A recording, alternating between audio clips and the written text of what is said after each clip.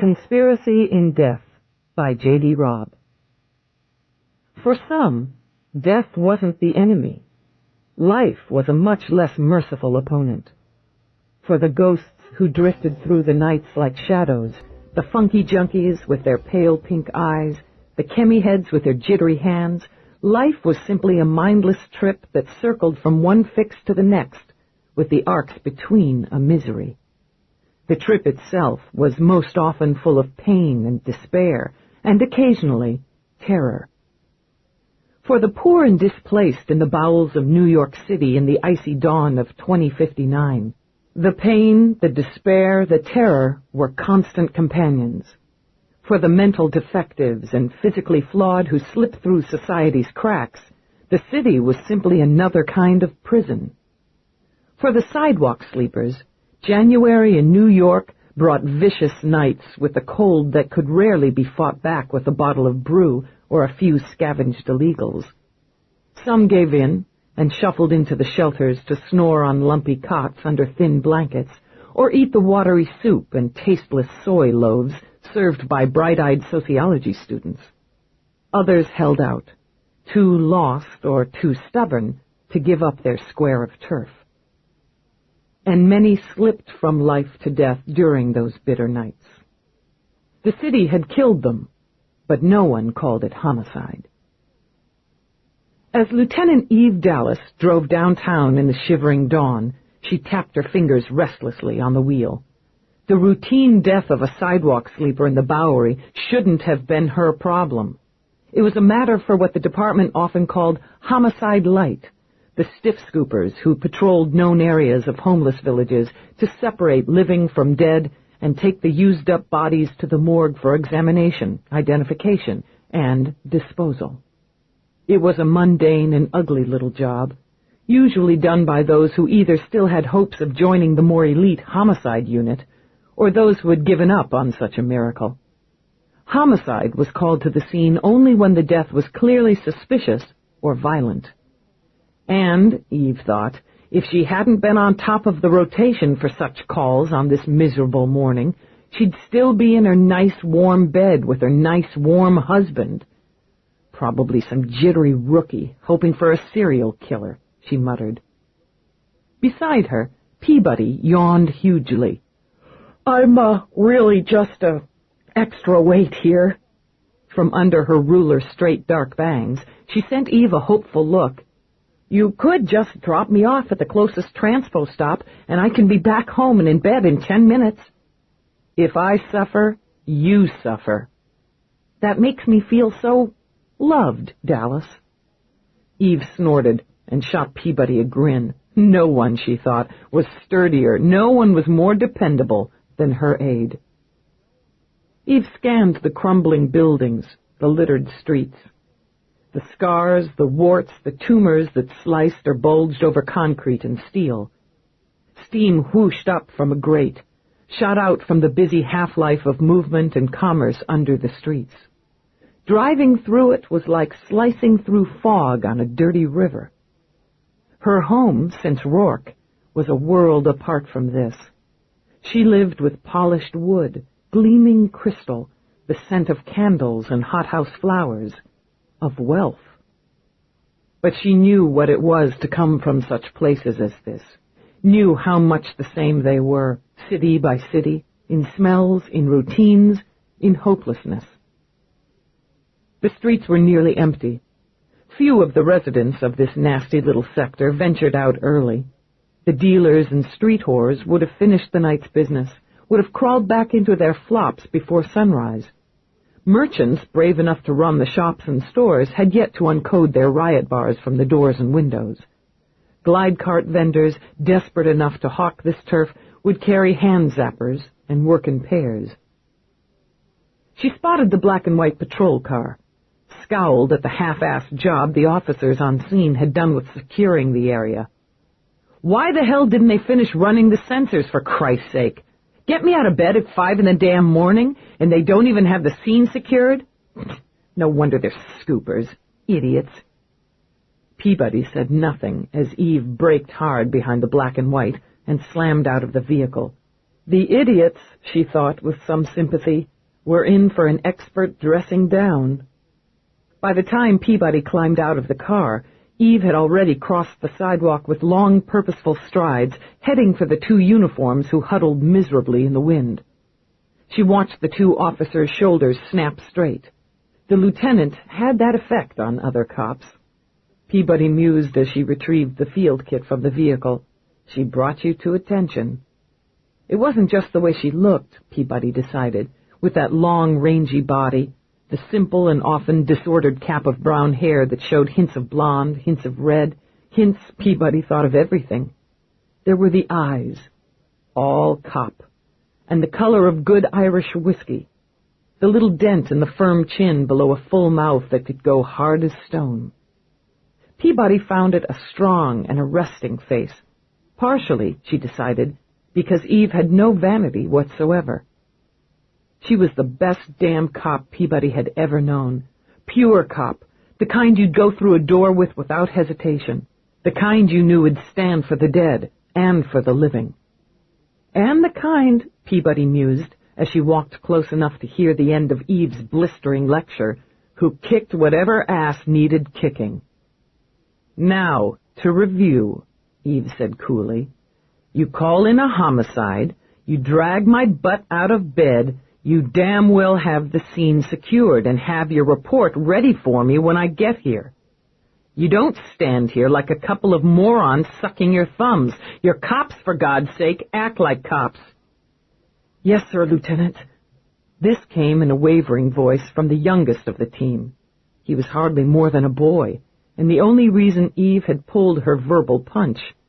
His partner, however, wasn't a rookie, and she earned one of Eve's frigid stares. Yes, sir, she said between her teeth, and the lively resentment in the tone had Eve angling her head. Do you have a problem, Officer Bowers? No, sir. Her face was the color of aged cherry wood, with her eyes a striking contrast of pale blue. She kept her dark hair short under her regulation cap. There was a button missing on her standard-issue coat, and her shoes were dull and scuffed.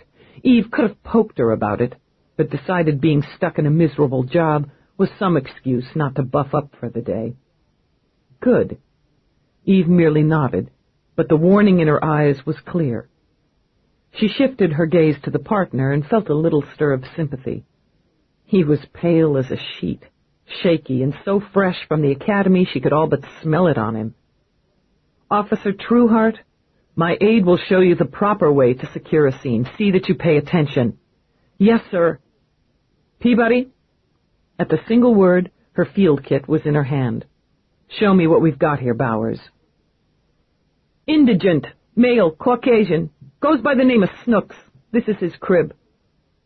She gestured to a rather cleverly rigged shelter comprised of a packing crate cheerfully painted with stars and flowers and topped by the dented lid of an old recycling bin. There was a moth-eaten blanket across the entrance and a hand-drawn sign that simply said Snooks strung over it. He inside? Yeah. Part of the beat is to give a quick eye check on the cribs looking for stiffs to scoop. Snooks is pretty stiff, she said at what Eve realized after a moment was an attempt at humor. I bet. My, what a pleasant aroma, she muttered, as she moved closer and the wind could no longer blow the stench aside. That's what tipped me. It always stinks. All these people smell like sweat and garbage and worse. But a stiff has another layer. Eve knew the layer all too well. Sweet, sickly. And here, sneaking under the miasma of urine and sour flesh, was the smell of death. And, she noted with a faint frown, the bright metallic hint of blood. Somebody stick him? She nearly sighed as she opened her kit to take out the can of Seal-It. What the hell for? These sleepers don't have anything worth stealing. For the first time, Bowers allowed a thin smile to curve her lips, but her eyes were cold and hard, with bitterness riding in them. Somebody stole something from him, all right. Pleased with herself, she stepped back. She hoped to God the tight-ass lieutenant got a nice hard shock at what she'd see behind the tattered curtain. "You call the M.E.?" Eve asked as she clear-coated her hands and boots. "First on scene's discretion," Bowers said primly, with the malice still bright in her eyes. "I opted to leave that decision to homicide." "For God's sake, is he dead or not?" Disgusted, Eve moved forward, bending a bit to sweep back the curtain. It was always a shock, but not the hard one Bowers had hoped for. Eve had seen too much too often for that. But what one human could do to another was never routine for her, and the pity that stirred underneath and through the cop was something the woman beside her would never feel and never understand. "Poor bastard," she said quietly, and crouched to do a visual exam. Bowers had been right about one thing. Snooks was very, very dead. He was hardly more than a sack of bones and wild, straggly hair. She noted that his boots, while cracked and scarred, had plenty of wear left in them, as did the blanket that had been tossed to the side of the box. He had some trinkets as well: a wide-eyed doll's head, a penlight in the shape of a frog, a broken cup he'd filled with carefully made paper flowers, and the walls were covered with more paper shapes: trees, dogs, angels, and his favored stars and flowers. She could see no signs of struggle, no fresh bruising or superfluous cuts. Whoever had killed the old man had done so efficiently. No, she thought, studying the fist-sized hole in his chest. Surgically. Whoever had taken Snooks's heart had very likely used a laser scalpel. "You got your homicide, Bowers." Eve eased back, let the curtain fall. She felt her blood rise and her fist clench when she saw the self-satisfied smirk on the uniform's face. "Okay, Bowers, we don't like each other. Just one of those things. But you'd be smart to remember that I can make it a hell of a lot harder on you than you can on me." She took a step closer, bumping the toe of her boots to the toe of Bowers' shoes. Just to be sure her point was taken. "So be smart, Bowers, and wipe that fucking sneer off your face and keep out of my way." The sneer dropped away, but Bowers's eyes shot out little bullet points of animosity. "It's against departmental code for a superior officer to use offensive language to a uniform." "No kidding. Well, you be sure to put that in your report, Bowers, and you have that report done in triplicate and on my desk by 1000. "Stand back," she added, very quietly now. It took 10 humming seconds, with their eyes warring, before Bowers dropped her gaze and shifted aside. Dismissing her, Eve turned her back and pulled out her communicator. "Dallas, Lieutenant Eve. I've got a homicide." Now why, Eve wondered, as she hunkered inside the crate to examine the body, would someone steal a so obviously used-up heart? She remembered that for a period after the urban wars, stolen organs had been a prized commodity on the black market. Very often, dealers hadn't been patient enough to wait until a donor was actually dead to make the transfer, but that had been decades ago, before man-made organs had been fully perfected. Organ donating and brokering were still popular, and she thought there was something about organ building as well, though she paid little attention to medical news and reports. She distrusted doctors. Some of the very rich didn't care for the idea of a manufactured implant, she assumed. A human heart or kidney from a young accident victim could command top prices, but it had to be in prime condition. Nothing about Snooks was prime. She wrinkled her nose against the stench, but leaned closer. When a woman detested hospitals and health centers as much as she did, the faintly sick smell of antiseptic sent the nostrils quivering. She caught it here, just a trace, then frowning, sat back on her heels. Her prelim exam told her the victim had died at 0210, given the outside temperature through the night. She'd need the blood work and tox reports to know if there'd been drugs in his system, but she could already see that he'd been a brew guzzler. The typical brown refillable bottle used to transport homebrew was tucked in the corner, nearly empty. She found a small, almost pitiful stash of illegals. One thin, hand-rolled joint of Zoner, a couple of pink capsules that were probably Jags, and a small, filthy bag of white powder she assumed, after a sniff, was Grin laced with a whiff of Zeus. There were telltale spiderwebs of broken blood vessels over his dented face, obvious signs of malnutrition, and the scabs of what was likely some unattractive skin disease. The man had been a guzzler, smoked, ate garbage, and had been nearly ready to die in his sleep. Why kill him? Sir? Eve didn't glance back as Peabody drew back the curtain. ME's on scene. Why take his heart? Eve muttered. Why surgically remove it? If it was a straight murder, wouldn't they have roughed him up, kicked him around? If they were into mutilation, why didn't they mutilate? This is textbook work. Peabody scanned the body, grimaced. I haven't seen any heart ops, but I'll take your word on that. Look at the wound, Eve said impatiently. He should have bled out, shouldn't he? A fist-sized hole in the chest, for Christ's sake. But they, whatever it is, clamped, closed off the bleeders, just like they would in surgery. This one didn't want the mess, didn't see the point in it. No. He's proud of his work, she added, crab walking back through the opening, then standing to take a deep gulp of the much fresher air outside. He's skilled. Had to have had some training, and I don't think one person could have managed this alone. You send the scoopers out to canvass for witnesses? Yeah. Peabody scanned the deserted streets, the broken windows, the huddle of boxes and crates deep in the alleyway across the street. Good luck to them. Lieutenant? Morris! Eve lifted a brow as she noted she'd hooked the top medical examiner for an on-scene. I didn't expect to get the cream on a sidewalk sleeper. Pleased, he smiled, and his lively eyes danced. I was available, and your sleeper sounded quite interesting. No heart? Well, I didn't find one. He chuckled and approached the crate. Let's have a look-see. She stuffed her hands in the pockets of her leather jacket, hunched her shoulders against the bite of the wind, and watched Morris do his job. Beautiful work, Morris breathed. Absolutely beautiful. He had training, right? Oh, yes. Affixing micro-goggles over his eyes, Morris peered into the open chest. Yes, indeed, he did. This is hardly his first surgery. Top-of-the-line tools as well. No homemade scalpel, no clumsy rib spreaders. Our killer is one mag surgeon. Damn if I don't envy his hands. Some cults like to use body parts in their ceremonies, Eve said half to herself.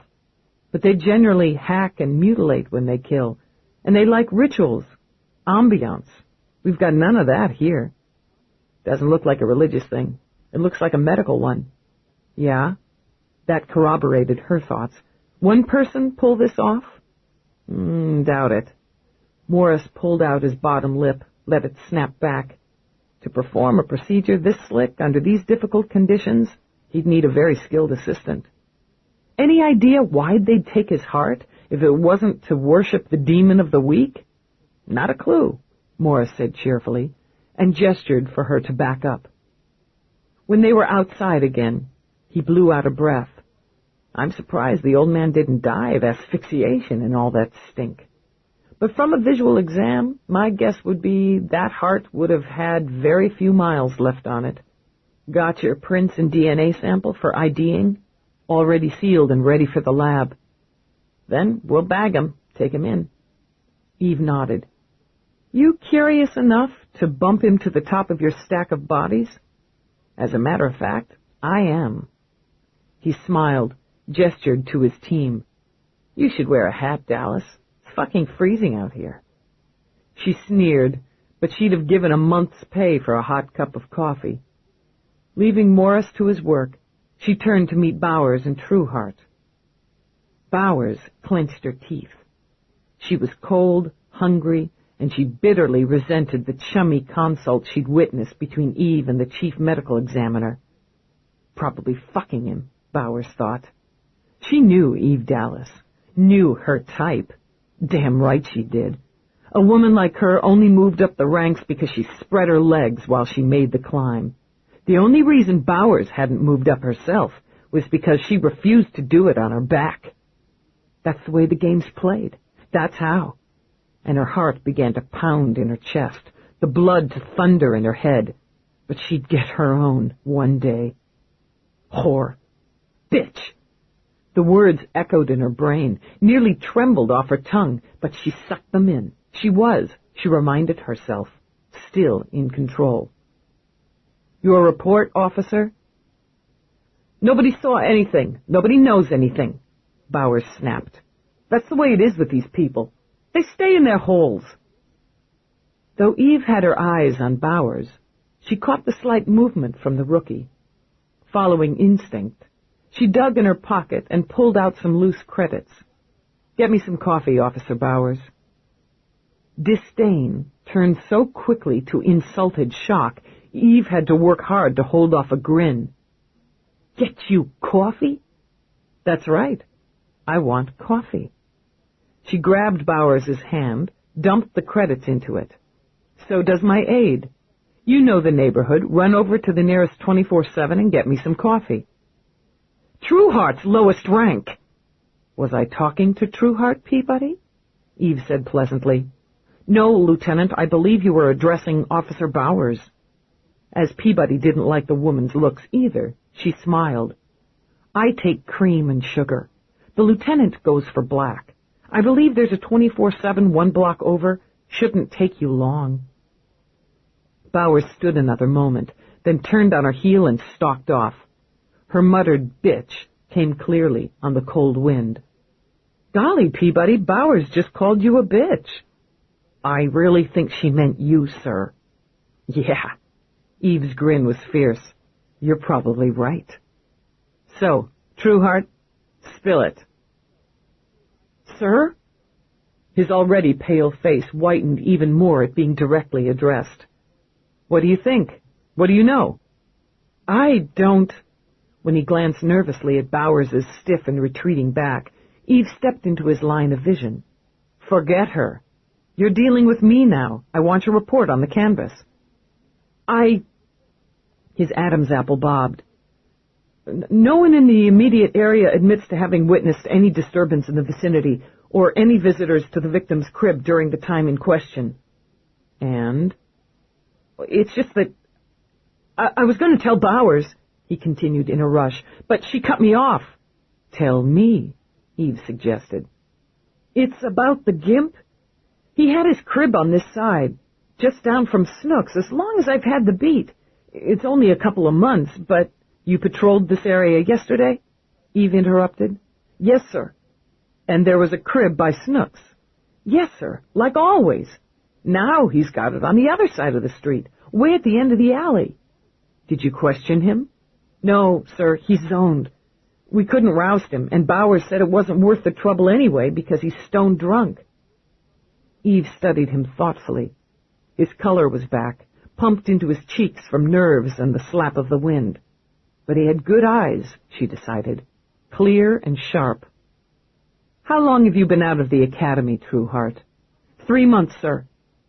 Then you can be forgiven for not being able to recognize an asshole in uniform. She cocked her head when a flash of humor trembled on his mouth. But I have a feeling you'll learn. Call for a wagon and have your pal, the Gimp, taken down to the tank at Central. I want to talk to him when he's sobered up. He knows you? Yes, sir. Then you stay with him, and bring him up when he's coherent. I want you to stand in on the interview. You want me to? Trueheart's eyes went huge and bright. I'm assigned to Light. Bowers is my trainer. Is that how you want it, officer? He hesitated, blew out a quiet breath. No, sir. It's not. Then why aren't you following my orders? She turned away to harass the crime scene team and left him grinning after her. That was really sweet, Peabody said, when they were back in their vehicle with cups of hot, horrible coffee. Don't start, Peabody. Come on, Dallas, you gave the guy a nice break. He gave us a potential witness, and it was another way to burn that idiot Bowers's ass. She smiled thinly. Next chance you get, Peabody, do a run on her. I like to know everything I can about people who want to rip the skin off my face. I'll take care of it when we're back at Central. You want hard copy? Yeah. Run Trueheart, too, just for form. Wouldn't mind running him. Peabody wiggled her eyebrows. He's very cute. Eve slanted her a look. You're pathetic, and you're too old for him. I can't have more than a couple, maybe 3 years on him, Peabody said with a hint of insult. And some guys prefer a more experienced woman. I thought you were still tight with Charles. We date. Peabody lifted her shoulders, still uncomfortable discussing this particular man with Eve. But we're not exclusive. Tough to be exclusive with a licensed companion, Eve thought, but held her tongue. Snapping out her opinion of Peabody developing a relationship with Charles Monroe had come much too close to breaking the bond between them a few weeks before. You're okay with that, she said instead. That's the way we both want it. We like each other, Dallas. We have a good time together. I wish you... She broke off, firmly shut her mouth. I didn't say anything. You're thinking pretty damn loud. Eve set her teeth. They were not, she promised herself, going back there. What I'm thinking, she said evenly, is about getting some breakfast before we start on the paperwork. That works for me. The best that could be said about the slop served at Cop Central's eatery was that it filled the hole serious hunger could dig. Between bites of what was supposed to be a spinach omelet, Peabody accessed data on her Palm PC. Ellen Bowers, she reported, no middle initial. Graduated from the Academy, New York branch, in 46. I was there in 46, Eve mused. She'd have been right ahead of me. I don't remember her. I can't get her Academy records without authorization. Don't bother with that. Scowling, Eve hacked at the cardboard disguised as a pancake on her plate. She's been on the force a dozen years, and she's scooping stiffs downtown? Wonder who else she pissed off. Assigned to the 162 for the last 2 years, spent another couple at the 47. Before that, assigned to traffic. Man, she's bounced all over Dallas. Sounds like our friends had trouble finding her niche, or the department's been shuffling her. I've got that she's single, never married, no kids. She's 35, parents live in Queens, 3 sibs, 2 brothers and 1 sister. And we have my personal take, Peabody added as she set the PPC aside. I hope we're done with her because she'd really, really like to hurt you. Eve only smiled. That's got to be frustrating for her, doesn't it? Do you have a personal take on why? Not a clue, except you're you, and she's not. Uneasy, Peabody moved her shoulders. I'd pay attention, though. She looks like the kind who'd come at you from behind. We're not likely to run into each other on a regular basis. Eve filed the matter, dismissed it. Eat up. I'm going to go see if this sleeper of Trueheart's knows anything. She decided to use an interview room, knowing the stark formality of that often loosened tongues. One look at the gimp warned her that while he might be coherent now, thanks to a hefty dose of sober-up, his skinny body still jittered and his nervous eyes jumped. A quick spin through the decontamination tank had likely chased off any parasites and had laid a thin layer of faux citrus over the stink of him. An addict, Eve thought, with an assortment of vices that had certainly fried a good portion of his brain cells.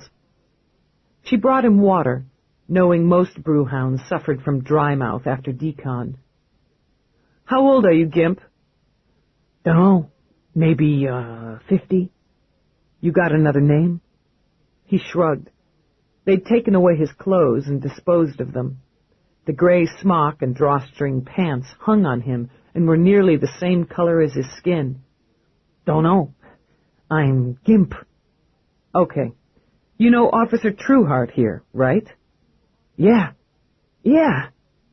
Suddenly, the beaten face glowed with a smile as pure as a baby's. "Hi, you slipped me some credits. Said I should get some soup." The smile faded as his busy eyes landed on Eve again. "Who are you?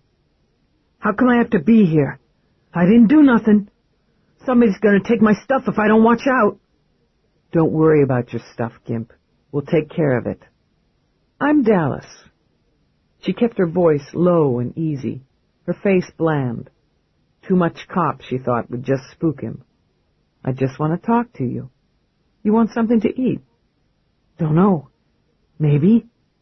"We'll get you something hot after we talk. I'm going to turn on the recorder so we get it all straight." "I didn't do nothing." "Nobody thinks you did." "Engage recorder," she ordered. "Interview with witness known as the Gimp regarding case number 28913-H. Interviewer Dallas, Lieutenant Eve. Also attending Peabody, Officer Delia, and Trueheart, Officer..." She glanced over. "Troy." He flushed. "Troy Trueheart?" Eve said with her tongue in her cheek. "Okay." "Subject witness is not under suspicion for any wrongdoing. This investigator appreciates his cooperation. Do you understand that, Gimp?" "Yeah, yes." "What?" "You're not here because you're in trouble. I appreciate you talking to me. I hear you moved your crib last night." "Don't know." "You used to have it across the street, near Snooks. You know Snooks, don't you, Gimp?" "Maybe." His hand shook, slopping water on the table.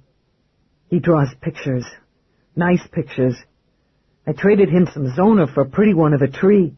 He makes flowers, too. Nice." "I saw his flowers. They're pretty." "He was kind of a friend of yours?" "Yeah." His eyes filled, and tears spilled over the red rims. "Maybe. Don't know." "Somebody hurt him, Gimp. Did you know that?"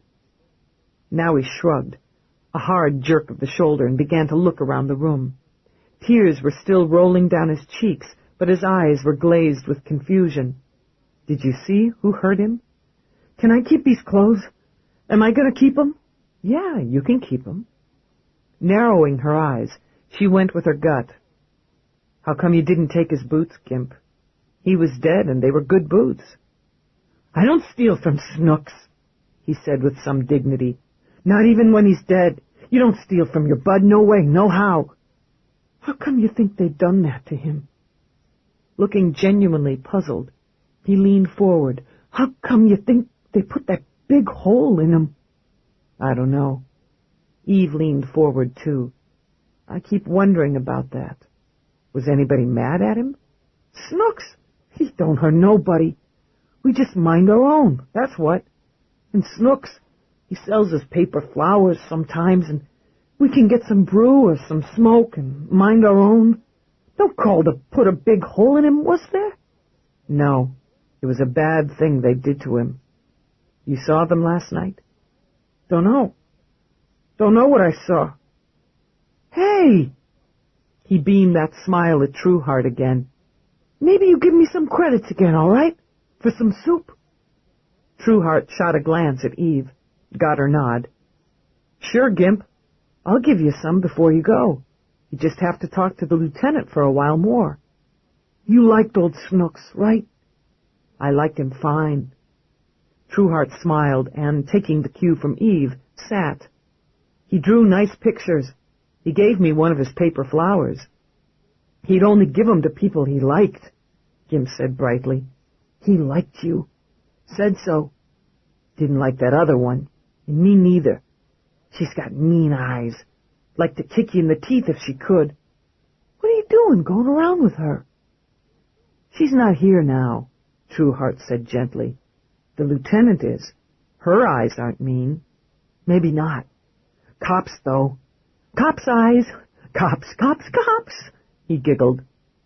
"I feel really bad about old Snooks," Trueheart continued. "I bet he'd want you to tell Lieutenant Dallas what happened. He'd want it to be you who tells because you were buds."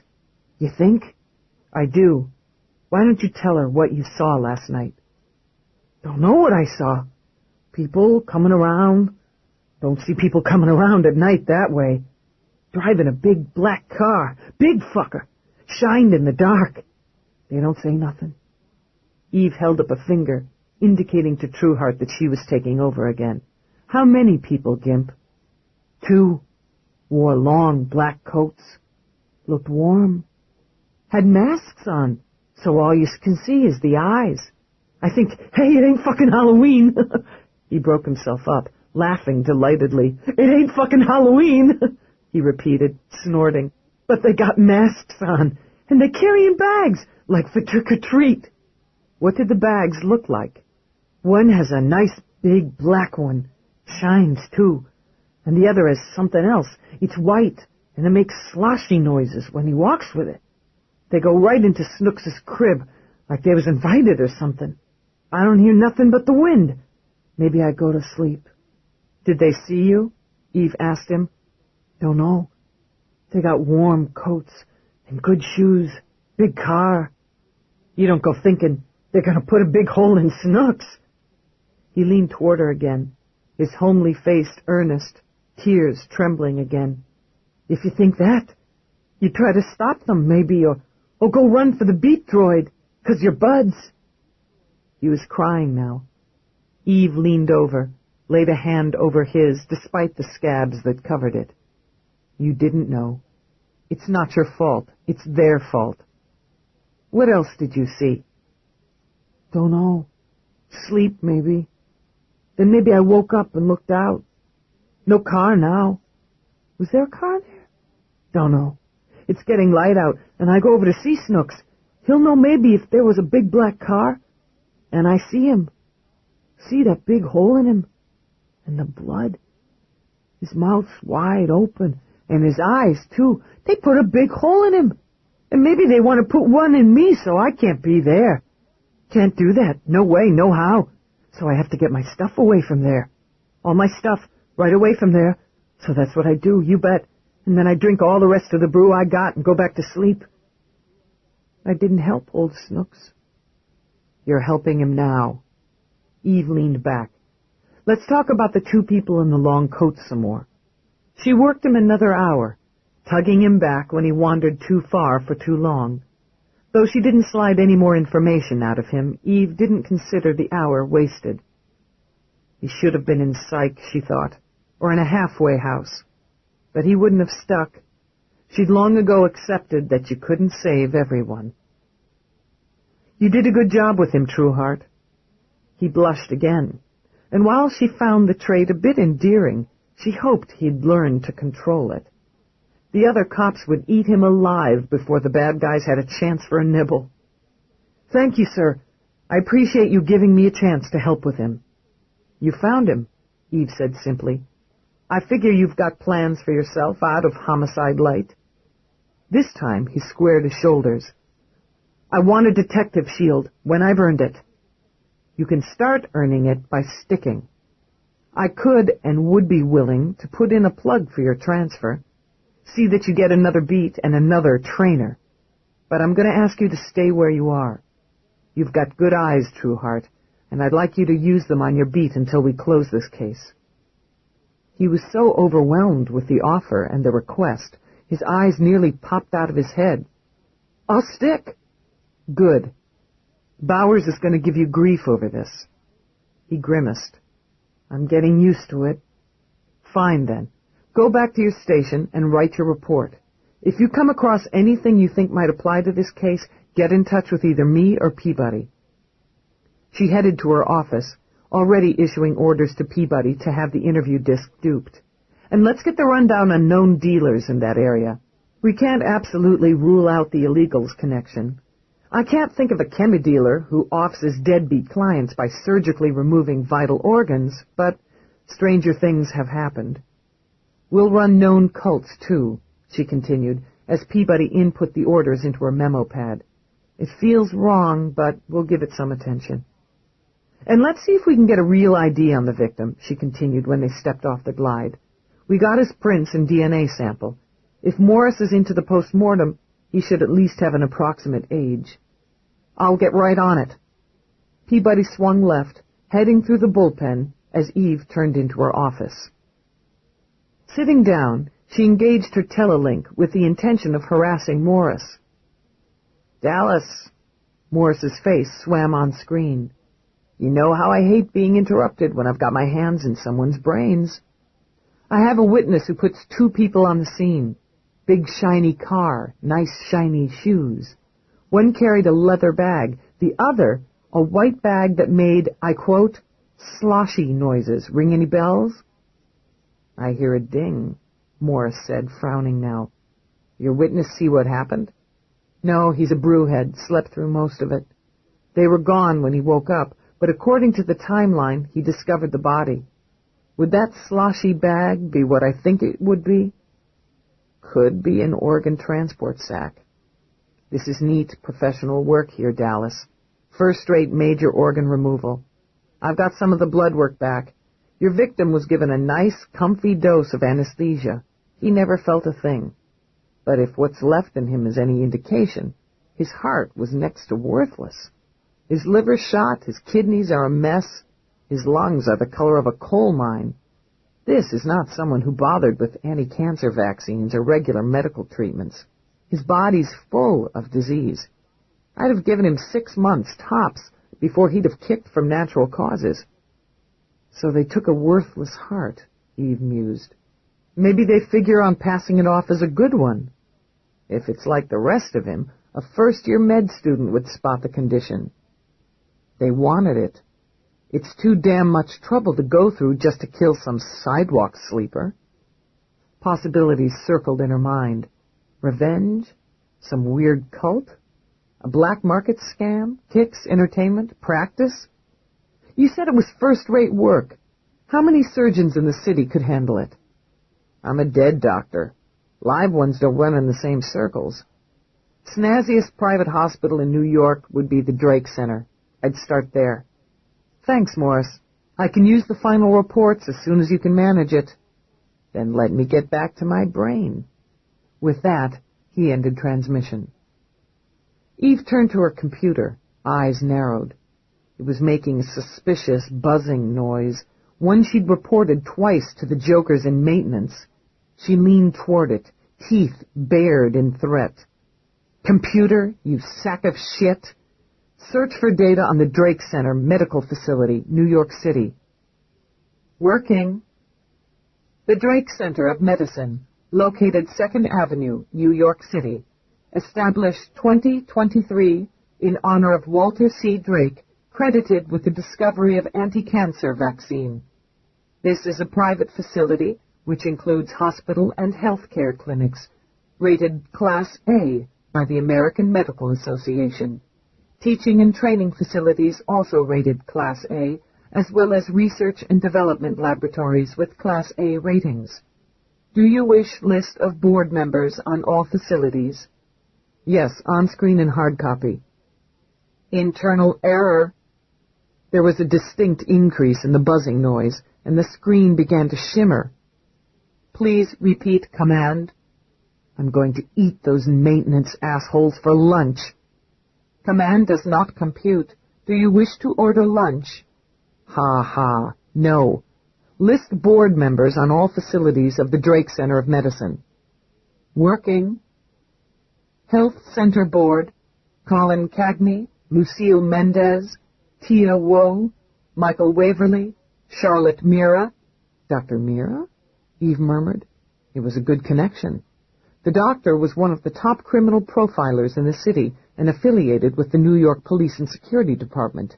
She was also a personal friend.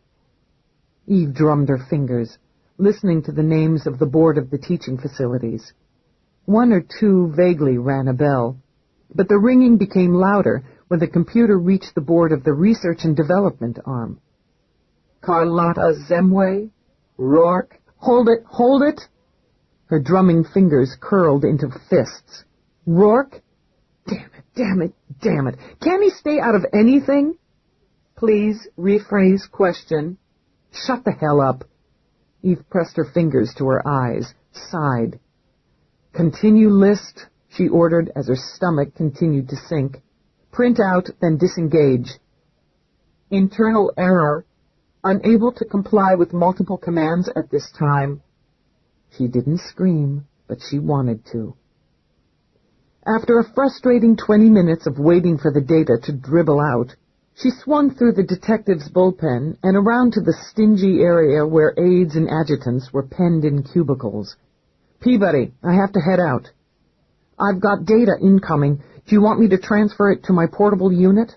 "No, you stay here, finish the runs. I shouldn't be more than a couple of hours. When you're done with this, I want you to go find a hammer."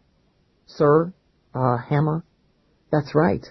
A really big, heavy hammer. Then you can take it into my office and beat that fucking useless excuse for a data spitter on my desk to dust." "Ah." Because she was a wise woman, Peabody cleared her throat rather than loosen the chuckle. "As an alternate to that action, Lieutenant, I could call maintenance." "Fine, you do that, and tell them that at the very first opportunity, I'm coming down there and killing all of them. Mass murder.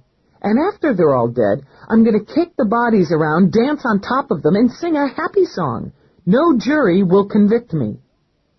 Because the idea of Eve singing and dancing anywhere made her lips twitch, Peabody bit the inside of her cheek. "I'll inform them of your dissatisfaction with their work." "You do that, Peabody." Turning on her heel, Eve shrugged into her jacket and stalked out. It would have been more logical for her to hunt up Mira first. As a psychiatrist, a medical doctor, a criminologist, Mira would be a valuable source on the case. But Eve drove uptown to the shimmering sphere of a building that was Roarke's New York headquarters. She slipped her vehicle into the space Roarke had reserved for her in the multi-level garage. The computerized voice greeted her by name, wishing her well, and told her as she stepped in that Roarke would be informed of her visit. Eve jammed her hands in her pockets, paced the glide on its smooth ride to the top of the sphere. When the doors whispered open, Roarke's assistant was waiting with a polite smile. As always, she was perfectly groomed, her snow-white hair sleekly styled. "Lieutenant, how nice to see you again. Roarke's in a meeting. He asked if you'd mind waiting in his office just a few moments." "Sure, fine. Okay." She led Eve through the glass breezeway where New York rushed by some 60 stories below. "If you haven't had lunch, I can shift Roarke's next appointment to accommodate you." "No, this shouldn't take long, thanks." "Just let me know if I can do anything for you." Discreetly, she closed the doors and left Eve alone. The office was huge, of course. Roarke liked his space. The sea of windows were tinted to cut the glare and offer a staggering view of the city. The trinkets in the room were clever and unique. The furnishings, sleek and comfortable. Efficiency, elegance, power. He never lacked for any of them. And when, 10 minutes later, he came in through a side door, it was so easy to see why.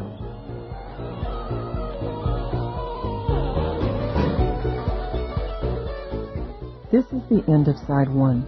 This program is continued on Side 2 of this cassette.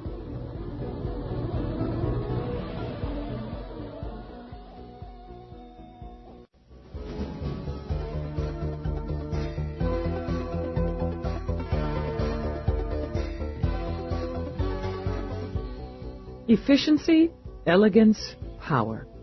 Roarke never lacked for any of them. And when, 10 minutes later, he came in through a side door, it was so easy to see why. He could still stop her heart.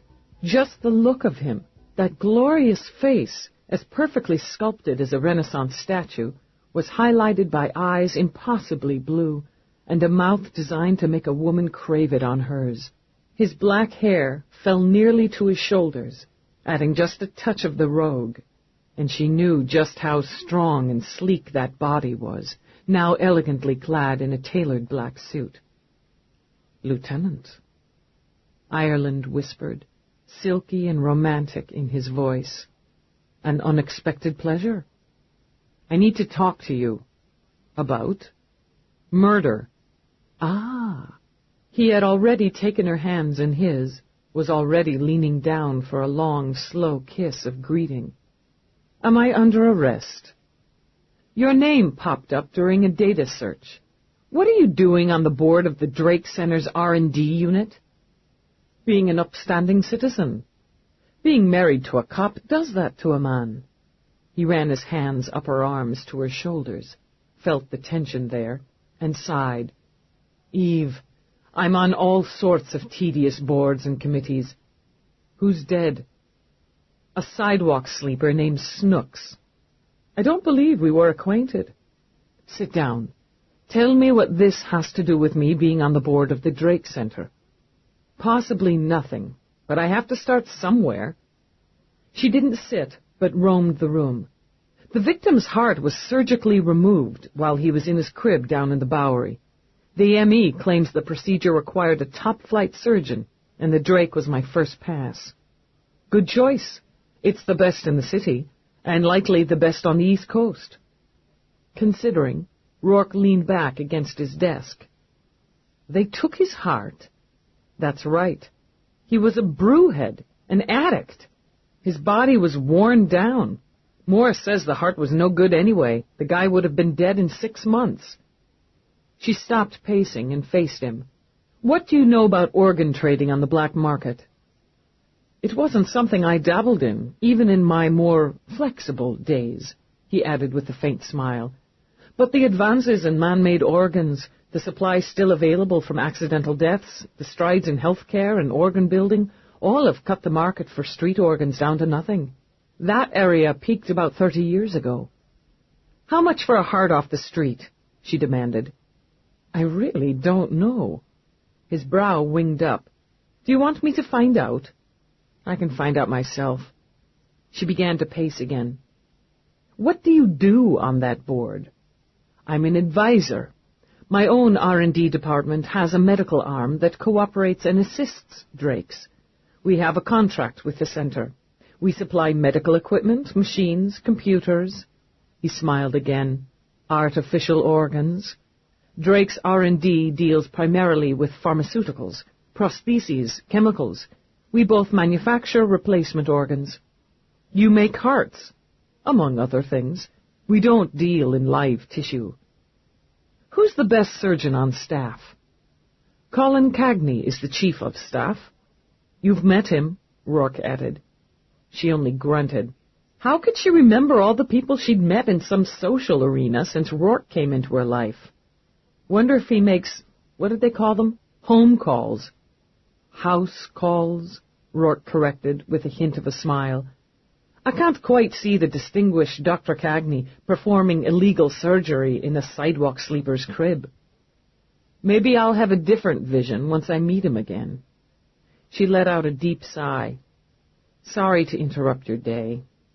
Interrupt it a bit longer, he suggested, and indulged himself by crossing to her and rubbing his thumb over her full bottom lip.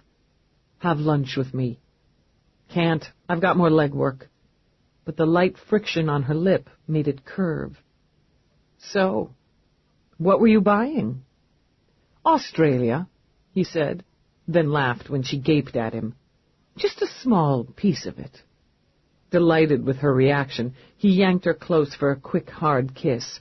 Christ, I adore you, Eve. Yeah, well, good. It continually left her hot and loose to hear it, to know it. I gotta go. Would you like me to see what I can find out about organ research at Drake? That's my job, and I know how to do it. It'd be really nice if you didn't get mixed up in this one. Just go by the rest of Australia or something. I'll see you at home. Lieutenant. He turned to his desk, opened a drawer. Knowing how she worked, he tossed her an energy bar. Your lunch, I imagine. Thanks. When she closed the door behind her, he glanced at his wrist unit. 20 minutes before his next meeting, Roarke calculated. Time enough. He took a seat at his computer, smiled a little as he thought of his wife, then called up data on the Drake Center. Eve discovered it was just as well she hadn't gone after Mira first. The doctor was out. She shot off a quick email requesting a case consult the following day, then headed down to Drake. She hated hospitals. The fact that she was going into this one as a cop and not a patient didn't seem to make a difference. Impatient, and because it was the section she knew best, Eve pulled her car into the ER lot, then snarled at the meter that demanded to know the extent of the injuries she suffered. She shoved her badge into the view screen. Police business, deal with it. While the meter squawked, she turned away to stride across the lot toward the hated glass double doors. The ER was full of wailing, sobbing, and complaining. Eve located the first map and asked for the surgical wing. The quickest route was the underground tram, so she joined a moaning patient strapped to a gurney, 2 exhausted-looking interns, and a couple who sat close together whispering about someone named Joe and his chances with his new liver. When she reached the right wing, she took the glide up a level. She chose one of a half a dozen reception consoles at random and flashed her badge at the clerk to ensure no evasions. "I need to speak with Dr. Colin Kagny." "One moment, please, while I locate the doctor." The clerk ran a location search on his board, then offered Eve a polite smile. "Dr. Kagny is on the 10th floor. That's the consultation level. He is currently with a patient." "Is there a private waiting area on that level?" "There are 6 private waiting areas on 10. Let me see if one is available for you." He called up another board, sent lights blinking red or green. "Waiting area 3 is available. I'll be happy to reserve it for you here." "Fine. Tell Dr. Kagny I'm waiting to speak with him, and I'm pressed for time." "Of course. Take any elevator in Bank 6, Lieutenant. Good health." "Right," she muttered. Anyone that incessantly polite made her shudder. Edgy, she rode the car up and searched out the right waiting room. It was a small, tastefully decorated room with a mood screen set to soft, shifting colors. The first thing she did was turn it off. Ignoring the low sofa and 2 deep chairs, she roamed the room. The door opened behind her. "Lieutenant!" The doctor had a dazzling smile, his teeth as white and straight as a navy band. He flashed it as he crossed the room.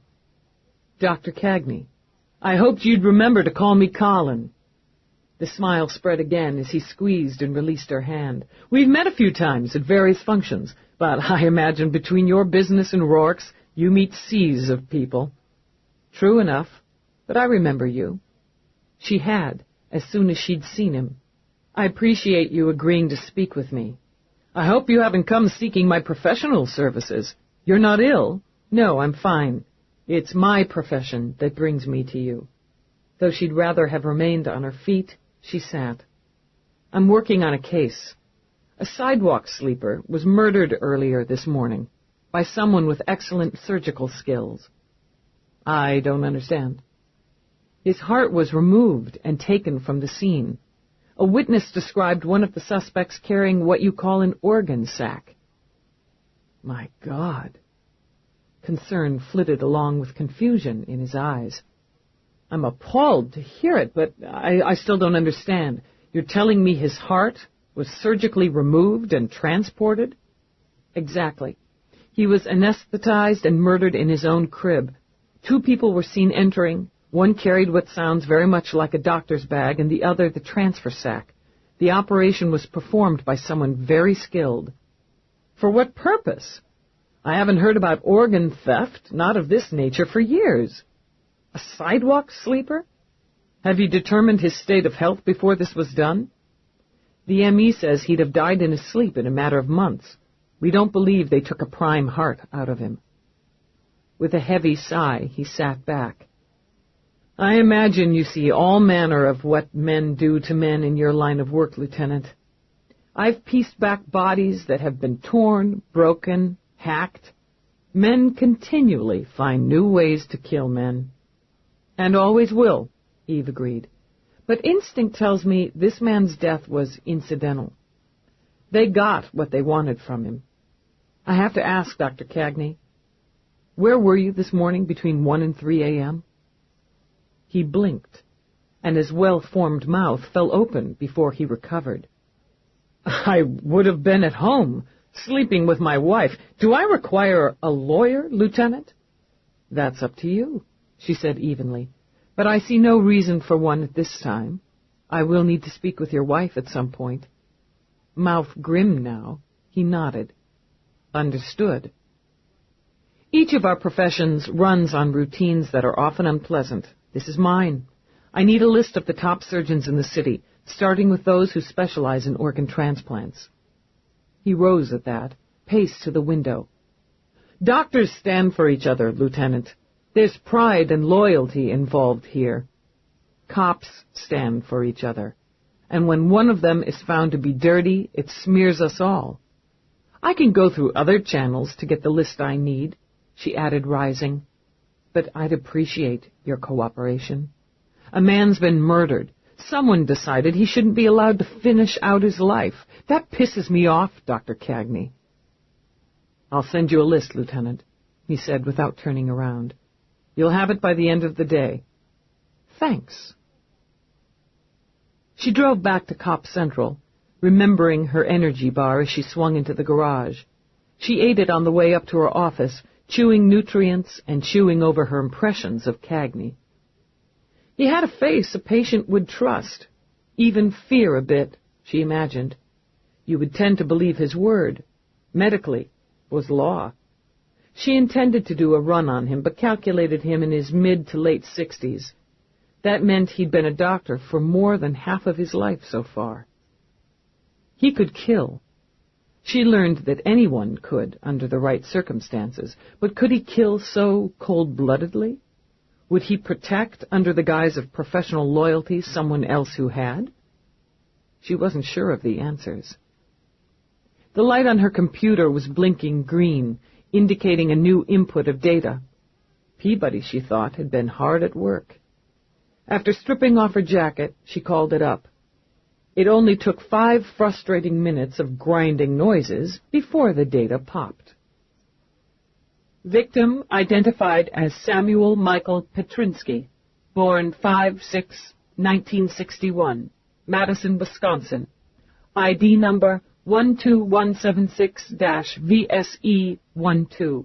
Parents deceased. No known siblings. Marital status divorced, June 2023. Former spouse Cheryl Petrinsky Silva, age 92. 3 children from marriage, Samuel, James, Lucy. Data available on request in cross-file. No known employment in last 30 years. What happened to you, Sam? She wondered. Why'd you leave the wife and kids and come to New York to fry your mind and wreck your body on brew and smoke? Hell of a way to end up, she muttered, then asked for the cross-reference on his children. She would have to notify next of kin. You have performed an illegal function. Please delete request and enter your ID number immediately, or all unsaved data will be destroyed. You son of a bitch! Furious, Eve leaped to her feet and punched the side of her computer with a bunched fist. Even as the pain sang in her knuckles, she prepared to punch it again. A problem with your equipment, Lieutenant. She hissed, set her teeth, and straightened. It was rare for Commander Whitney to visit her office, and not too happy a moment to have him do so when she was beating up departmental property. Respectfully, sir, this unit sucks. It might have been a smile that flitted into his dark eyes, but she couldn't be sure. I suggest you contact maintenance, Dallas. Maintenance, Commander, is full of morons. And the budget is full of holes. He stepped in, shut the door at his back, which made Eve's stomach jitter uneasily. He glanced around, then shook his head. Your rank entitles you to an office, Dallas, not a dungeon. This suits me, sir. So you always say. Is that auto chef stocked with your coffee or the department's? Mine, sir. Would you like some? I certainly would. She turned to order him a cup. The closed door meant he wanted privacy. The request for coffee indicated he wanted to put her at ease. The combination made Eve nervous. but her hand was steady as she offered him the cup, and her eyes stayed level on his. "You caught a homicide early this morning," he began, pausing long enough to sip and appreciate the genuine coffee from genuine beans Roarke's money could buy. "Yes, sir. The victim has just been identified. I'll be notifying next of kin." She shot her computer a vicious look.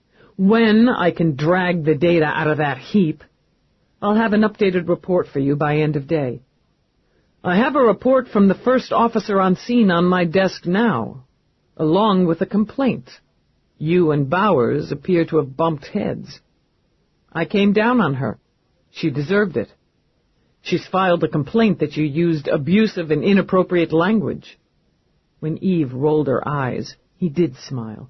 "You and I both know that kind of a complaint is no more than a nuisance, and generally makes the complainant look like a soggy-spined fool. However," his smile faded, "she also claims that she observed your work on scene as sloppy and careless, that you misused her trainee and threatened her with physical harm." Eve felt the blood begin to sizzle hot under her skin. "Peabody recorded the on-scene investigation. I'll have a copy of it on your desk immediately. I'll need that to dismiss the complaint officially. Unofficially, I'm fully aware it's bullshit. I'd like to hear your take on this before I act. My investigation will stand, and so will my report." He laced his fingers, kept the expression on his wide face bland. "Dallas," was all he said, and had her blowing out a huff of breath. "I handled it. I don't believe in running to a superior officer or filing papers over a minor incident between cops." When he only continued to stare, she jammed her hands in her pockets. "The ranking officer on scene had not secured the area properly upon my arrival. She was appropriately chastised about the lack of proper procedure. Officer Bowers displayed a marked tendency toward insubordination, which was dealt with, again, in my opinion, appropriately. On his own, her trainee indicated to me that on previous scans of the area there had been another crib beside the victim's, which had, since the day before, been moved. He had reported same to his trainer, and his observation had been dismissed. This observation, when followed up on, netted a witness. I invited the trainee, Officer Trueheart, to join in the interview of this witness, who was known to him. Trueheart, as will be stated in my report, shows excellent potential." She paused in her flat recitation, and heat flashed in her eyes for the first time. "I deny all charges but the last. I might very well have threatened Officer Bowers with physical harm, and will ask my aid for verification. My regret at this time is that I did not follow through with any threat I may have made and knock her on her fat ass. Sir." Whitney lifted his brows, but managed to conceal amusement. "Had you followed through, Lieutenant, we'd have a nice little mess on our hands. I assume, knowing exactly how thorough you are, that you or your aide has done a run on Officer Bowers, at least a minimal run, and are therefore aware of her record of transfer. She is what we call a problem child. The department tends to move their problem children from area to area. Bowers is also a champion filer. Nothing she likes better than to file complaints. She's taken a strong dislike to you, Dallas, and off the record, I'm warning you that she's likely to make trouble for you, however she can. She doesn't worry me. I came down here to tell you that she should. Her type feeds on trouble, on causing trouble for other cops, and she's aiming for you. She copied Chief Tibble and her department representative on this complaint. Get the on-scene record and your report and a carefully worded response to this complaint on my desk before end of day." "Sir?" Resentment shimmered in her voice, in her eyes, but she held her tongue. "Lieutenant Dallas, I've never had a better cop under my command than you, and my personal response to the complaint will say so. Cops like Bowers rarely go the distance. She's stumbling her way out of the department, Dallas. This is only a hitch in your stride. Take it seriously, but don't give it more of your time and energy than necessary. Thank you for your support." Damn good coffee, he said wistfully, and set aside the empty cup. By end of shift, Dallas, he added, as he walked out. Yes, sir. She got it done, keeping her tone coolly professional throughout. During the final pass of her response, the list she requested from Kagny came through. Ignoring the headache beginning to blaze a trail behind her eyes, she copied all disks pertaining to the case, made a call to maintenance — she only called the morons twice — then took everything with her. It was end of shift, and by God, she was going home on time for a change, even if she did intend to work once she got there. But her temper began to simmer and spike as she drove. Her hands clenched and unclenched on the wheel. She'd worked hard to become a good cop. She trained and studied and observed and was willing to work until she dropped to stay a good cop. Her badge didn't simply define what she did, but who she was. And in some ways, Eve knew that badge, what it meant, had saved her. The first years of her life were either gone or a blur of pain and misery and abuse, but she'd survived them. Survived the father who had beaten her, raped her, who had damaged her so badly that when she was found broken and bleeding in an alley, she hadn't even remembered her name. So she'd become Eve Dallas, a name given to her by a social worker, and one she had fought to make mean something. Being a cop meant she wasn't helpless any longer. More, it meant she was able to stand for those who were helpless. Every time she stood over a body, she remembered what it was like to be a victim. Every time she closed a case, it was a victory for the dead and for a young girl without a name. Now, some stiff scooper with an attitude had attempted to put a smear on her badge. For some cops, it would be an annoyance, an irritation. For Eve, it was a deep personal insult. So she drove through the gates and up the gracious sweep of private road to the stunning house of stone and glass that was Roarke's. She left her car in front, hoping, really hoping, that tight-ass Somerset said something snotty about it. She barely felt the cold as she jogged up the steps and opened the tall front door. There she waited. 1 beat. 2. It normally took Roarke's butler no longer than that to slide into the foyer and insult her. Today she wanted him to, craved it. When the house remained silent, she snarled in frustration.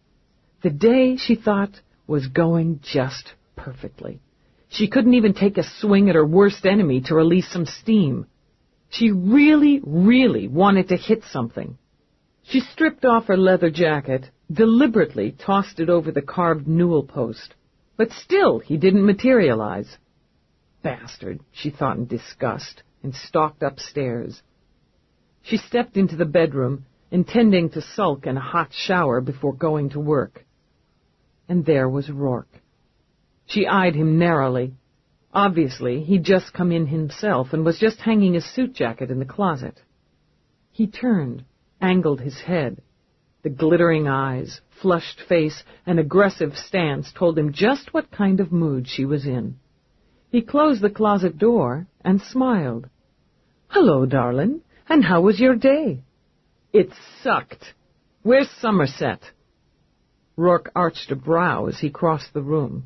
He could all but see waves of temper and frustration pumping off her. "He has the evening off." "Great. Fine."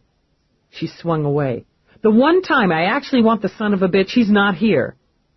Roarke's eyebrow stayed lifted as he slanted a look toward the fat gray cat curled on the bed. They shared a brief, silent stare, and Galahad, preferring to avoid violence, leaped to the floor and slinked out the door.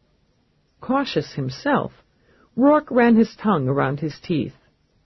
"Something I can do for you?" She whipped her head around, scowled at him. "I like your face, so I don't want to break it." "Lucky me," Roarke murmured. "That's a lot of energy you've got going on in there, Lieutenant. I think I can help you with that." "If you tell me to take a goddamn soother, I'm gonna—" It was as far as she got before her breath whooshed out and she found herself tackled onto the bed. "Don't mess with me, Ace." She shifted, bucked. "I'm in a pisser of a mood." "So I see." He barely blocked her elbow, managed to cuff her wrists with one hand, and used his weight to keep her pinned. "Let's just put all of that to good use, shall we?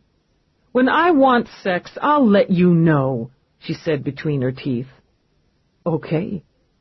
Even as she hissed at him, he lowered his head and bit her lightly on the throat. "While I'm waiting, I'll just amuse myself a bit. You have a ripe taste when you're mad." "Damn it, Roarke!" But his tongue was doing incredible things to the side of her neck, and the juices stirred by anger began to swim in a different direction. "Cut it out," she muttered. But when his free hand closed over her breast, her body arched toward him. "Nearly done." His mouth skimmed her jaw, then crushed onto hers in the fierce and feral kiss her mood seemed to demand.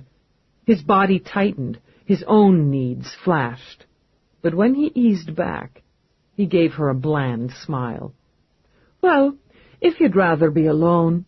She broke his loosened hold on her hands and grabbed him by the front of his shirt. "Too late, pal.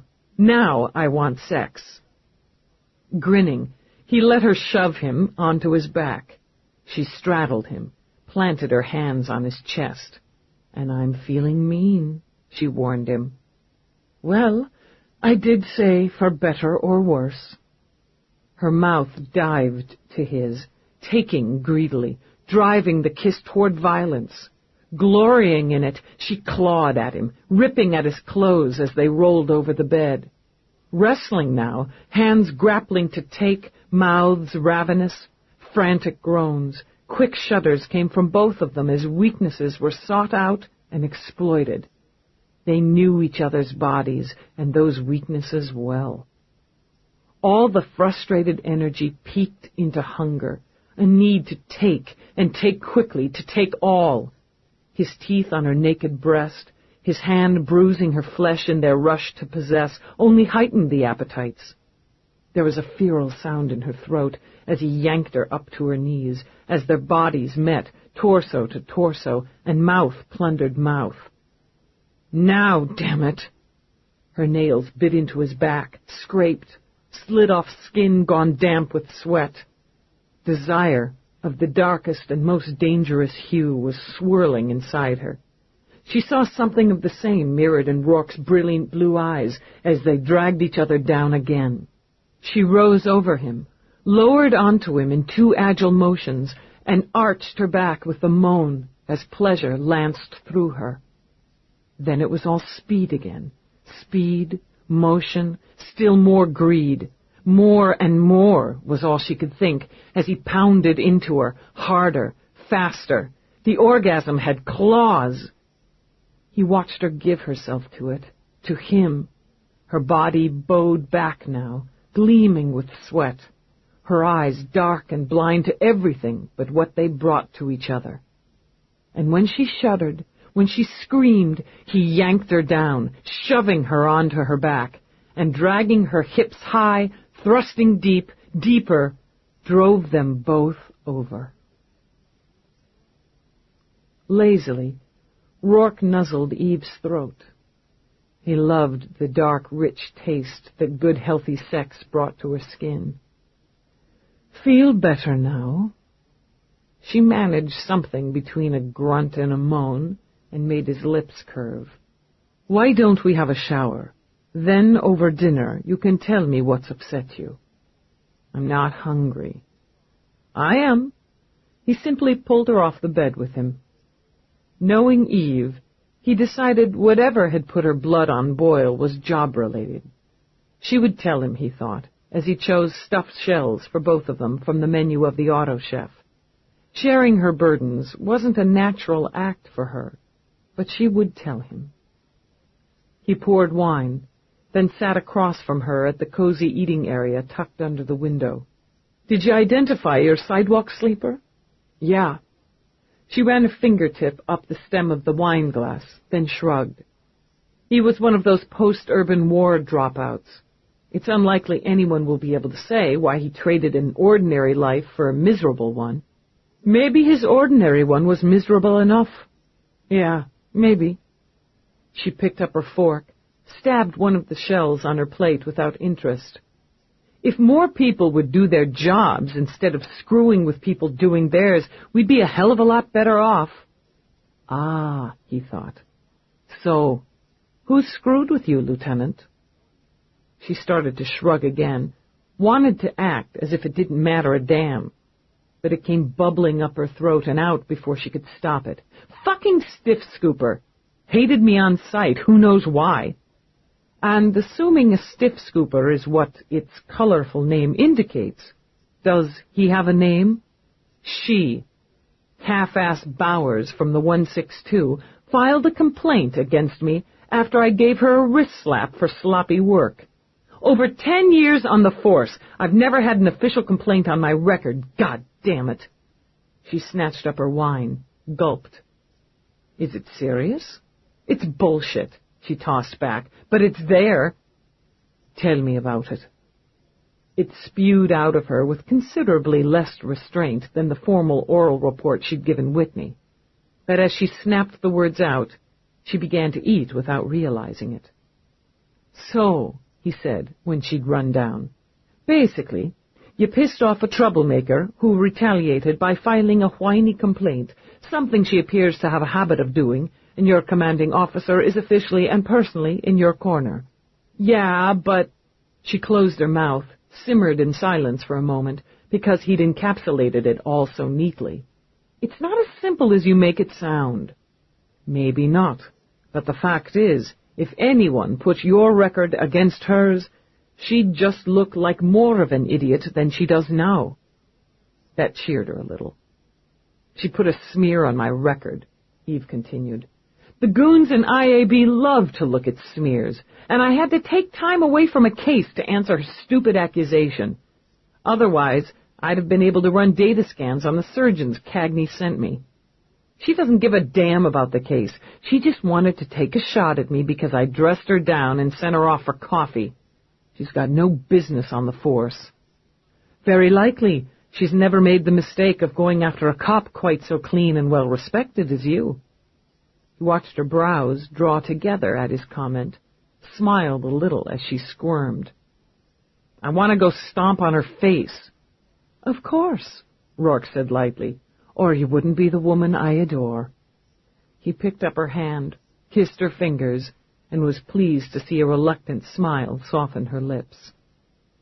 She glanced down with some surprise at her empty plate. She supposed she'd been hungry after all. Sex, food, and a sympathetic ear. Just more of the wonders she thought of marriage. Thanks. Looks like I do feel better. Let's go up to my office. I have something for you. Wary suspicion narrowed her eyes. I told you after Christmas, no more presents. I like to give you presents, he said, and opted for the elevator rather than the stairs. He trailed a fingertip down the sleeve of the cashmere sweater he'd given her. I like seeing them on you, but this isn't that kind of present. I've got work, time to make up. Get us some coffee, will you? He said it carelessly as he stepped out into his office and made her grind her teeth. She had to remind herself that he'd let her vent her frustrations, that he'd listened to her side of things. But her teeth were still clamped together in annoyance when she set the coffee on his console. He gave her an absent hum of thanks and was already fiddling with controls. Want dessert, too? Maybe later. His gaze glanced over her face before he nodded to the opposing wall. On screens. What? Your list of surgeons, along with personal and professional data. She whirled around, then back so quickly she would have knocked his coffee onto his controls if he hadn't snatched it out of the way in time. Careful, darling. Damn it, Roarke, damn it! I told you specifically to stay out of this. It would appear I disobeyed. This is my job, and I know how to do it. I don't want you running names and accessing data. I see. Well, He passed his hand over something, and the screens across the room went blank. "All gone," he said cheerfully, and watched with delight as her mouth dropped open. "I'll just catch up on my reading while you spend the next hour or so accessing the data I already had for you. That makes sense." She could think of nothing to say that wouldn't sound idiotic, so she merely made frustrated sounds. It would indeed take her an hour minimum, and in all likelihood she wouldn't be able to go as deep as he had. "You think you're so damn smart." "Aren't I?" She managed to choke back a laugh and folded her arms. "Bring it back." "You can bring it back." "Of course, but now it'll cost you." He angled his head, crooked a finger. "What?" she demanded, then swore when he yanked her onto his lap. "I'm not playing any of your perverted games, pal." "And I had such hopes." He passed a hand over the controls again, and the data popped back on the screens. "There are 7 surgeons in the city who meet the requirements of your case." "How do you know the requirements? I didn't get that specific when I saw you today." She turned her head until they were nose to nose. "Did you poke into my case files?" "I'm not going to answer that without counsel present." "Your witness indicated 2 people?" he continued while she studied him with narrowed eyes. "I'm assuming you're not ruling out women." "Do I poke into your files?" she demanded, jabbing a finger into his shoulder to emphasize each word. "Do I go sneaking around into your stock options or whatever? Would you like to see the video record of my last board meeting?" She would have told him to bite her, but he already had. Never mind. She turned around again and tried not to be overly pleased when his arms came cozily around her. Still, she leaned back against him and settled in. "Tia Woe, general surgeon with specialty in organ transplant and repair, private practice affiliated with Drake, Eastside Surgery, and the Nordic Clinic, Chicago." She read the initial data thoughtfully. "Description and visual on screen. She's 6 foot, Eve noted, and hefty. Easy for a brewhead to mistake her for a man in the dark, especially if she was wearing a long coat. What do we know about Dr. Woe?" Responding to her voice command, the computer began to list details while Eve studied the image of an unsmiling woman of 58 with straight dark hair, cool blue eyes, and a sharply pointed chin. Her education had been excellent, her training superior, and her nearly 30 years as an organ plucker had earned her a dazzling annual salary, which she supplemented by endorsing the products of New Life Organ Replacement Incorporated, a manufacturing firm that, Eve noted with barely a sigh, was owned and operated by Roarke Enterprises. She'd been twice divorced, once from a man, once from a woman, and had held single status for the last 6 years. She had no children, no criminal record, and only 3 malpractice suits pending. "Do you know her?" Eve asked. Very slightly. Cold, ambitious, very focused. She's reputed to have the hands of a god and the mind of a machine. As you see, she was president of the American Medical Association 5 years ago. She is a powerful woman in her field." "She looks like she'd enjoy cutting people open," Eve murmured. "So I'd imagine. Why else do it?" She jerked a shoulder and requested the rest of the names. "How many of these people do you know?" "All of them," Roarke told her, "in a disconnected, social way for the most part. Fortunately, I've never required their professional services." "Who's the most powerful here?"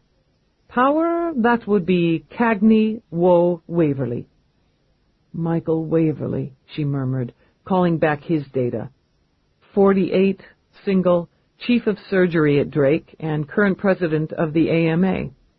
She studied the elegant face, the intense green eyes, and the golden mane of hair. "Who's the most arrogant?"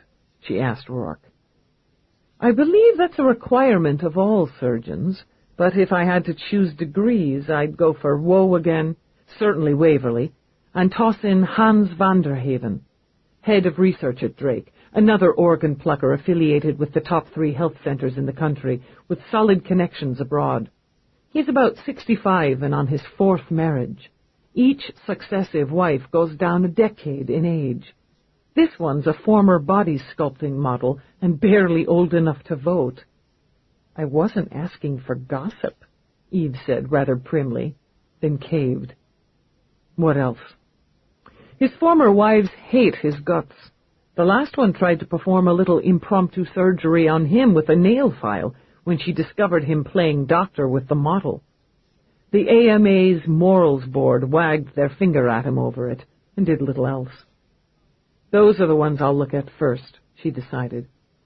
What was done to Snooks took arrogance and power as well as skill. You're going to run into a lot of walls on this one, Eve. They'll close ranks on you. I've got murder 1 with body mutilation and organ theft backing it. When the heat's turned up high enough, people roll over. If one of these slicers knows something, I'll get it out of them. If you want a more personal look, we can attend the Drake Center's fundraiser fashion show and dinner dance at the end of the week. She winced. She'd rather have gone bare-knuckled with a Zeus addict. Fashion show? She suppressed a shudder. Whoopee! Yeah, we'll do that, but I should put in for distress pay. Leonardo's one of the designers, he told her. Mavis will be there. The thought of her freewheeling, uniquely stylish friend at a stuffy medical fundraiser perked Eve up. Wait till they get a load of her. If it hadn't been for the Bowers situation, the following day Eve would have opted to work in her home office on a computer that didn't give her grief. But as a matter of pride, she wanted to be visible at Cop Central when the buzz started. Her first move was to hunt up Peabody. Dallas! Ian McNabb, an up-and-coming detective assigned to the Electronic Detective Division, loitered outside Peabody's cubicle. Things slow in EDD, McNabb? Never. He flashed his grin. I just did a search and run for one of your boys here. Thought I'd harass Peabody before I headed back to where real cops work. Would you get this pimple off of my butt, Lieutenant? Peabody complained. I haven't touched her butt. Yet, McNabb smiled. Thought maybe you could use a little e-work on this problem you've got. Well able to read between the lines, Eve lifted a brow. He was offering to bypass channels and dig into Bowers. I'm handling it, thanks. I need Peabody, McNabb. Shoo? Your call. He glanced back into the cubicle, leered. Catch you later, she-body. Even as she hissed at him, he swaggered away, whistling. Jerk, was all Peabody could say as she got to her feet. My reports are filed, Lieutenant. The ME's findings came in an hour ago and are waiting for you. Shoot everything pertaining to the current homicide down to Dr. Mira. Her office is squeezing me in on a quick consult. Add this, she said, passing Peabody a disk. It's a list of the top surgeons in the city. Clean up as much of the paperwork as you can in the next couple of hours. We're going back to the scene. Yes, sir. Eve turned and headed for her office.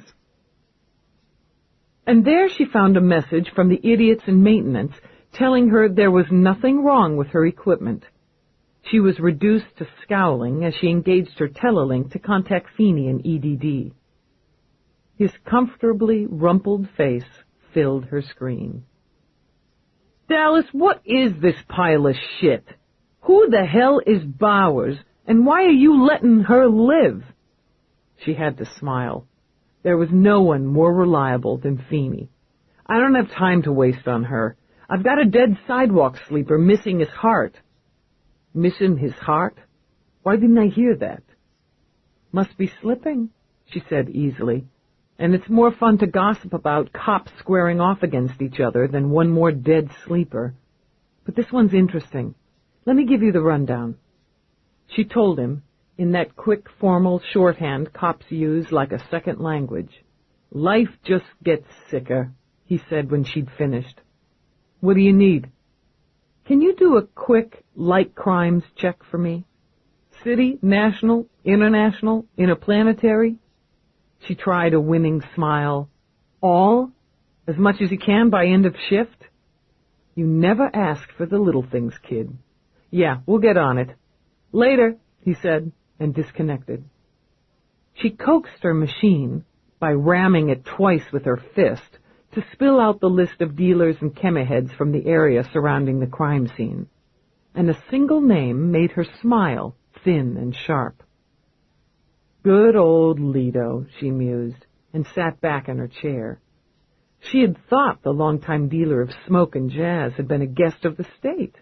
Apparently, he'd been kicked 3 months before. It wouldn't be hard to track Lido down, she decided, and to coax him to chat. But Mira came first.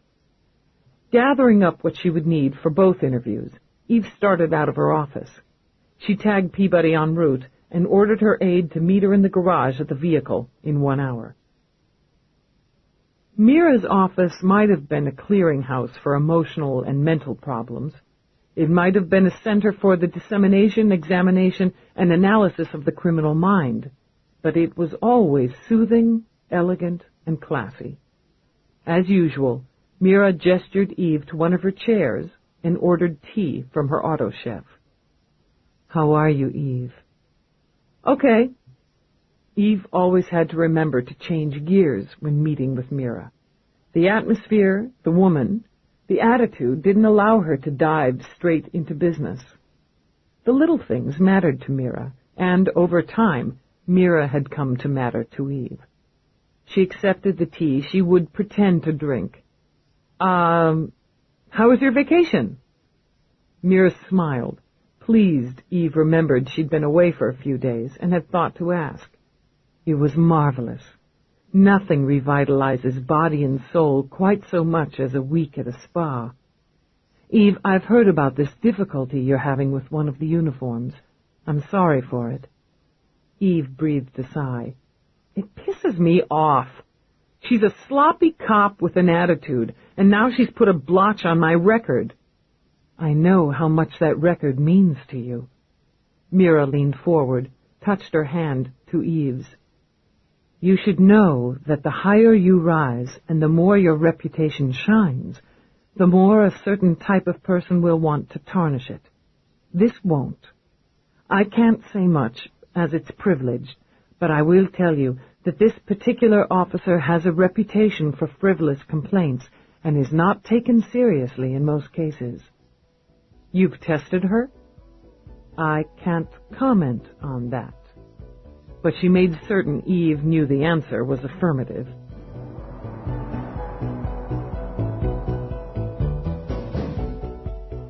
This is the end of this cassette. This program is continued on side 1 of cassette number 2.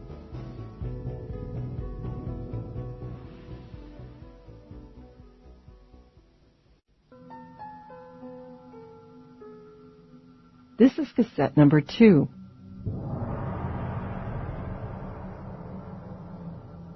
You've tested Bowers? Eve said. I can't comment on that.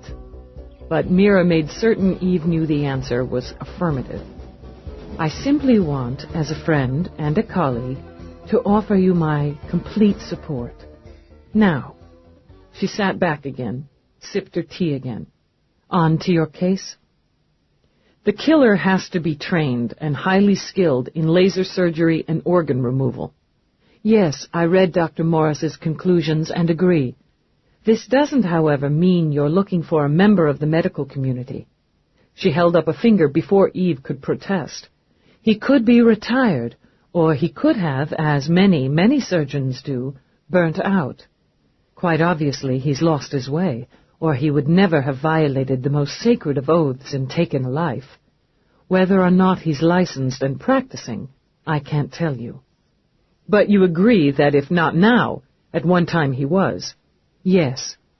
Undoubtedly, based on your findings at scene and Morris's post-mortem, you're looking for someone with specific skills that require years of training and practice.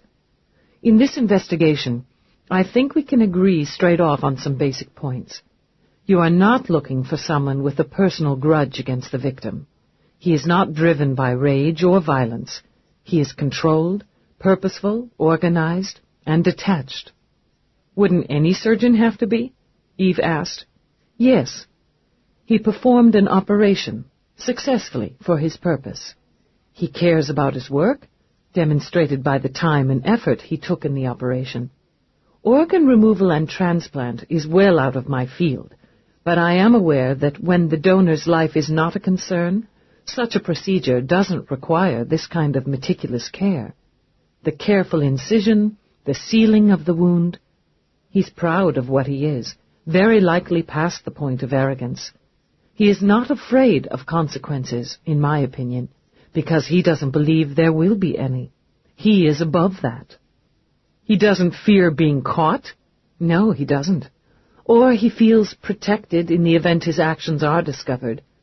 I would conclude that he is successful, whether he is now actively practicing or not. Secure, devoted to his task, and very likely enjoys some prominence in his circle. Mira sipped her tea again, frowned. I should say they. Your report stated there were 2 involved. I would think it would be standard practice to bring an anesthesiologist or trained assistant to handle that end of the procedure, or a second surgeon with some knowledge of anesthesia to assist. They didn't have to worry about the patient surviving, Eve pointed out. But I'd think he wouldn't settle for anyone but the best, and it would have to be someone he trusted, or controlled, someone he knew was loyal to the purpose. Eve lifted her cup, then had to control a wince when she remembered it wasn't coffee. What's the purpose? As to the motive behind taking the heart, I only see 2 avenues. One is profit, which seems very narrow, given Dr. Morris's evaluation of the victim's overall health. The second would be experimentation. What kind of experiments? I don't know, but I'll tell you, as a doctor myself, the possibility frightens me. During the height of the urban wars, illegal experimentation on the dead and dying was quietly accepted. The justification was that so much could be learned, other lives saved. But there is no justification. She set her tea aside, folded her hands on her lap. I'm praying, Eve, that this is an isolated incident.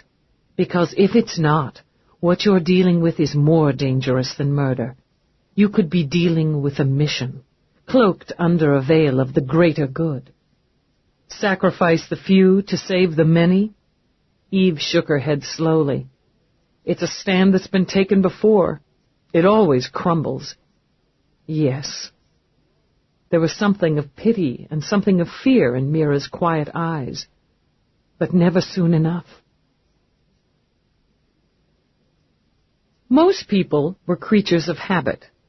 Eve figured a second-rate chemi-dealer who enjoyed gobbling up his own products would follow the rule. If memory served, Leto liked to spend his worthless days fleecing suckers at CompuPool or Sexcapades at a nasty little joint called Game Town. She didn't think a few years in a cage would have changed his recreational choices. Put your stunner on wide range, Eve ordered, and though Peabody exhaled sharply, she said nothing. Peabody's run on cults that linked any knowns to the type of murder they were investigating had turned up nothing. She'd been relieved. Having dealt with that kind of terror and butchery once, Peabody knew she'd live happily, never having to deal with it again. But as they drove into the square, she thought she'd take a few bloodthirsty Satan worshippers over the residents of this sector any day of the week. Eve paused to study the flashing lights of Game Town. The murky reds and blues didn't look celebrational. Somehow they looked both sly and hopeless to her. And they reminded her of another garish light, pulsing red against the dirty window of the last dirty room she'd shared with her father, before he'd raped her that final time. Before she'd killed him and left that beaten young girl behind. Sir. I don't remember her, Eve murmured, as the memories threatened to wash over and drown her. Who? Lieutenant. Dallas? Uneasy with the blank look in Eve's eyes, Peabody tried to look everywhere at once. Who do you see? Nobody. Eve snapped back, infuriated that her stomach muscles quivered with the memory flash. It happened now and again. Something would trigger those memories and the fear and guilt that swam with them. Nobody, she said again. We go in together. You stay with me, follow my moves. If things get sticky, don't worry about procedure. Play dirty. Oh, you bet. Swallowing hard, Peabody stepped up to the door, then through, shoulder to shoulder with Eve. There were games, and plenty of them. Blasts, screams, moans, laughter poured out of machines. The walls were alive with screens that flashed action from dozens of sporting events on and off planet. Bets were laid, money lost, fists flew.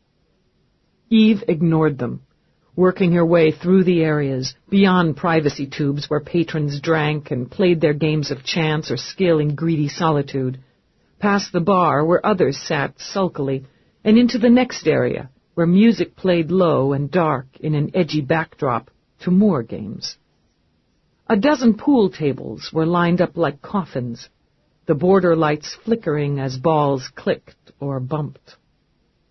Eve spotted Lido at the back table, playing with 3 other men. From the smug smile on Lido's face and the dark expression on the others, it was a safe bet who was winning. Then his gaze landed on Eve. He didn't place her right away, but he recognized Cop. Hey, Lido. We need to chat. I ain't done nothing. I got a game going here. Looks like it's time out. She stepped forward. I didn't do nothing, Lido claimed in something close to a wail. Been a while. I've been clean, he said quickly, and she laughed, keeping the sound low and sharp. Don't insult my intelligence. You wouldn't be clean after 6 days in a decontamination chamber. What'd you want? Some jazz? Go smoke? Ecstasy? He started to dig in his pockets. No charge, none whatsoever for you. I don't got it now. I'll get it. Her eyes turned to bright gold slits. You take anything out of your pockets but your ugly fingers, Lido, you're even more stupid than I figured. And I figured you for a brain the size of a walnut. His hands froze. His thin face went blank. Then he tried a manly chuckle, lifting his empty hands clear. Like you said, Dallas, been a while. I guess maybe I forgot how you stand on shit. No harm, right? She said nothing, simply stared him down until the sweat popped out on his upper lip. She'd see he was back in a cage, she mused, at the first opportunity. But for now, she had bigger fish on the line. You want info? I ain't your weasel. Never was any cop's weasel, but I'm willing to trade info. Trade? She said coldly. Give. Even his tiny brain began to click in. You know, you ask, I know, I tell. How's that? That's not bad. Snooks. The old man with the flowers? Lido shrugged what there was of his shoulders. Somebody sliced him open, I hear. Took pieces of him. I don't touch that stuff. You dealt to him. Maybe we had some business off and on. How'd he pay? He'd beg off some credits or sell some of his flowers and shit. He had the means when he needed a hit or something, which was mostly. He ever stiff you or any other dealers? Nah. He don't give sleepers nothing unless they pay up first. Can't trust them. But Snooks, he was okay. Good customer, no hassle. You work the area where he camped regularly? Gotta make a living, Dallas. When she pinned him with her stare again, he realized his mistake. Yeah, I deal there. It's mostly my turf. Couple others slide in and out, but we don't get in each other's way. Free enterprise. Did you see anybody who didn't look like they belonged down there lately? Anybody asking about Snooks or those like him? Like the suit? Eve felt her blood jump, but only leaned back casually against the wall. What suit? Guy came down one night, duded top to bottom. Frigid threads, man. Looked me up. Figured at first he didn't want to buy his stuff in his own neighborhood, you know. So he comes slumming, But he wasn't looking for hits. What was he looking for? Snooks, I figure. Dude said what he looked like. But I can't say that meant dick to me. Mostly the sleepers look alike. But he said how this one drew stuff and made flowers. So I copped the Snooks on that. And you told him where Snooks kept his crib. Sure, why not? He started to smile. Then his tiny little brain began the arduous process of deduction. Man, shit! This suit cut Snooks open? Why'd he do that for? Look, Dallas, I'm clean here. Dude asks where the sleeper flops. I tell him. I mean, why not, right? I don't know. He's got in mind to go killing anybody. Sweat was popping again as he jumped to his feet. You can't bounce it back on me. I just talked to the bastard, is all. What did he look like? I don't know. Good. A dude. A suit. Clean and shiny. Age, race, height, weight, Eve said flatly. Man! Grabbing hanks of his hair, Lido began to pace the tiny room. I don't pay attention. He was a couple 3 nights ago. A white dude? He posed it as a question, tossing Eve a hopeful look. She only watched him. I think he was maybe white. I was looking at his coat, you know. Long black coat, looked real warm and soft. Moron, was all Eve could think. When you talked to him, did you have to look up or down or straight on? Ah, up! He beamed like a child acing a spelling quiz. Yeah, he was a tall dude. I don't get his face, Dallas. Man, he was dark, and we weren't standing in no light or nothing. He had his hat on, his coat all buttoned. He was cold as a dead whore out there. You never saw him before. He hasn't come around since? No, just that one time. 3 nights back. Just the once. Lido swiped the back of his hand over his mouth. I didn't do nothing. You ought to get that tattooed on your forehead, Lido. Then you wouldn't have to say it every 5 minutes. I'm done for now, but I want to be able to find you real easy if I need to talk to you again. If I have to hunt you up, it's going to piss me off. I'll be around. His relief was so great, his eyes went shiny with tears. Everybody knows where to find me. If you see the suit again, Lido, or one like him, you get in touch. You don't say anything to put the suit off. Then you get your ass on your link and call me. She bared her teeth in a smile that made his bowels loosen. Everybody knows where to find me, too. Eve pulled back up at the scene, scanning the area first. The police sensors were still in place, everything secure. Apparently, there was no one in this neighborhood with the skill or knowledge to bypass them to get to whatever was left in Snooks's crib. Talk to the vendors, Eve ordered Peabody. They see more than most. We could get lucky. I want another look at his crib. Eve uncoded the sensors long enough to pass through. Pulling back the ratty blanket, she ducked inside the crib, hissed once through her teeth at the lingering stench of waste and death. She picked up a small bouquet of paper flowers, coated now with a thin layer of dust the crime team sweepers had left behind. They'd have sucked up hair, fibers, fluids, the dead cells the body sloughs off routinely. There would have been grime and muck and dirt to sift through. A scene as nasty as this one would take time, separating, analyzing, identifying. But she didn't think the findings there would lead her to the answers she needed. You were careful, she murmured to the killer. You were neat. You didn't leave any of yourself here, or so you thought. Both victim and killer always left something. An imprint, an echo. She knew how to look and listen for it. They'd come in their fancy car, in the dead of night, in the dead of winter, dressed warmly, dressed well. They hadn't crept in, hadn't attempted to blend. Arrogance. They hadn't rushed, hadn't worried. Confidence. Her eyes were still narrowed in concentration when her communicator sounded. Laying the paper flowers aside, she reached for it. Dallas, Feeney's mournful face swam on the mini-screen. "I found another one, Dallas. You better come in and have a look." "Aaron Spindler," Feeney began, nodding toward the image on the view screen in one of the smaller conference rooms at Cop Central. "Mixed-race female, age 78, licensed companion, retired. Last few years, she ran a small stable of LCs, all street workers. Got slapped regularly with citations, let some of her pony's licenses lapse, or didn't bother with the regulation health checks. She got roused for running scams on Johns a few times, but slithered clear." Eve studied the image.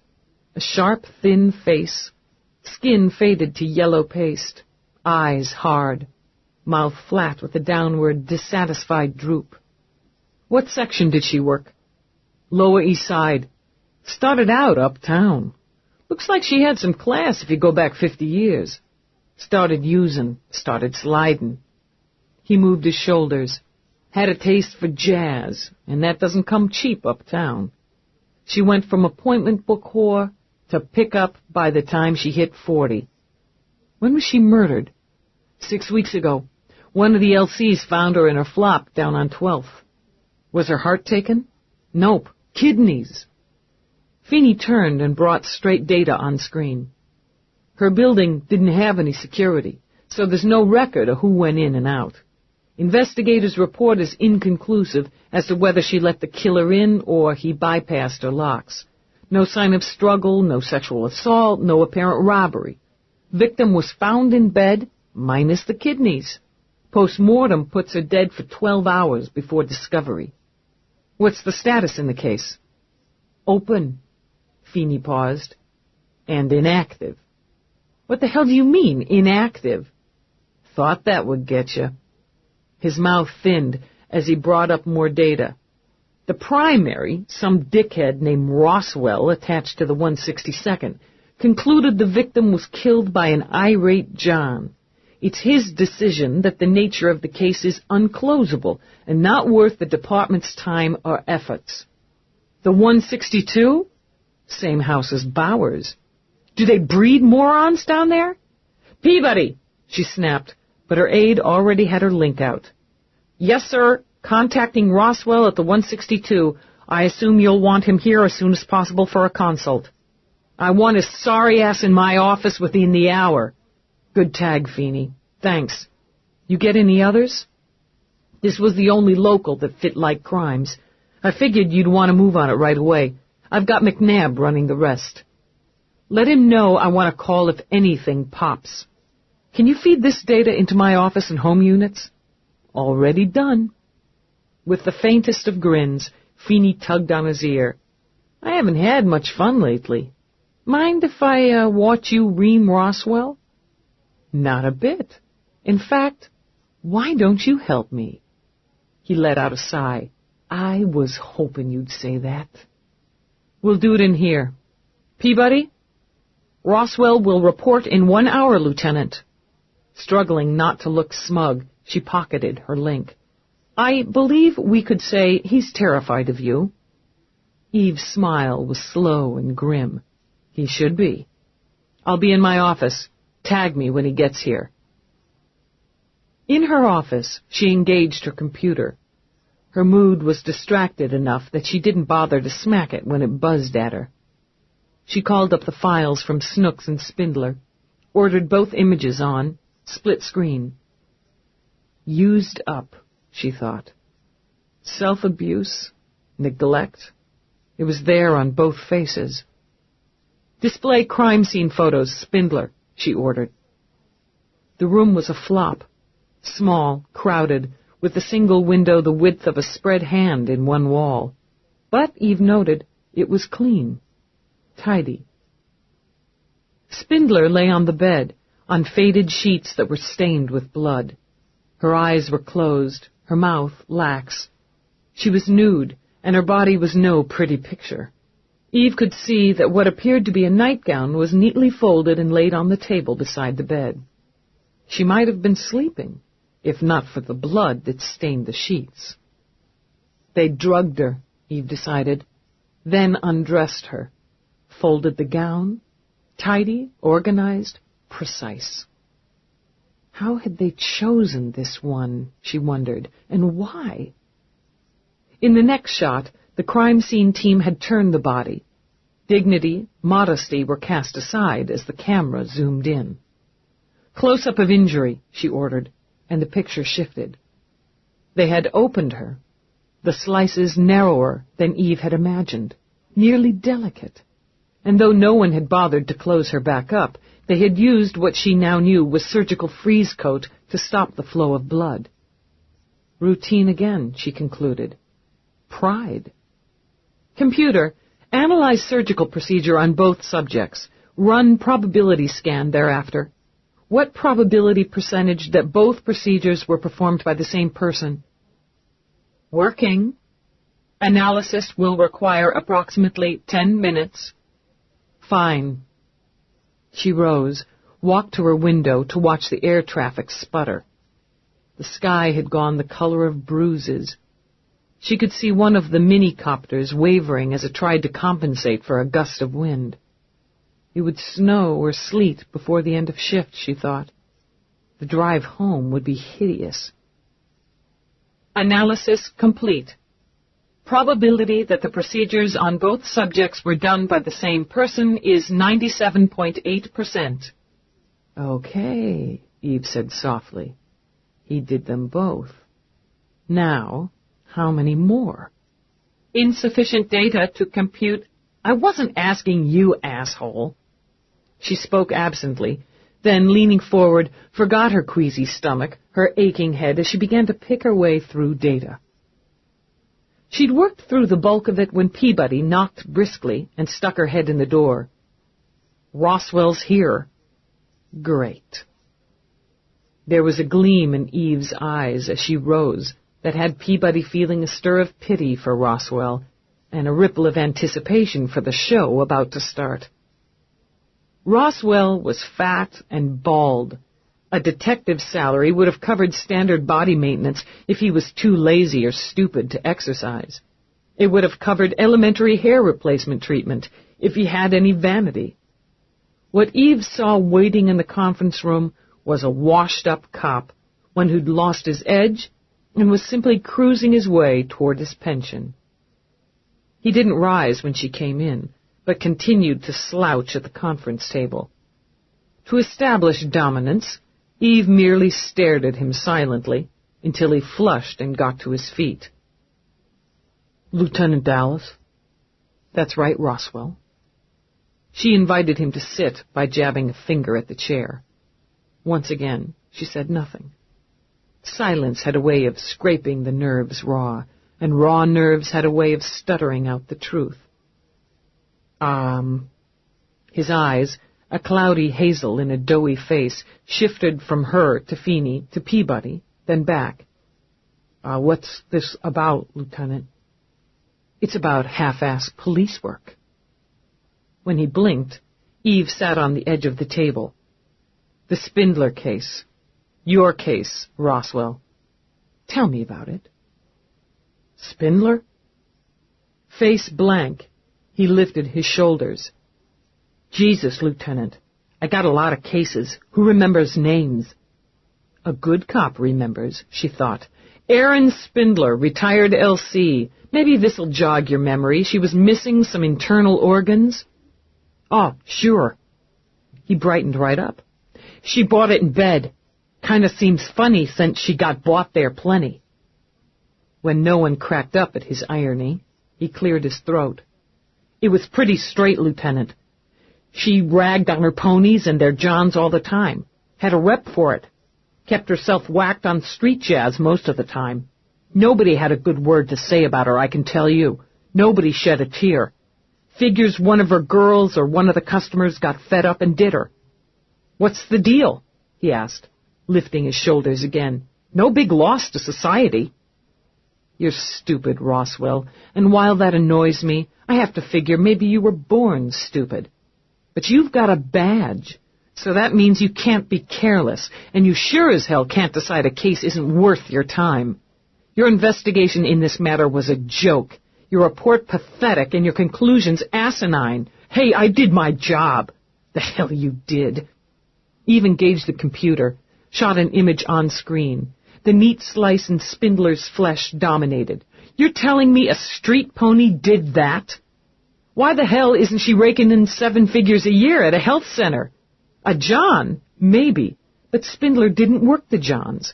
How did he get to her? Why? Why the hell did he take her kidneys? I don't know what's in some lunatic killer's mind, for Christ's sake. That's why I'm going to see to it that you're not working homicide after today. Wait just a damn minute! He was on his feet, eyeball to eyeball with her. Peabody gave Feeney a quick glance to gauge his reaction and saw his thin, wicked grin. You got no cause to go to my boss on this and make trouble for me. I followed the book on this case. Then your book's missing a few pages. Her voice was calm, deadly calm. You didn't pursue organ replacement or disbursement centers. You didn't do a run on surgeons. You never attempted contact with black market sources on illegal organ transfer. Why the hell would I? His toes bumped hers as he leaned forward. Some sicko cut her open and took some souvenirs. Case closed. Who the hell gives a shit about some worn-out whore? I do. And if you're not out of my face in 5 seconds, I'll write you up. It took him 3, with teeth grinding audibly, but he shifted away. I did the job, he said, with the words bitten off sharp as darts. You got no cause to poke into my caseload and give me grief. You did a crappy job, Roswell.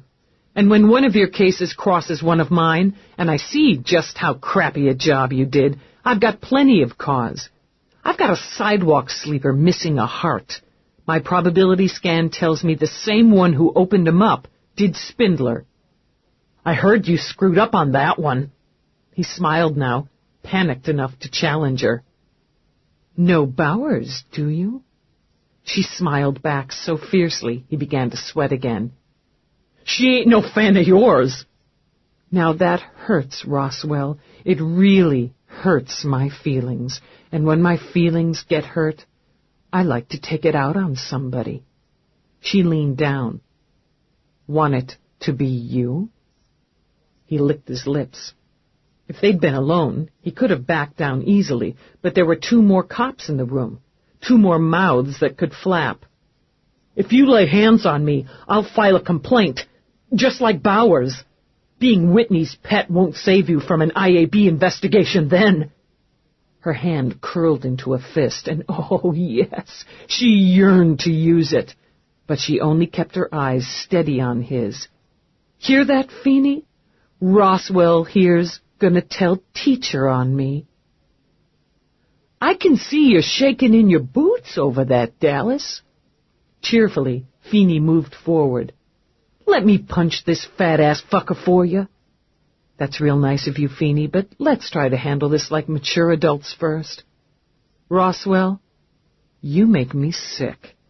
Maybe you earned that badge years ago, but you don't deserve it now. You don't deserve to work the shit and piss detail on body removal. And that's just what it's going to say in my report. Meanwhile, you're relieved as primary on the Spindler case. You'll turn over all data and reports to my aide. I don't do that unless I get it straight from my boss. I don't work for you, Dallas, and your rep, your rank, and all your husband's money don't mean squat to me. So noted, Eve said levelly. Peabody, contact Captain DeSevers at the 162. Yes, sir. She held her temper, but it cost her. The headache turned up from simmer to boil, and the knots in her stomach grew teeth. It helped a little to watch Roswell sweat while she meticulously outlined the details, tore his investigation into tattered shreds, and requested the transfer of the case, with all data and reports, to her. DeSevers asked for an hour to review the matter, but everyone knew that was for form's sake. Roswell was out, and very likely soon to receive a much pithier dressing down from his own division head. When she ended transmission, Eve gathered up files and disks.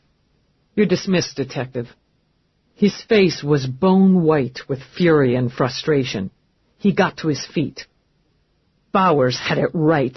I hope she buries you. Eve glanced in his direction. Detective Roswell, you are dismissed. Peabody, contact Morris at the ME's office. He needs to be made aware of this connecting homicide. Feeney, can we light a fire under McNabb? See what he's come up with? The embarrassment of being ignored washed color, ugly and red, back into Roswell's face. When the door slammed behind him, Feeney flashed Eve a grin. You sure are making lots of new friends these days. It's my sparkling wit and personality. They can't resist it. God, what an ass, Eve said. But she sat, struggling to shrug off annoyance. I'm going to check out the Canal Street Clinic. Spindler used it for her health checks over the last 12 years. Maybe Snooks hit it a couple times. It's a place to start. Peabody, you're with me. She took the elevator straight down to the garage level and had just stepped through the doors when Feeney tagged her by communicator. What have you got? McNabb hit on a chemie-head named Jasper Mott. Another heart theft 3 months back. 3 months? Who's the primary? What are the leads? It wasn't NYPSD's deal, Dallas. It was Chicago. Can you get Peabody the name of the primary on it? The necessary data? I'll have her contact CPSD for the files and status. Sure, no problem. Tell McNabb I said good work, and keep at it. Eve crossed to her car, uncoded, and climbed in. We got another one in Chicago. Feeney's going to send you the details. Put out a request to the primary and his division head for a copy of appropriate data. Copy to the commander. Do it by the book, but do it fast. Unlike some, Peabody said primly, I know all the pages. How come a jerk like Roswell makes detective? Because life, Eve said with feeling, often sucks. Life definitely sucked for the patients at the Canal Street Clinic. The place was jammed with the suffering, the hopeless, and the dying. Eve waded her way through to the window where the nurse on duty manned a desk. Enter your data on the proper form, she began, the edge of tedium flattening her voice. Don't forget your medical card number, personal ID, and current address. For an answer, Eve took out her badge and held it up to the reinforced glass. Who's in charge? The nurse's eyes, gray and bored, flicked over the badge. That would be Dr. D'Amato today. She's with a patient. Is there an office back there, a private room? If you want to call it that. When Eve simply angled her head, the nurse, annoyed, released the coded lock on the door. With obvious reluctance, she shuffled in the lead down a short hallway. As they slipped through the door, Peabody glanced over her shoulder. I've never been in a place like this before. Consider yourself lucky. Eve had spent plenty of time in such places. A ward of the state didn't rate private health care or upscale clinics. The office didn't boast a window, but someone had tried to brighten it up with a couple of art posters and a struggling green vine in a chipped pot. And there, on a wall shelf, tucked between a teetering stack of medical discs and a model of the human body, was a small bouquet of paper flowers. Snooks, Eve murmured. He used this place.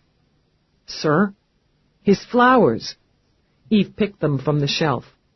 He liked someone here enough to give them, and someone cared enough to keep them. Peabody, we just got our connection. She was still holding the flowers when the door burst open. The woman who strode in was young, tiny, and with the white coat of her profession slung over a baggy sweater and faded jeans. Her hair was short and even more ragged than Eve's. Still, its honeycomb color set off the pretty rose and cream face. Her eyes were the color of storms, and her voice was just as threatening. You've got 3 minutes. I've got patients waiting, and a badge doesn't mean dick in here. Eve arched a brow. The opening would have irritated her under most circumstances, but she noted the shadows of fatigue under the gray eyes and the stiffness of posture that was a defense against it. She'd worked until exhaustion often enough to recognize the signs and sympathize with them. We sure are popular these days, Peabody. Dallas, she said briefly. Lieutenant Eve. I need data on a couple of patients. D'Amato, Dr. Louise, and I don't give data out on patients. Not to cops, not to anyone. So if that's all, dead patients, Eve said, as Louise spun toward the door again. Murdered patients. I'm homicide. Turning back, Louise took a more careful look at Eve. She saw a lean body, a tough face, and tired eyes. You're investigating a murder? Murders, too. Watching Louise, she held out the paper flowers. Yours? Yes. So... She trailed off, and concern washed over her face. Oh, not Snooks. Who would kill Snooks? He couldn't have been more harmless. He was your patient? He wasn't anyone's patient, really. She moved over to an ancient auto chef and programmed coffee. We take a Medivan out once a week, do on-site treatments. I used to see Snooks around when it was my rotation in the Medivan. I bribed him into a street exam one night about a month ago. It cost me 10 credits to find out he'd be dead of cancer in about 6 months without treatment. I tried to explain it all to him, but he just didn't care. He gave me the flowers and told me I was a nice girl. She let out a long sigh. I don't think anything was wrong with his mind, though I couldn't bribe him into a psych. He just didn't give a damn. You have records of the exam? I can dig them up, but what's the point? If he was murdered, cancer didn't get him. I'd like them for my files, Eve said, and any records you have on Erin Spindler. She got her health checks here. Spindler? Louise shook her head. I don't know if she was one of mine, but if you want patient records, Lieutenant, you're going to have to give me more data. How did they die? During surgery, so to speak, Eve said, and told her. After the first shock leaped into Louise's eyes, they went cool and flat. She waited, considered, then shook her head. I don't know about Spindler, but I can tell you that there was nothing in Snooks worth harvesting, not even for black market use. Somebody took his heart, and they did a superior job of it. Who's your top surgical consult? We don't have outside consults, Louise said wearily. I'm it.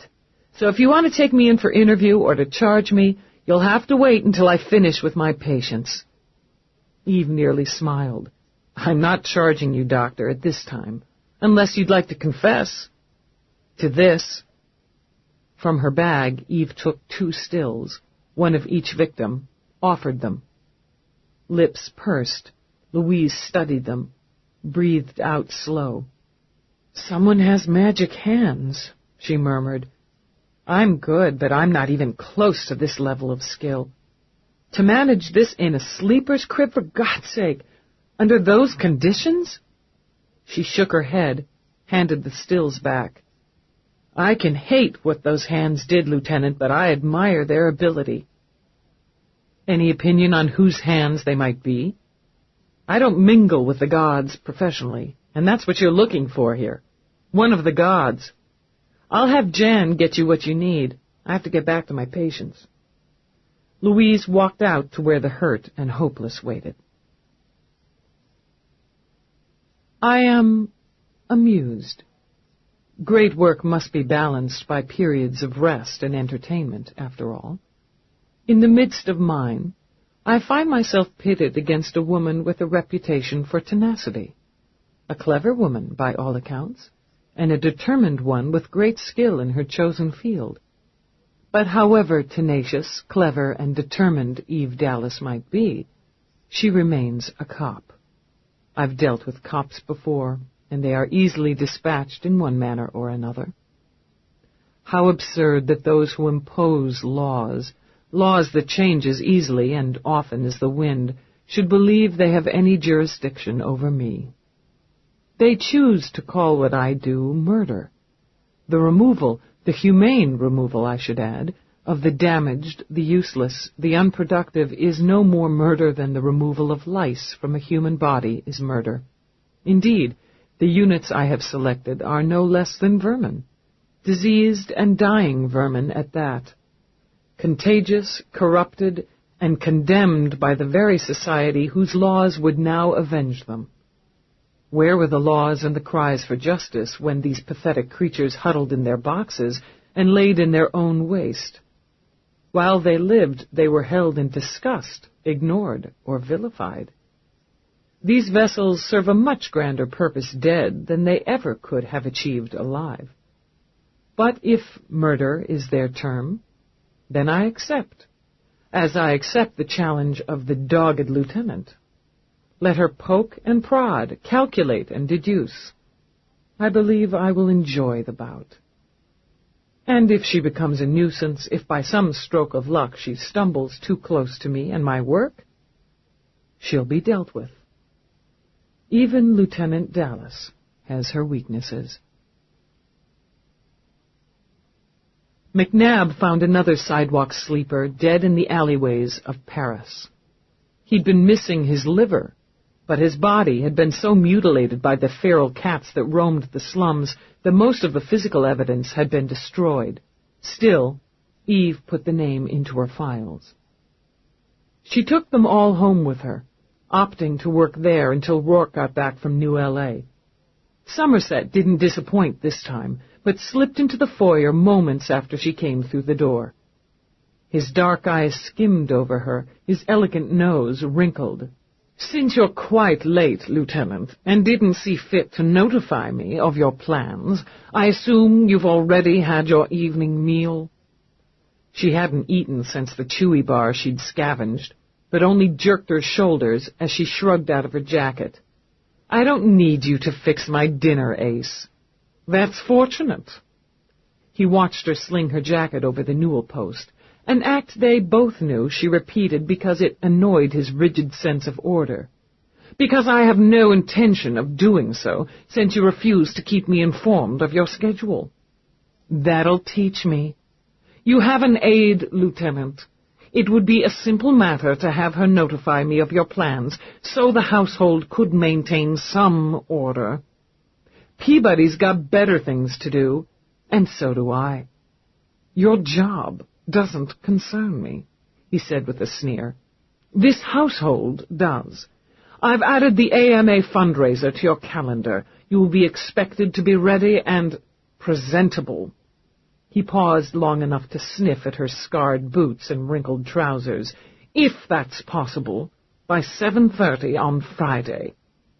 She took one meaningful step forward. "Keep your bony fingers out of my calendar."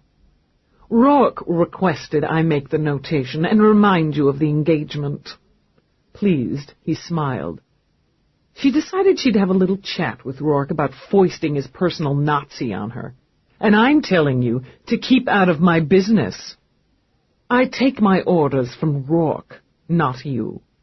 And I don't take them from either of you," she tossed back as she started upstairs. "So bite me." They separated, both of them fairly well satisfied with the encounter. She went straight to the auto chef in her office kitchen and would have been mortified if she'd known Somerset had planted the thought of dinner in her mind. There was a beef and dumpling stew at the top of the menu, and since it was one of her personal favorites, she programmed a bowl. Eve carried stew and coffee to her desk, eating absently as she engaged her machine and began to review data. Her scan of Spindler's medical records from the Canal Street clinic had stated that the patient had a kidney disorder, a result of some childhood infection. Her kidneys had been functional but damaged and had required regular treatment. A bum heart, she mused, and faulty kidneys. She'd bet a month's pay when she got data on the hits in Chicago and Paris. Those organs would prove to be damaged as well. Specific, she thought. Specific victims for specifically flawed parts. You get around, don't you, Dr. Death? New York, Chicago, Paris. Where else had he been? And where would he go next? He might not be based in New York after all, she speculated. He could be anywhere, traveling the world and its satellites for his pickings. But someone knew him, would recognize his work. She'd have to start scraping into the Drake Research Department. What link could she find between the health palace of Drake and the ghetto of the Canal Street Clinic? Somehow, he'd seen the records, knew the patients. He knew their habits and their flaws. It was the flaws he was after.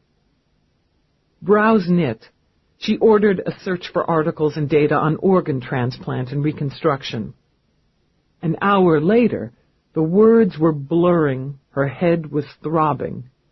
Frustration had risen to top levels as she'd been forced to ask for definitions and explanations of hundreds of terms and phrases.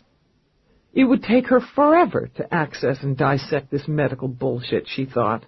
She needed an expert consultant, somebody who either knew this area already or who could study and relate it to her in layman's terms, in cop terms. A glance at her wrist unit told her it was nearly midnight and too late to contact either Mira or Morris. These were the only medical types she trusted. Hissing in impatience, she began to slog through yet another article. Then her brain cleared with a jolt as she read a report from a newspaper article dated 2034. Nordic Clinic for Health announces medical breakthrough. After more than 2 decades of research and study on the construction of artificial organs, Dr. Wesley Friend, Chief of Research for the Nordic Clinic, has announced the center's successful development and implantation of a heart, lung, and kidneys into patient X. Nordic, along with the Drake Center in New York, has devoted nearly 20 years to research on developing organs that can be mass-produced to replace and outperform human tissue. The article continued, detailing the impact on medicine and health. The Nordic Center in Chicago. The Drake in New York. One more link. Computer, search and display data on friend Dr. Wesley attached to Nordic Clinic for Health, Chicago.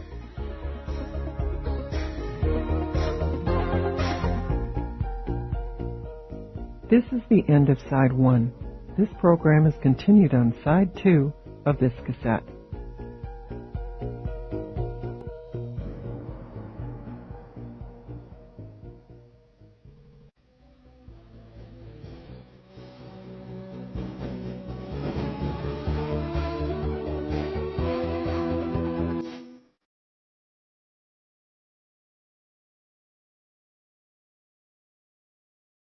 Computer, search and display data on friend Dr. Wesley, attached to Nordic Clinic for Health, Chicago. Working. Friend Dr. Wesley. ID number 987-002-34RF. Born Chicago, Illinois, December 15th, 1992. Died September 12th, 2058. Died? How? Death ruled self-termination. Subject injected fatal dose of barbiturates. He is survived by spouse, Ellen, son, Wesley Jr., daughter, Claire, grandchildren. Stop, Eve ordered. She would worry about personal details later. Access all data on subject suicide. Working. Request denied. Data is sealed. Sealed my ass, Eve thought. She'd get around that in the morning. She rose to pace and think. She wanted to know all there was to know about Dr. Wesley Friend, his work, and his associates. She'd link the 2 centers, the 2 cities. Would she find that there was a sister center in Paris as well? And maybe other cities, other places? It made sense, didn't it? The killer would find his specimen, take his sample, then wouldn't he want to work in worthy surroundings? Top-notch labs, places where he would be known and not questioned? Then she shook her head. How could he run experiments, do research or whatever the hell he was doing in the lab of a reputable facility? There had to be paperwork. There would be staff. There had to be questions and procedures. But he was taking the damn things, and he had a purpose. She rubbed her tired eyes, gave in enough to sit down in her sleep chair. A 5-minute break, she told herself, to give her brain a chance to play with this new information. Just 5 minutes, she thought again, and closed her eyes. She dropped into sleep like a stone into a pond. As her plans had been to dive straight into work, Eve wasn't pleased to see IAB waiting in her office the next morning. She wouldn't have been pleased in any case. "Get out of my chair, Webster." He kept his seat, turned his head, and flashed her a smile. She'd known Don Webster since her early days at the academy. He'd been a full year ahead of her, but they'd bumped into each other from time to time. And one night, during her rookie year after her first homicide, they'd had a drink and sex. She'd concluded that it had been no more than a distraction for both of them, and they'd remained marginally friendly. Then Webster had shifted into internal affairs, and their paths had rarely crossed. "Hey, Dallas, looking good." "Get out of my chair," she repeated, and walked straight to the auto chef for coffee. He sighed, rose. "I was hoping we could keep this friendly." "I never feel friendly when the rat squad's in my office." He shrugged off the insult, then turned to close the door. "When the complaint came down, I asked to take it. I thought I could make it easier." "I'm not interested in easy. I don't have time for this, Webster. I've got a case to close." "You're going to have to make time. The more you cooperate, the less time you'll have to make. You know that complaint's bullshit." "Sure, I do." He smiled again and sent a single dimple winking in his left cheek. "The legend of your coffees reached the lofty plains of IAB. How about it?" She sipped, watching him over the rim. If, she thought, she had to deal with this nonsense, best to deal with it through the devil you know. She programmed another cup. "You were a pretty good street cop, Webster. Why'd you transfer to IAB?" "2 reasons. First, it's the most direct route to administration. I never wanted the streets, Dallas. I like the view from the tower." Her brow lifted. She hadn't realized he had ambitions that pointed to chief or commissioner. Taking the coffee out, she handed it to him. "And reason number 2? Wrong cops piss me off." He sipped, closed his eyes in pleasure, sighed gustily. "It lives up to the hype." He shifted, straightening. "I didn't take this complaint just for old times' sake, Dallas. We didn't have enough old times to generate a sake." He smiled again. "You're a good cop, Dallas." He said it so simply it dulled the leading edge of her temper. She turned, stared out the window. "She smudged my record. Only on paper. I like you, Dallas. Always did. So I'm stepping out of procedure here to tell you, to warn you. She wants your blood." "What the hell for? Because I slapped her down over sloppy work?" "It goes deeper. You don't even remember her, do you? From the academy?" "No." "You can bet your excellent ass she remembers you. She graduated with me. We were on our way out when you were coming in, and you shone, Dallas, right from the start. Classes, simulations, endurance tests, combat training. Instructors were saying you were the best to ever come through the doors. People talked about you." He smiled again when she glanced over her shoulder, her brows knit. "No, you wouldn't have heard," he said, "because you wouldn't have been listening. You concentrated on one thing, getting your badge." He leaned a hip on her desk, savoring the coffee as he spoke. "Bowers used to bitch about you to the couple of friends she'd managed to make. Muttered that you were probably sleeping with half the instructors to get preferential treatment. I had my ear to the ground even then," he added. "I don't remember her," Eve shrugged, but the idea of being gossiped about burned a hole in her gut. "You wouldn't, but I can guarantee she remembered you. I'm going to stay outside of procedure and tell you that Bowers is a problem. She files complaints faster than a traffic droid writes citations. Most are dismissed, but every now and again she finds a thread to tug and a cop's career unravels. Don't give her a thread, Dallas. What the hell am I supposed to do? Eve demanded. She fucked up. I pinned her for it. That's the whole deal here. I can't sit around worrying she's going to make life tough for me. I'm after somebody who's cutting people open and helping himself to their parts. He's going to keep doing it unless I find him, and I can't find him unless I can do my goddamn job. Then let's get this over with. He took a micro recorder out of his pocket, set it on her desk. We do the interview. Keep it clean and formal. It gets filed, and we forget this ever happened. Believe me, nobody in IAB wants to see you take heat for this. We all know Bowers. Then why the hell aren't you investigating her? Eve muttered, then pursed her lips when Webster smiled, thin and sharp. Well, well, maybe the rat squad has some uses after all. The experience left her feeling raw and irritated, but she told herself the matter was now closed.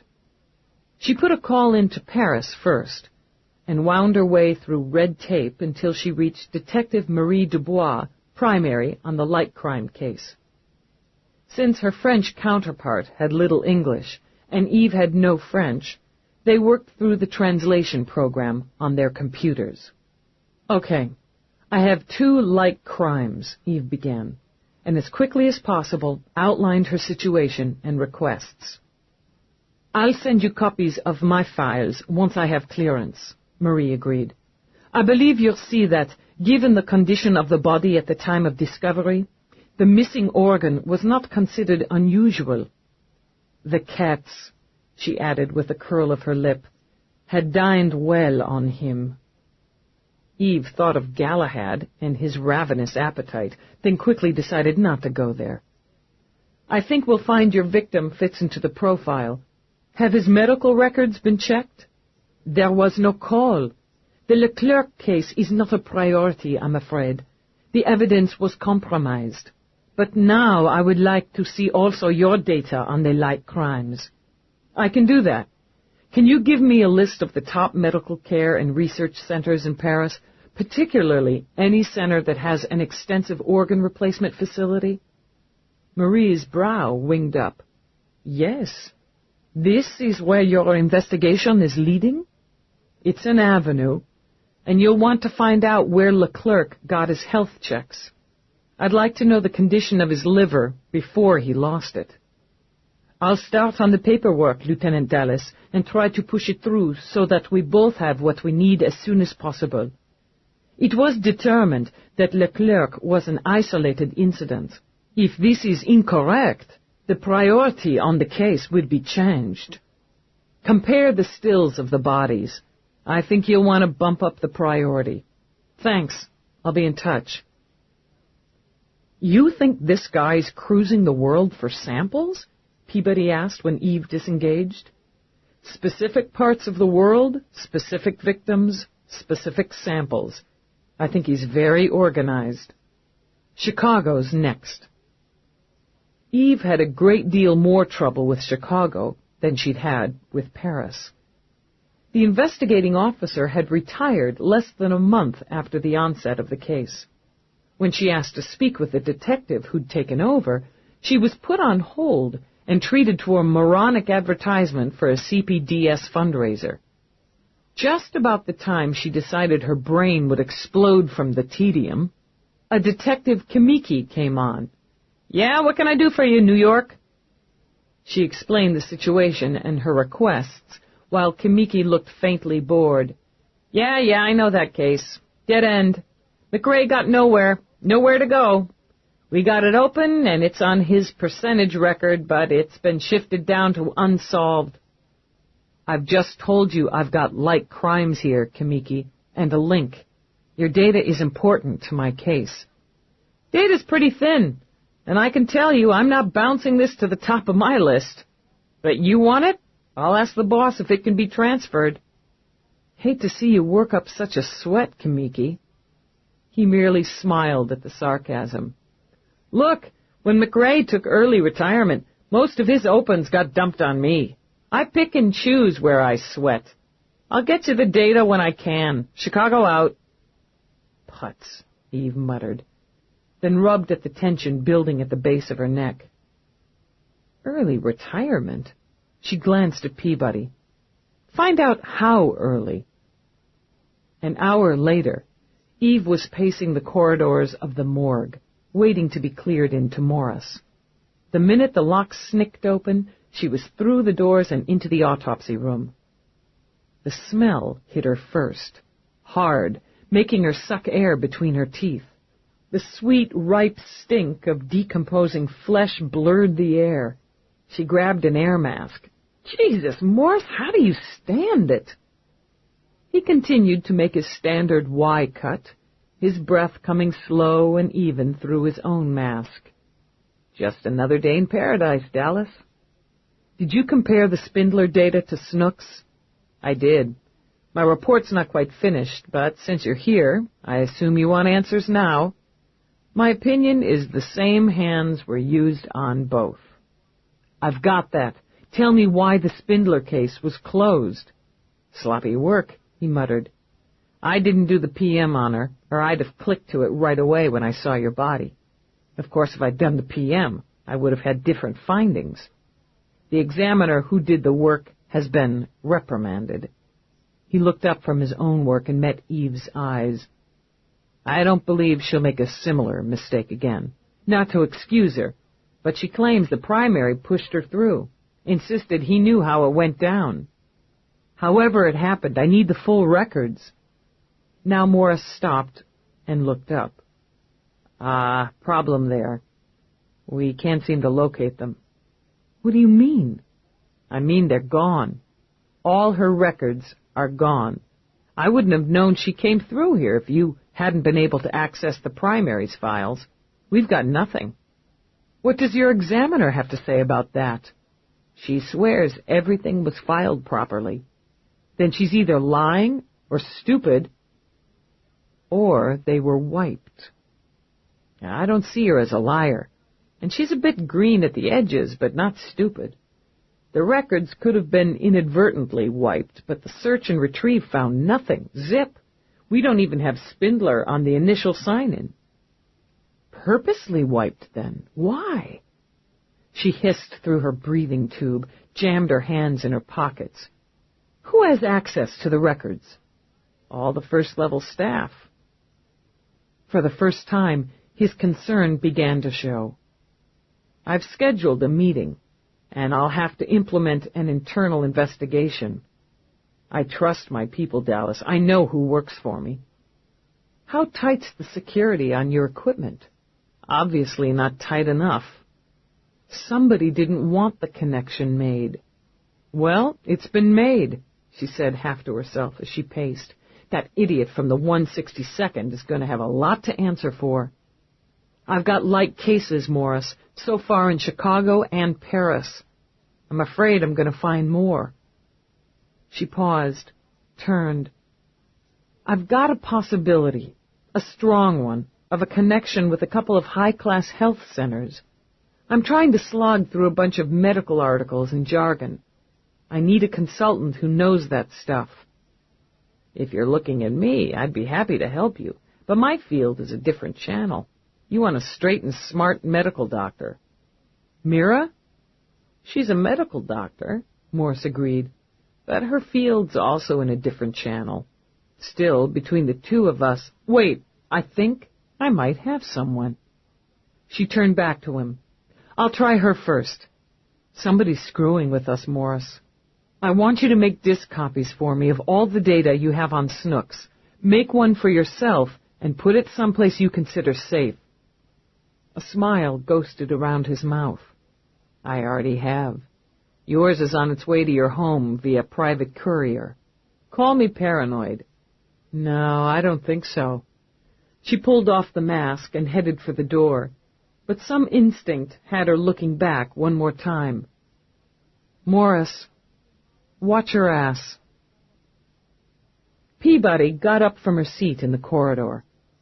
I finally accessed some data on McRae from Chicago. It's easier to get the scoop on a psycho than a cop. Protect your own, Eve mumbled as she strode to the exit door. That was worrying her. Yeah, well, our colleague's barely 30. Only had 8 years in. He retires on less than 10% of his full pension. Another 2 years, he could have doubled that. No disability, no mental fatigue, no admin request to resign? None on record, what I can get. The wind slapped Peabody in the face with glee as she stepped outside. What I can get, she said again, once she had her breath back, is he was a pretty solid cop, worked his way up the ranks, was in line for a standard promotion in less than a year. He had a good percentage rate on closing cases, no shadows on his record, and worked homicide the last 3 years. Got any personal data? Spousal pressure might have pushed him out of the job, money problems, threat of divorce. Maybe he boozed or drugged or gambled. It's tougher to get personal data. I have to do the standard request and have cause. I'll get it, Eve said, slipping behind the wheel. She thought of Roarke and his skills, and his private office with the unregistered and illegal equipment. When I have it, you'd be better off not asking how I came by it. Came by what? Peabody asked with an easy smile. Exactly. We're taking a little personal time now, Peabody. Call it in. I don't want our next stop on the log. Great. Does that mean we're going to hunt up some men and have disgusting impersonal sex? Aren't you getting enough with Charles? Well, I can say I'm feeling a little looser in certain areas these days. Dispatch, she said into her communicator. Peabody, Officer Delia, requesting personal time on behalf of Dallas, Lieutenant Eve. Received and acknowledged. You are off log. Now, about those men, Peabody said comfortably. Let's make them buy us lunch first. I'll buy you lunch, Peabody, but I'm not having sex with you. Now, get your mind off your stomach and your glands, and I'll update you. By the time Eve pulled up in front of the Canal Street Clinic, Peabody's eyes were sober. You think this goes deep, a lot deeper than a handful of dead street sleepers and LCs. I think we start making a safe copy of all reports and data, and we keep certain areas of investigation quiet. She breezed through the doors of the clinic, noted that the waiting area looked very much as it had on her previous visit, and walked straight to the check-in window. I need to speak with Dr. D'Amato. Jan, the nurse, gave Eve a sulky look. She's with a patient. I'll wait. Same place as before. Tell her I won't take much of her time. Dr. D'Amato is very busy today. That's funny. So am I. She let loose the same gusty sigh as she had on Eve's first visit, shoved out of her chair with the same irritable shrug of motion. Eve went through the doors and settled into the cramped little office to wait for Louise. It took 20 minutes, and the doctor didn't look particularly pleased to see Eve again. Let's make this fast. I've got a broken arm waiting to be set. Fine. I need you as an expert consultant on my case for the medical end of things. The hours suck, the pay's lousy, there may be some possibility of risk, and I'm very demanding of the people who work with me. When do I start? Eve smiled with such unexpected warmth and humor, Louise nearly goggled. When's your next day off? I don't get whole days, but I don't start my rotation tomorrow until 2. That'll work. Be at my home office tomorrow, 8 sharp. Peabody, give her the address. Oh, I know where you live, Lieutenant. It was Louise's turn to smile. Everyone knows where Roarke lives. Then I'll see you at 8. Satisfied, Eve headed back out. I'm going to like working with her. Do you want me to put in the request and papers to add her as consult? Not yet. Thinking of wiped records, of cops that didn't seem particularly interested in closing cases, she shook her head as she climbed back into her vehicle. Let's keep this unofficial for a while yet. Put us back on log." Using her best pitiful look, Peabody said only, "Lunch? Hell. All right, but I'm not buying anything in this neighborhood for internal consumption." A woman of her word, she headed uptown and stopped when she saw a fairly clean glide cart. Normally, Eve approached splashy social events like medicine. She avoided them whenever possible, which wasn't often enough now that she was married to Roarke, and when she couldn't wiggle out, she gritted her teeth, swallowed fast and hard, and tried to ignore the bad taste in her mouth. But she was looking forward to the fundraiser for the Drake Center.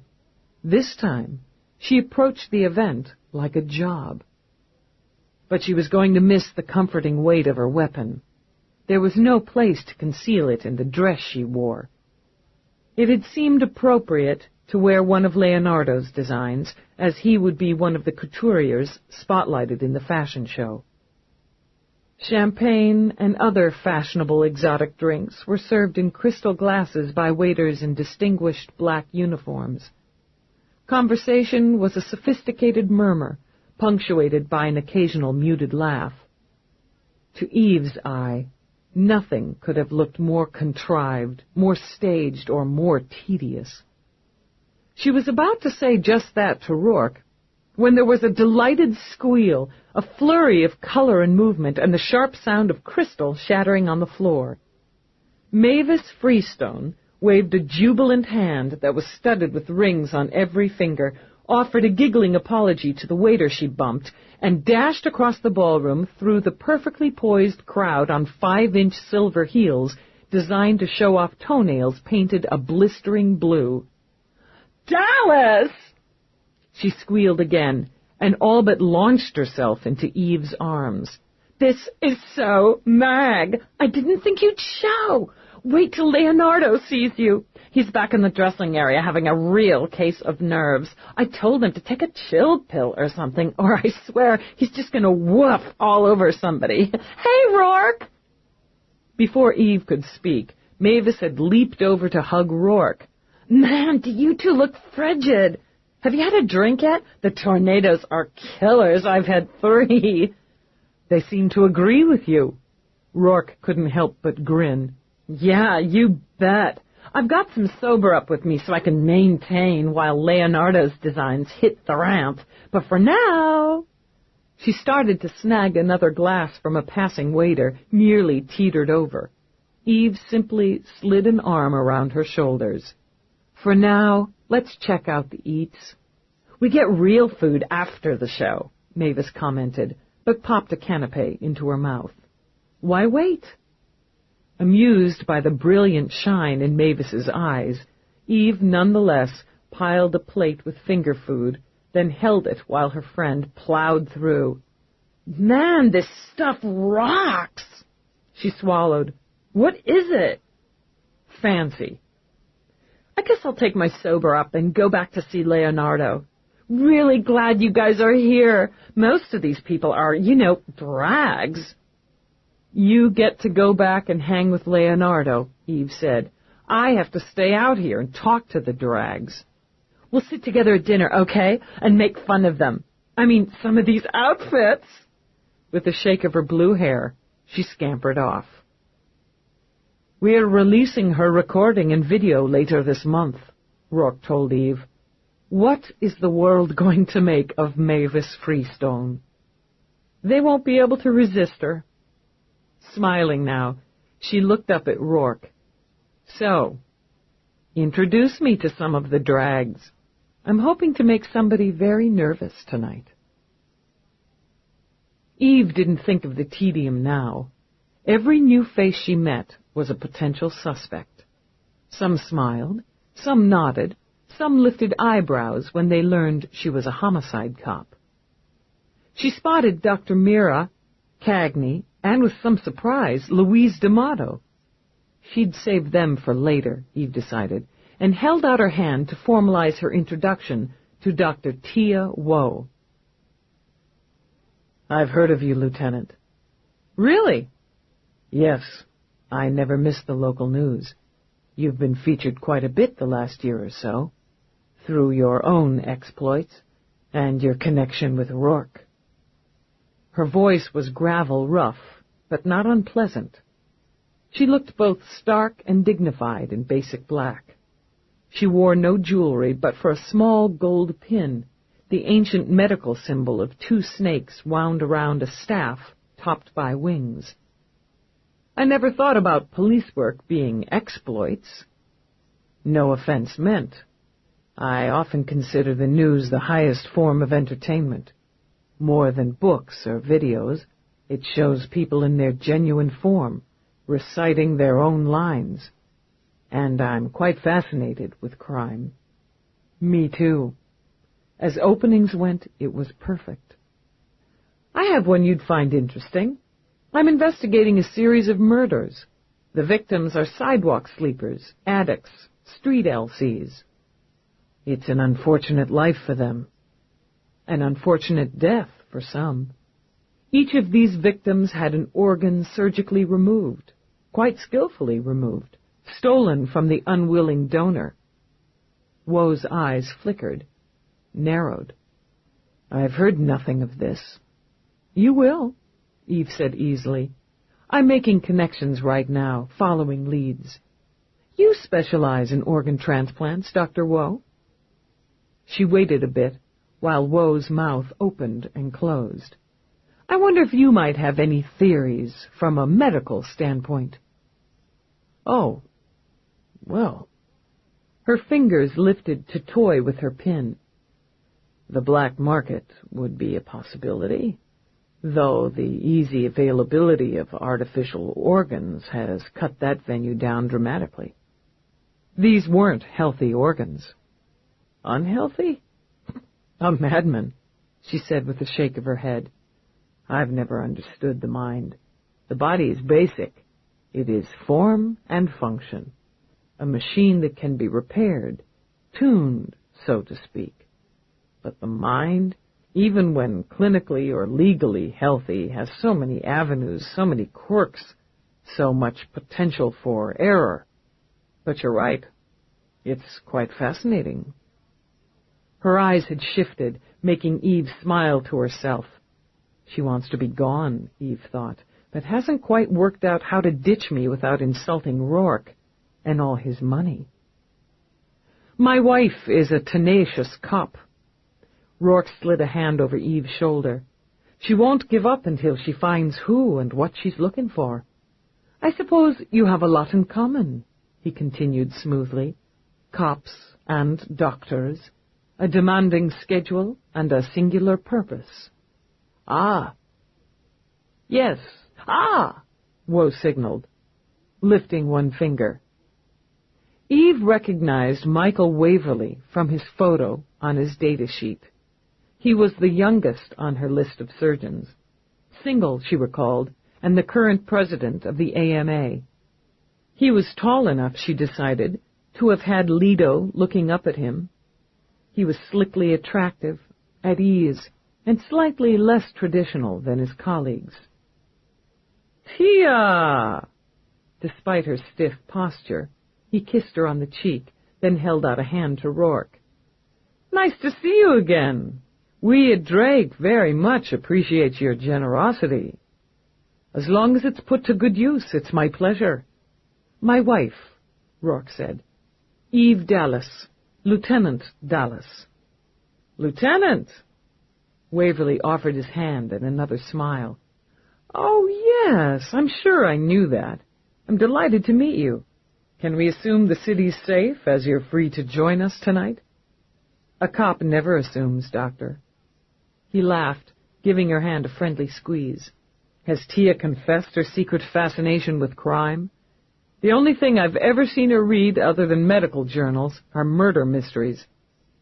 "I was just telling her about one of mine, of the non-fiction variety." Eve outlined the facts, watched a variety of expressions cross Waverly's face: mild interest, surprise, puzzlement, and finally, understanding. "You believe it's a doctor, a surgeon? That's very difficult to accept. Why? Dedicating yourself to years of training and practice to save lives, only to take them for no apparent reason? I can't fathom it. It's baffling, but intriguing. Do you have a suspect? A number of them, but no prime as yet. I'm taking a close look at the top surgeons in the city at this point. Waverly gave a short laugh. And that would include me and my friend here. How flattering, Tia. We're suspects in a murder investigation. Sometimes your humor falls very flat, Michael. With anger sparking in her eyes, Woe turned her back on them. Excuse me. She takes things quite seriously, Waverly murmured. Well, Lieutenant, aren't you going to ask me my whereabouts on the night in question? I have more than one night in question, Eve said easily, and that would be very helpful. He blinked in surprise, and his smile didn't shine quite so brightly. Well, this hardly seems the time and place to discuss it. I'll schedule an interview as soon as possible. Will you? His voice had dropped several degrees and bordered on cold. You're straight to the point, I see, Lieutenant. Eve decided she'd insulted him, but hadn't unnerved him. He wasn't a man who expected to be questioned, she concluded. I appreciate your cooperation. Roarke, we should say hello to Mira. Of course. Excuse us, Michael. That was smoothly done, he murmured in Eve's ear as they moved through the crowd. I've watched you cut somebody off at the knees politely often enough to get the hang of it. Thank you, darling. I'm so proud. Good. Find me another one. Roarke scanned the crowd. Hans Vanderhaven should suit your mood. He steered her through the crowd toward a big man with a gleaming bald head and a natty white beard, standing beside a tiny woman with enormous breasts and a waterfall of gilt-edged red hair. That would be the doctor's newest wife, Roarke murmured in Eve's ear.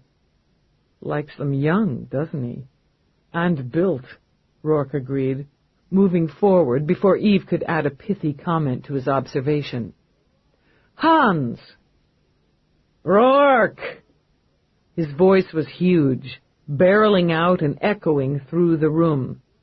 Lively eyes the color of chestnuts landed on Eve, took her measure. This must be your wife! Enchanted! You're with the police department? That's right.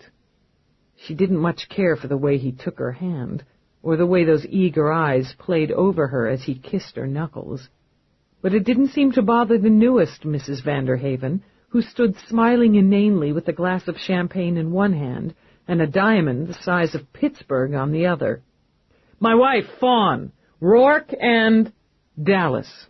Eve Dallas.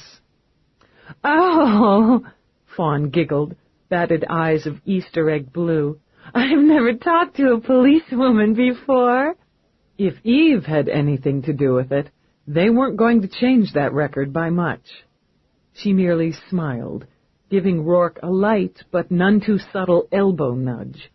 Understanding, he shifted toward Fawn and, recognizing type and priorities, began to compliment her on her dress.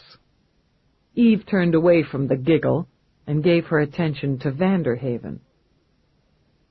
I noticed Dr. Woe had a pin like the one you're wearing.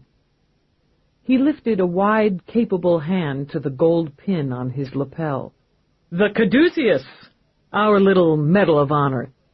I imagine those in your profession have their own symbols. Now, I don't imagine you asked Roarke to distract my delightful wife so we could discuss accessories.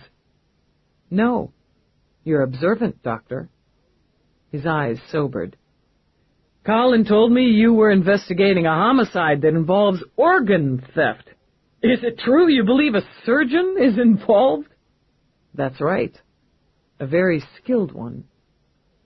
So, Eve thought, there would be no dancing, no pleasantries. I hope I can count on your cooperation. I'll be scheduling interviews over the next several days. It's insulting. Necessary from your viewpoint, I'm sure, but insulting. No surgeon, no doctor would have willfully, uselessly terminated a life as you described to Colin. It's only useless until we know his motive, Eve said evenly, and watched Vanderhaven's lips tighten. The murder was done, the organ taken, and according to several expert sources, the surgical procedure was performed by skilled hands. Do you have another theory? Occult. He said it shortly, then took a sip of whiskey, took a deep breath. You'll pardon me for being sensitive about this issue, but we're speaking about my community, my family, in a very real way. Occult, he repeated in a tone that demanded she accept. With a member or members trained in the medical field, certainly. The days of doctors mining bodies for parts went out with catgut. We have no use for damaged organs. She kept her eyes level on his. I don't believe I mentioned the organ taken was damaged. For a moment, he only stared, then blinked. You've said it came from an indigent. It was bound to be flawed. Excuse me, my wife and I should mingle. He took the still simpering fawn firmly by the elbow and drew her away. You owe me. Roarke grabbed a flute of champagne off a tray and took one long sip. I'm going to have that irritating giggle in my sleep. Interesting. He was right up front about the case and pretty steamed about my angle of investigation. It sounds to me as if he and Kagny have had a consult about it. That's understandable. They're friends as well as colleagues. Maybe Mira can give me some personal data on this group.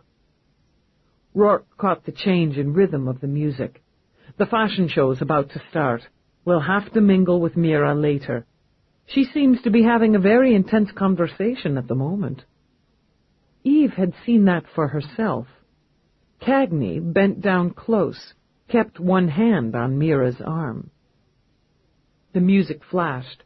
The crowd swirled to ensure good views for the fashion display.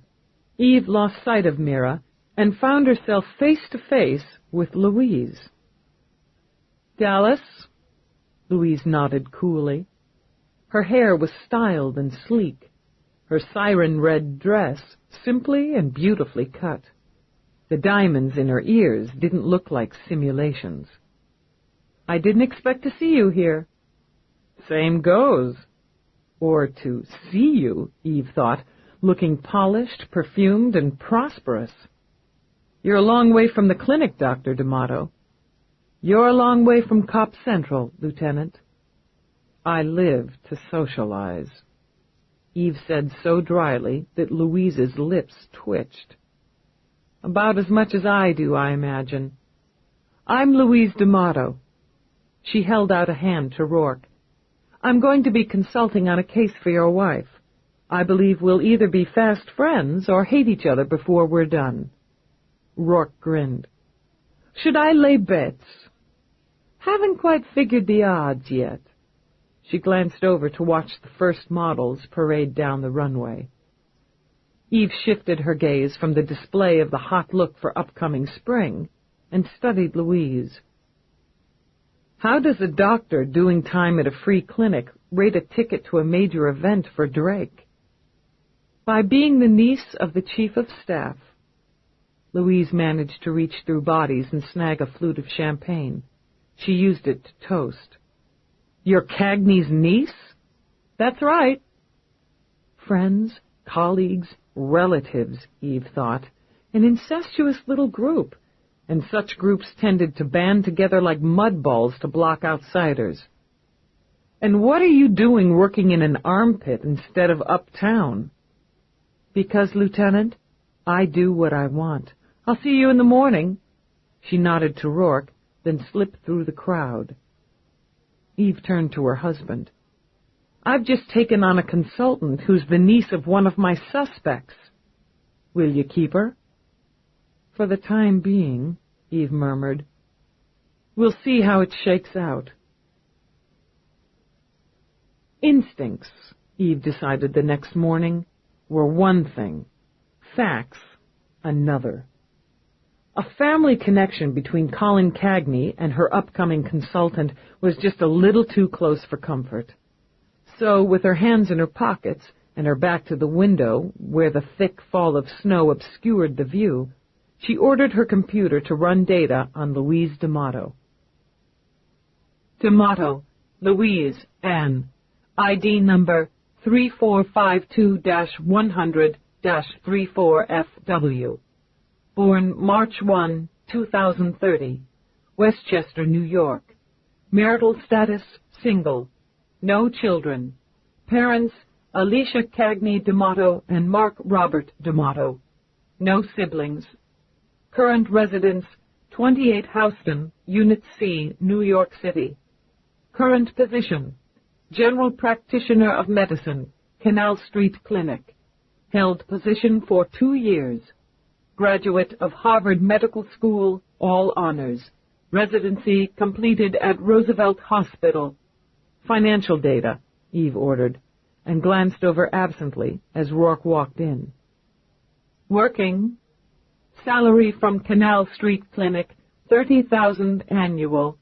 Eve snorted. She didn't buy those rocks she was wearing on her ears with a pitiful $30,000 a year. That's less than I make, for Christ's sake. Income from trust fund, stock dividends, and interest, approximately $268,000 annual. That's more like it. So, with that kind of income, why isn't she living in some fancy digs uptown? $250,000 doesn't buy what it used to, Roarke said easily, and moved over to glance at her monitor. Who are you running, the young doctor? Yeah. She'll be here in a few minutes. I have to decide whether to kick her or bring her in. Eve frowned. A trust fund baby with high connections at Drake, but she puts in miserable time at a free clinic where she treats street people for peanuts. Why? Cocking his head, Roarke sat on the edge of her desk. I know a certain cop who now has what some would call a substantial personal income and high connections at nearly every level of business in any area on or off planet. Yet she continues to work the streets, often putting herself at personal risk. For peanuts. He paused a moment. Why? The money stuff, that's your deal, Eve muttered. No, darling, it's yours. And maybe this is hers. Maybe, like you, this is who she is. She considered a moment, shuffling his money and her part of it aside where she preferred it. You liked her. On brief first impression, yes. More to the point, you do. Maybe I do. She paused a moment. Yeah, I do. But I don't know what she'll do if the arrow points at her uncle. She rolled her shoulders once. I guess we'll just have to find out. Computer, file and save all data and disengage. I have the information you asked me for yesterday. Roarke slipped a disk out of his pocket, slid it into hers. I don't know how helpful it's going to be. I didn't see any connection between your case and Wesley Friend. He didn't appear to have much of an underbelly. He comes off as a man dedicated to his family and his work. The more you know, the more you can cross off. I appreciate it. Any time, Lieutenant. Roarke took her hands, slid his up to her wrists, and tugged her closer.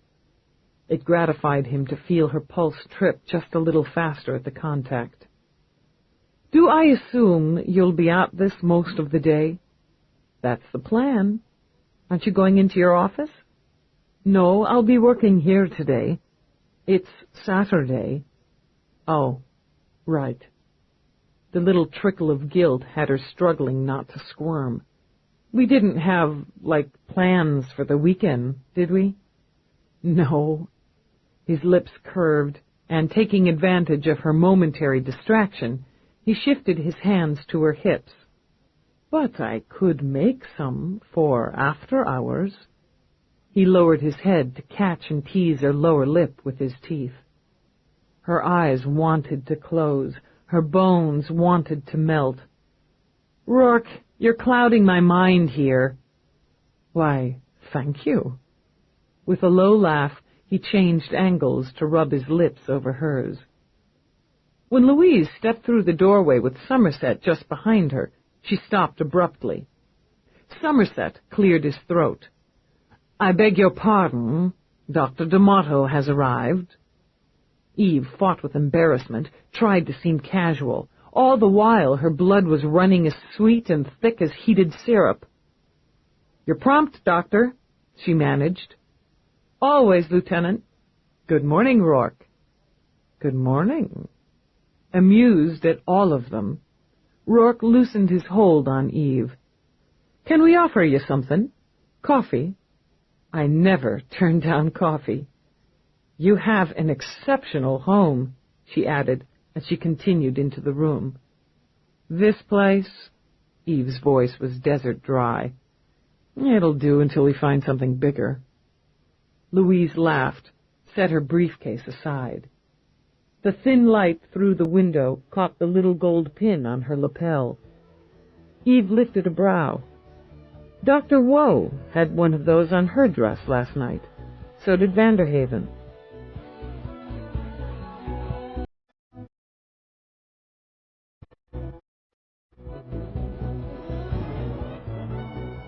This is the end of this cassette. This program is continued on side 1 of cassette number 3.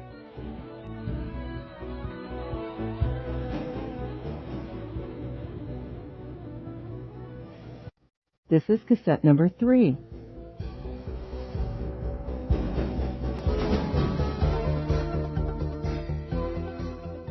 Louise laughed, set her briefcase aside. The thin light through the window caught the little gold pin on her lapel. Eve lifted a brow. Dr. Woe had one of those on her dress last night. So did Vanderhaven.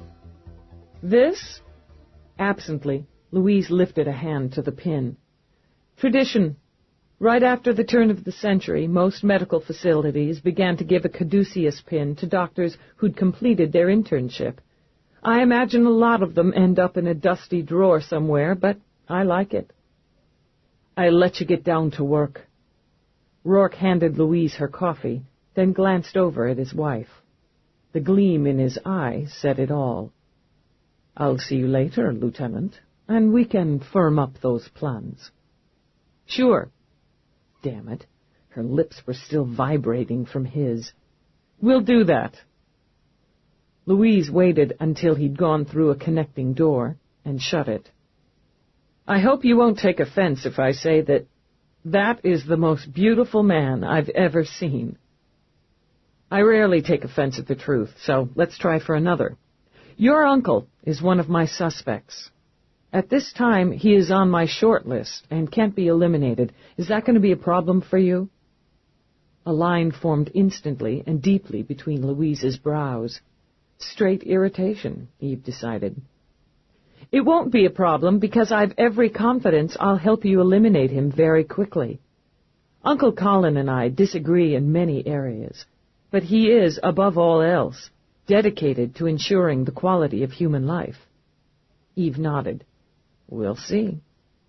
I want you to take a look at the data I've accessed, then translate it for me in terms someone who didn't graduate from Harvard Medical can understand. Louise's brows winged up. You checked up on me. Did you think I wouldn't? No. Once again, Louise's face relaxed into a smile. I was certain you would. It's nice to be right. Then let's get started. Late in the afternoon, while the snow continued to fall, Eve sat alone in her office and read over Louise's simple translation of the medical data that had been gathered. Basically, artificial organs, the process initially discovered by Friendly and his team and refined over the years, were cheap, efficient, and dependable. The transplant of human organs was not. It was necessary to find a match, to remove from a donor a healthy specimen, to preserve and transport the organ. The building of organs from the patient's own tissues was more advantageous as there was no risk of rejection, but was costly in time and money. With current medical knowledge, human donors were few and far between. For the most part, healthy organs were harvested, donated, or brokered from accident victims who could not be repaired.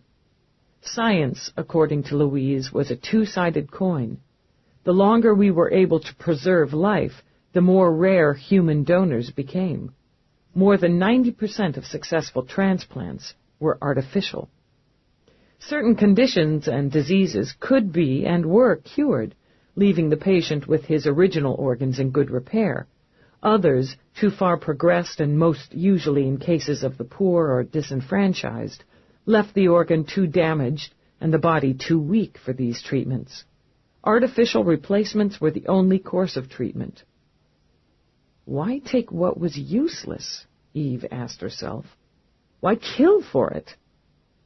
She looked up as Roarke came in. Maybe it's just another mission after all, she began.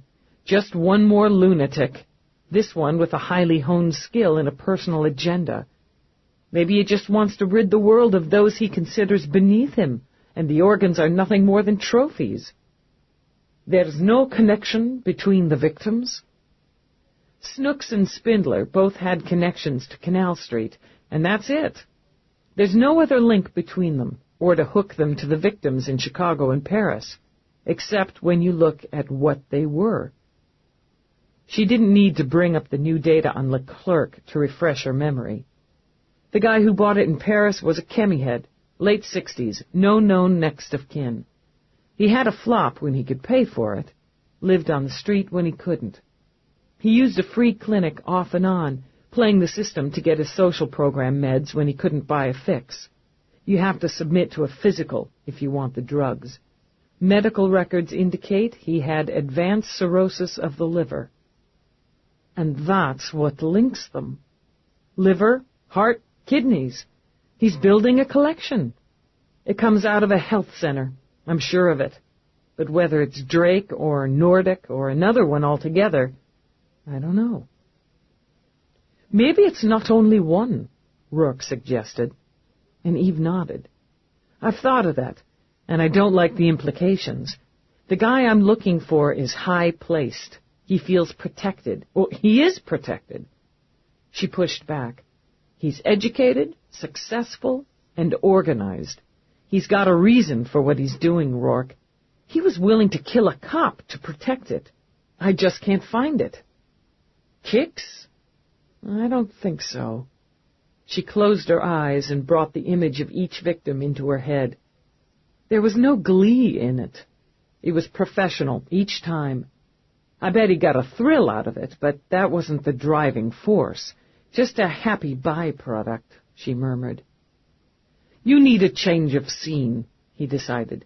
A distraction, so you can come back to this with your mind clear on Monday. Let's go. Go? Where? She gestured to the window.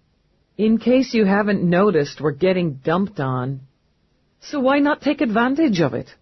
He tugged her to her feet. Let's build a snowman. He surprised her constantly, but this time she simply gaped. You want to build a snowman? Why not? I thought we'd fly out, spend the weekend in Mexico, but... Still holding her hand, he looked out the window and smiled. How often do we get an opportunity like this? I don't know how to build a snowman. Neither do I. Let's see what we can come up with. A weekend with Roarke, Eve thought, could smooth out the rough edges of broken glass. The man was amazingly inventive. She'd intended to work on Sunday, but before she could roll out of bed, she was being plucked out and carried off to the hollow room. The next thing she knew, she was buck naked on a simulation of Crete. New York was buried under 2 feet of snow. Jet ski patrols were handling any threat of looting, and medevac teams were scouting out the snow wrecked. All but emergency and necessary city personnel were ordered to stay home. So why not spend the day at the beach eating fat purple grapes? When she woke Monday morning, she was limber, clear-headed, and refueled. She kept one ear tuned to the news on the bedroom screen as she dressed. Reports were that all major streets had been cleared. When the link beeped, she finished buttoning her shirt, scooped up her coffee, and answered. Dallas. Dispatch, Dallas, Lieutenant Eve. Report to Sleeper Village, Bowery. Reported homicide. Priority 1. Uniforms on scene. Notify Peabody, Officer Delia. I'll pick her up en route. I'm on my way. Dallas out. She broke transmission, exchanged her coffee for a weapon harness. God damn it. He got another one. Watch your back, Lieutenant, Roarke ordered as she strode out. It didn't lift her mood to see the uniforms on scene were Bowers and Trueheart. She fought her way to the curb on the streets that were lumpy and slick with snow, then gave herself time for one long breath. If I look like I'm going to deck her, yes, sir, let me, Eve snapped and pushed out of the car. Her boots sank into the snow, and she kept her eyes on Bowers as she plowed through it. The sky overhead was as hard and cold as her heart. Officer Bowers, your report? Subject female, undetermined age and identity. Out of the corner of her eye, Eve saw Trueheart open his mouth, then shut it again. We found her in a crib, as with victim Snooks. However, there is considerable blood in this case. As I am not a medical technician, I cannot verify which piece of her was removed, if any. Eve scanned the area, saw this time that there were more than a dozen faces, pale, thin, with dead eyes staring over the line of police sensors. Have you questioned any of these people? No. Do so, she ordered, then turned to start toward the crib that had been marked with blipping police sensors. Bowers jerked her head at Trueheart, sending him on his way, but fell into step beside Eve. I've already filed another complaint. Officer Bowers, this is not the time or place to discuss interdepartmental business. You're not going to get away with calling me at home, threatening me. You stepped way over, Dallas. Both baffled and irritated, Eve stopped long enough to study Bowers's face. There was anger, yes, and resentment, but there was also a sticky kind of smugness in her eyes. Bowers, I didn't contact you at home or anywhere else, and I don't make threats. I've got my link log as evidence. Fine. But when Eve started forward again, Bowers grabbed her arm. Eve's hand curled into a fist, but she managed to keep it from ramming into Bowers' face. Officer, we are on record, and you are interfering with my investigation of a reported homicide. Step back. I want it on record. Bowers shot a glance at the lapel recorder on Peabody's uniform. Excitement was pumping through her, and the control was slipping greasily out of her hands. I want it on record that I've gone through proper official channels to report your conduct, and that if appropriate action isn't taken by the department against you, I'll exercise my right to file suit against both you and the department. So noted, officer. Now step back before I start exercising my rights. You want to take a swing at me, don't you? Her eyes glittered. Her breath began to heave. That's how your type handles things. Oh, yeah. I'd love to kick your arrogant ass, Bowers, but I have something a little more pressing to do at the moment. And since you refuse to follow orders, you are relieved of duty as of this moment. I want you off my crime scene. It's my crime scene. I was first on scene. You've been relieved, officer. Eve jerked her arm free, took 2 steps, then swung around, teeth bared, as Bowers made another grab. You lay hands on me again, and I'll kick your face in. Then I'll have my aide place you under arrest for interfering with an investigation. We've got a personal problem here, fine and dandy. We can handle it later. You can pick the time and place, but it won't be here, it won't be now. Get the fuck off scene, Bowers. She waited a beat, straining to hold her own snapping temper in check. Peabody, notify Bowers' lieutenant that she has been relieved and ordered from the scene. Request another uniform to be sent to our location to assist Officer Trueheart in crowd control. I go, he goes. Bowers, if you are not behind the sensors in 30 seconds, you will be put in restraints and charged. Not trusting herself, Eve turned away. Peabody, escort Officer Bowers back to her vehicle. My pleasure, sir. Horizontal or vertical, Bowers, she said pleasantly. I'm going to take her down. Bowers' voice shook with rage. And you're going with her. Already composing her follow-up complaint, Bowers stomped through the snow. You all right, Dallas? I'd be better if I could have pounded on her a while, Eve hissed a breath out through her teeth. But she wasted enough of our time. Let's do our job. She approached the crib, crouched, pulled back the tattered plastic that served as a doorway. Blood, rivers of it, had spilled, pooled, congealed. Reaching into her field kit, Eve took out Seal-It. Victim is female, black, age between 90 and 110. Visible wound in abdomen appears to be cause of death. Victim has bled out. There are no apparent signs of struggle or sexual abuse. Eve inched into the crib, ignoring the blood that stained the tips of her boots. Notify the ME, Peabody. I need Morris. At a guess, I'd say her liver's gone. Jesus. But he wasn't worried about being neat this time. The edges of the wound are straight and clean, she added, after she fixed on micro-goggles and bent closer. But there is no clamping as evidenced on other victims, no sealing to prevent bleeding. She was still wearing her shoes, Eve noted, the hard, black slip-ons many of the city's shelters handed out to the homeless. There was a mini-player beside the thin mattress and a full bottle of street brew. No robbery, she murmured, and continued to work. Time of death, calculating lowest ambient temperature, is established on scene at 02:30. She reached out, found an expired beggar's license. Victim is identified as Jalessa Brown, age 98, of no fixed address. Lieutenant, can you move your left shoulder? I need to give a full body shot for record. Eve shifted to the right, eased in another inch, and felt her boot scrape something under the pool of blood. Reaching down, she closed her sealed fingers over a small object and drew out a gold pin. The coiled snakes of the caduceus ran with blood. Look what we have here, she murmured.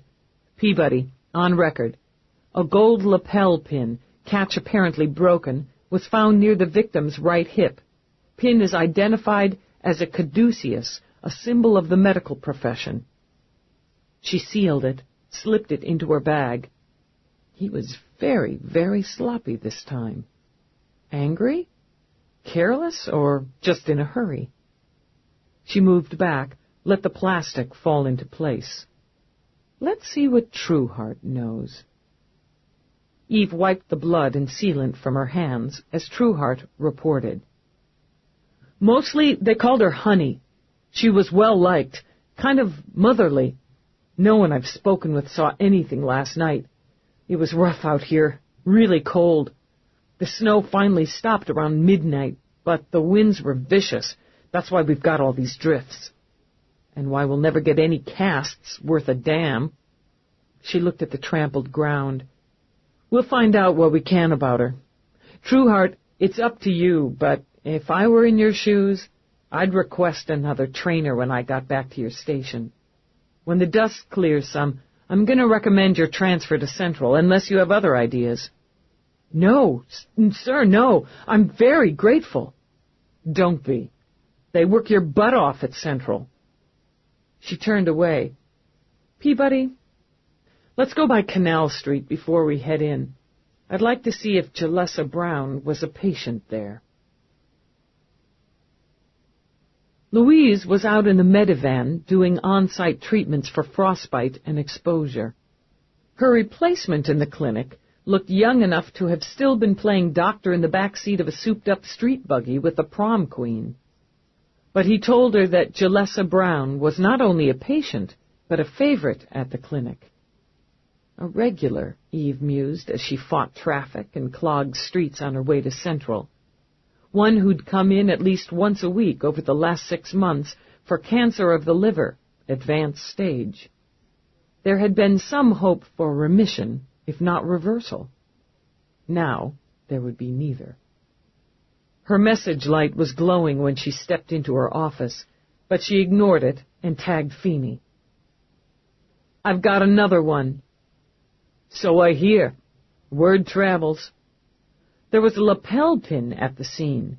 It's this medical symbol. I took it by the lab, sat on Dickhead until he verified it was gold. The real thing. Can you run it for me? See if you can find out who sells them. "Will do. You talked to McNabb?" "Not yet." Her stomach hitched. "Why?" He sighed, and paper rattled as he reached into his bag for his favorite almonds. "London. 6 months ago. Funky junkie found in his flop. He'd cooked for a few days before they found him. Kidneys were missing. That's what we had with Spindler. But this scene was a mess. Blood everywhere. He was either in a hurry or he doesn't care anymore. I'll tag McNabb and get the details. He's on his way over there. Send the pin back with him, and I'll run it." "Thanks." Her link beeped incoming the minute she ended transmission. "Dallas." "I need you in my office, Lieutenant. Now." Bowers was all Eve could think, but nodded briskly. "Yes, Commander. On my way." She hailed Peabody on her way out. "McNabb's on his way over with details on a potential victim in London. Work with him on it. Use my office." Whitney didn't keep Eve waiting, but cleared her straight through. He was at his desk, his hands folded, his eyes neutral. "Lieutenant, you had another altercation with Officer Bowers." "Yes, sir." "On record at the scene this morning." God damn it, Eve thought. She hated this. It was like playing tattletale with the school principal.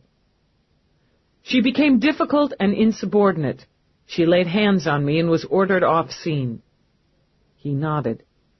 "You couldn't have handled it differently?" Biting back a retort, Eve reached into her bag and pulled out a disc. "Sir, this is a copy of the record from the crime scene. You look at it, then tell me if I could or should have handled it differently." "Sit down, Dallas." "Sir, if I'm to be reprimanded for doing my job, I prefer to be reprimanded while I'm on my feet." "I don't believe I have reprimanded you, Lieutenant."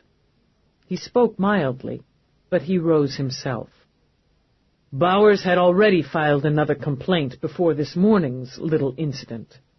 She claims that you contacted her at home Saturday evening and threatened her with physical harm." "Commander, I have not contacted Bowers at home or anywhere else."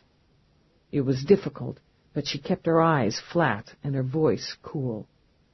"If and when I have threatened her after provocation, it's been face-to-face and on record.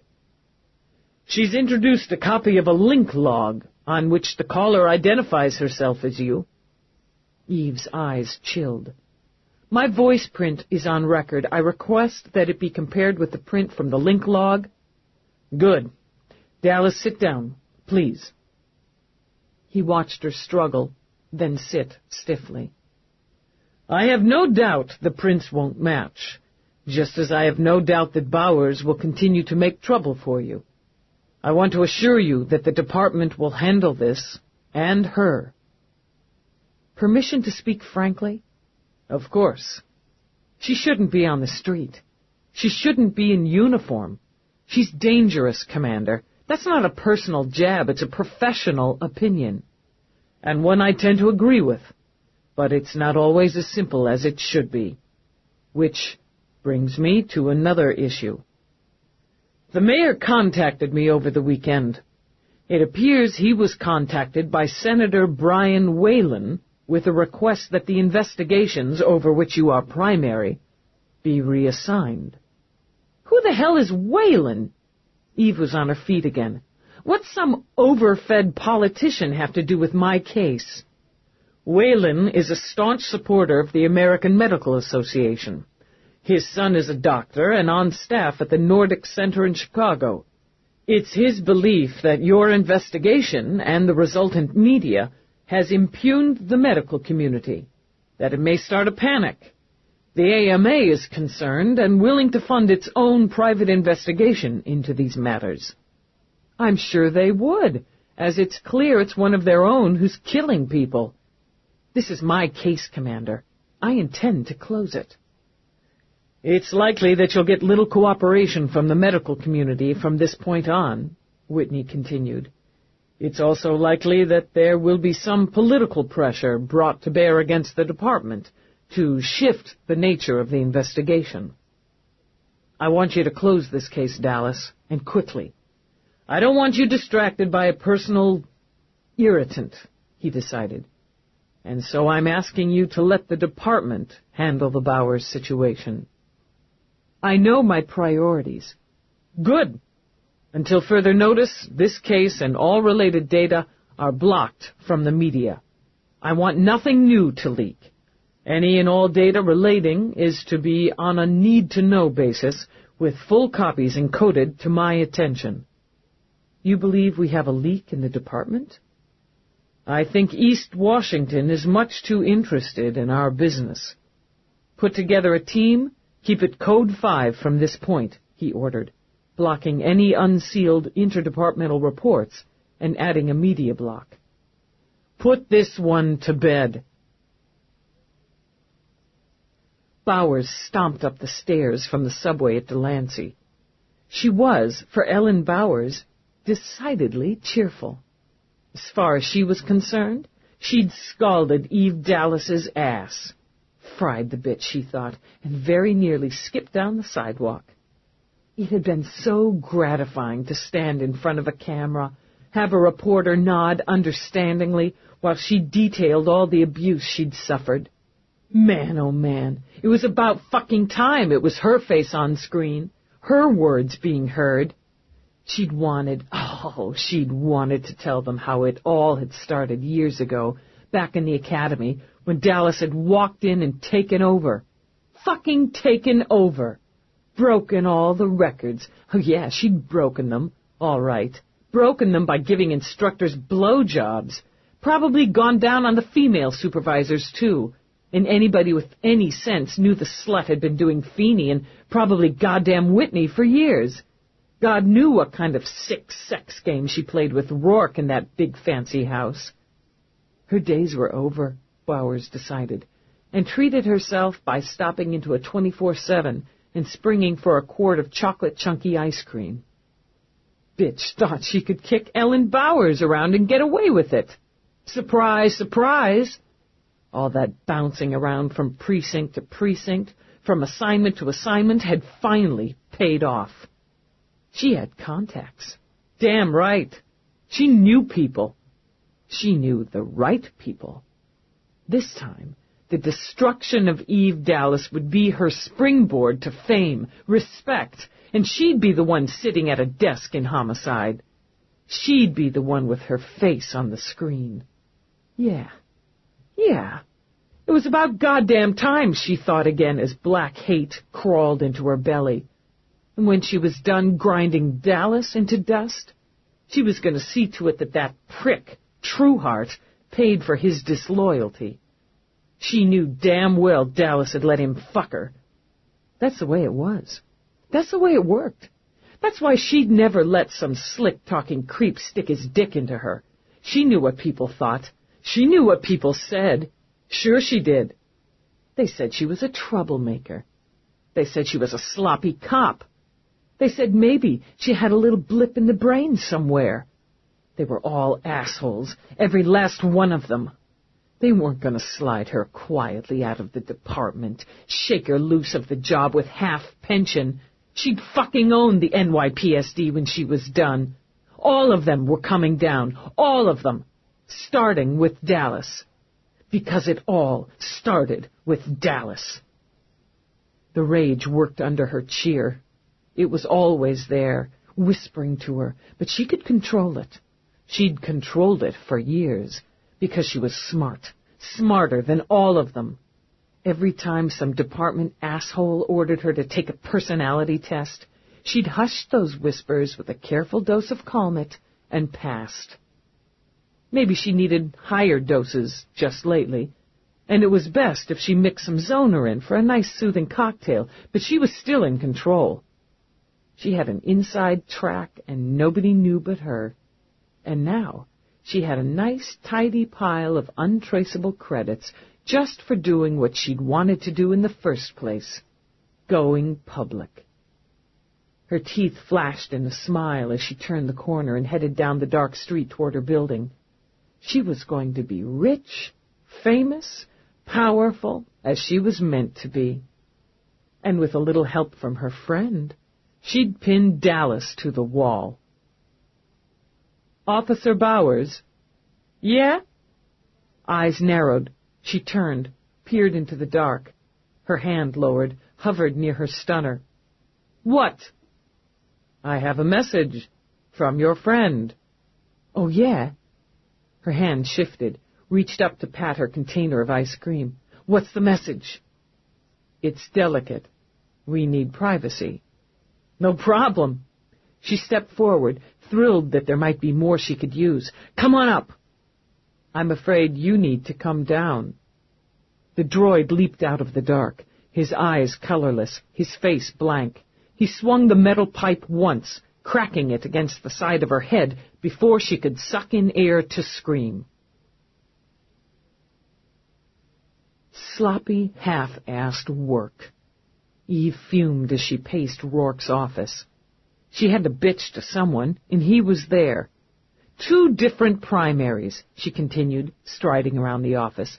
2 different cops, and both of them fucked up the case. What are they using to train them in Chicago? Old videos of the 3 boobs? I think that's stooges, Roarke murmured. What? He glanced up, focused fully on her, and smiled at the absolute baffled fury on her face. Stooges, darling? The 3 stooges? What's the difference? They're still incompetent knotheads. Half the paperwork's missing. There's no documentation of witness interviews or reports. The post-mortem documents are lost. They did manage to ID the victim, but nobody did a background check, or if it was done, it's not in the file. What do you have? A dead guy, she snapped, with a missing heart. She frowned as Roarke rose and walked over to select a bottle of wine from his chill box. Maybe somebody got to them. Bribed. Threatened. Shit. The leak on this might not just be in the NYPSD. It might be all over the damn place.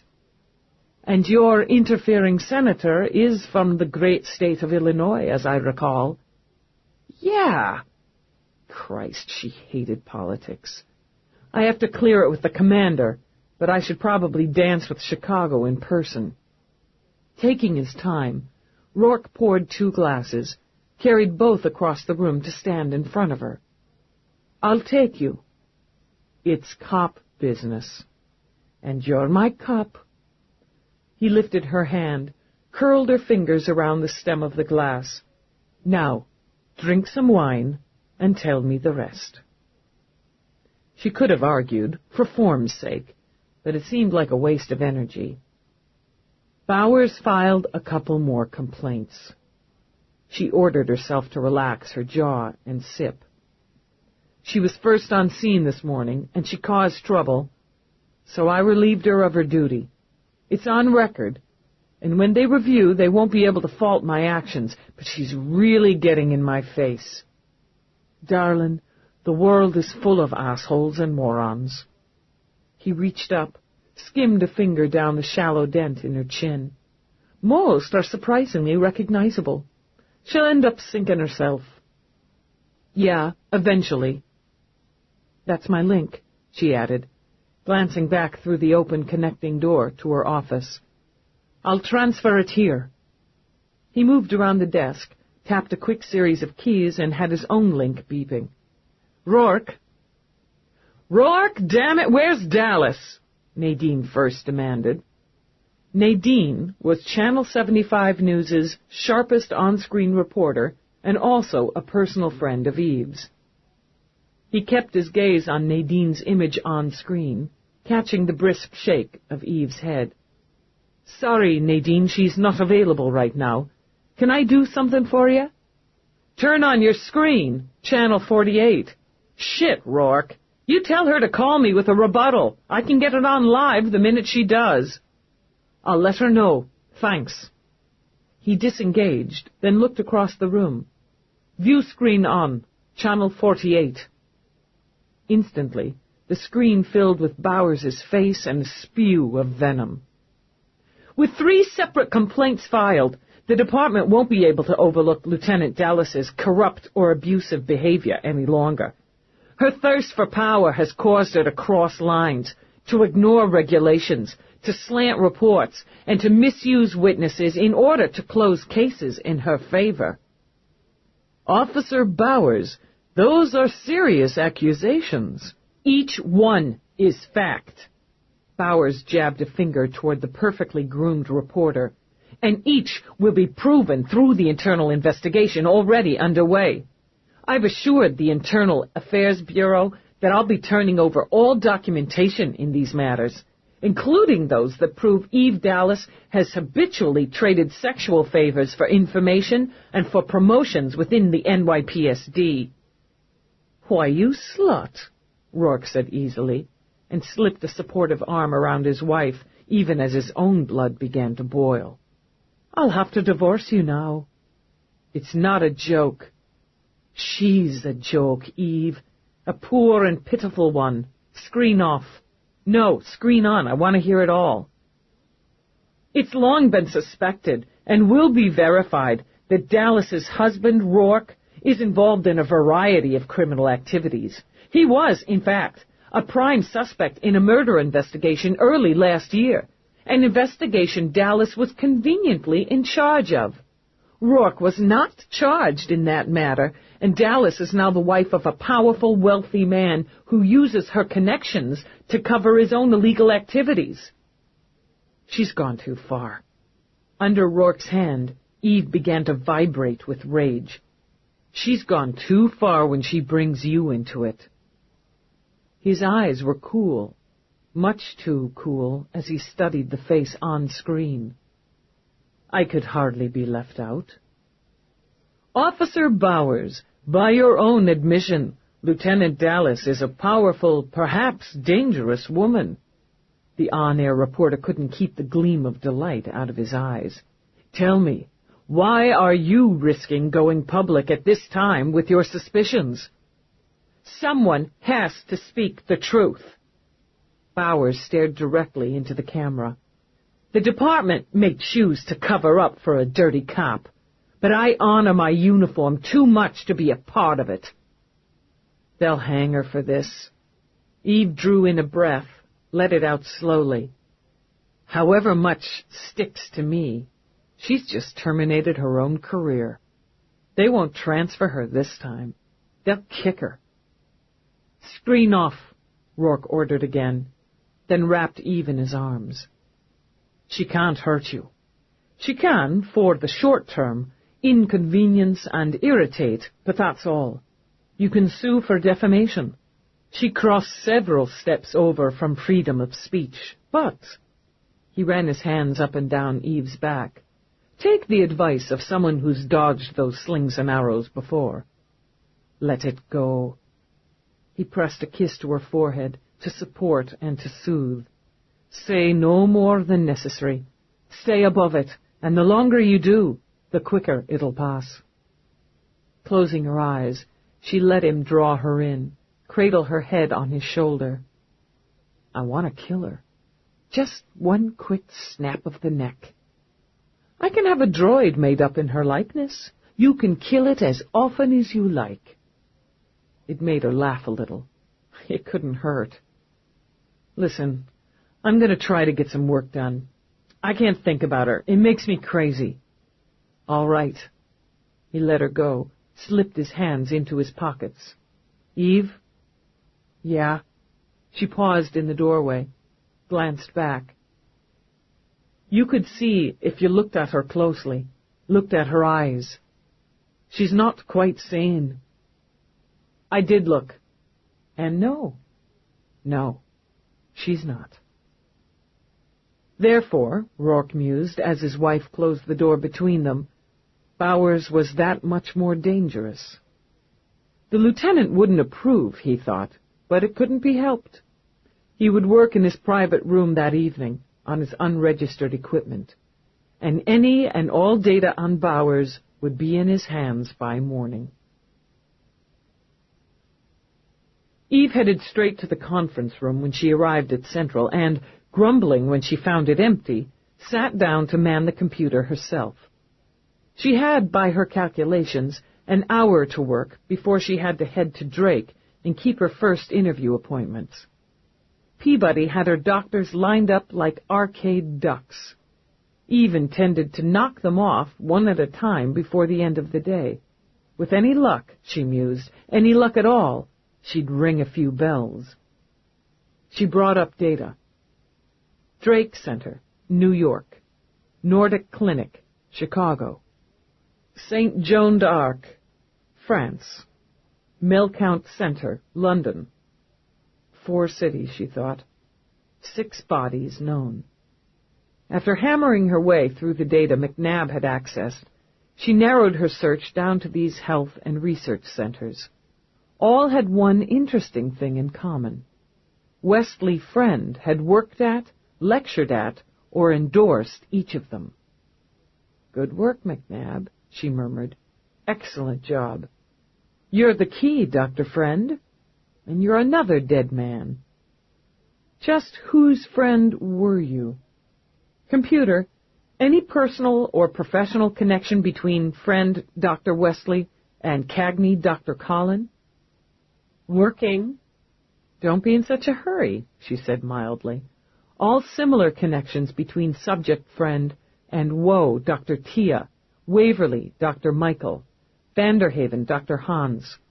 Enough of a list for now, she decided. Engage. Recalibrating. Working. You do that little thing, she murmured, and pushed away from the desk to get a cup of coffee. She winced at the smell instantly, and wished to God that Peabody would report in so she could get some decent coffee out of her office. She was considering making a dash for it herself when Peabody walked in, closed the door behind her.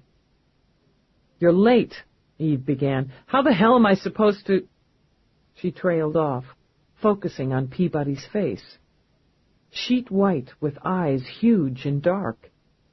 What is it? Sir. Bowers. Oh, fuck Bowers. I don't have time to worry about her now. We're working murder here. Dallas. She's dead. Peabody took a concentrated breath, in and out, to help slow the rapid thump of her heart. Somebody beat her to death last night. They found her a couple of hours ago in the basement of her building. Her uniform, weapon, ID had all been stripped and taken from the scene. They ID'd her by prints. Peabody swiped a hand over white lips. Word is there wasn't enough left of her face to make her visually. It's a positive ID. It's her. I went down and checked after I heard it in the bullpen. Prints and DNA match. They just confirmed. Jesus. Jesus Christ. Staggered, Eve pressed her fingers to her eyes, tried to think. Data is complete. Display, vocal, or hard copy? Save and file. God. She dropped her hands. What have they got on it? Nothing. At least nothing I could dig out. No witnesses. She lived alone, so nobody was expecting her. There was an anonymous call reporting trouble at that location. Call came in about 5:30. A couple of uniforms found her. That's all I know. Robbery? Sexual assault? Dallas, I don't know. I was lucky to get this much. They're shutting in fast. No data in, no data out. There was a sick ball in her stomach, a slick weight rolling there she didn't quite recognize as dread. Do you know who's primary? I heard Baxter, but I don't know for sure. Can't confirm. Okay. She sat, tunneled her fingers through her hair. If it's Baxter, he'll give me what data he can. Odds are it's not connected to ours, but we can't discount it.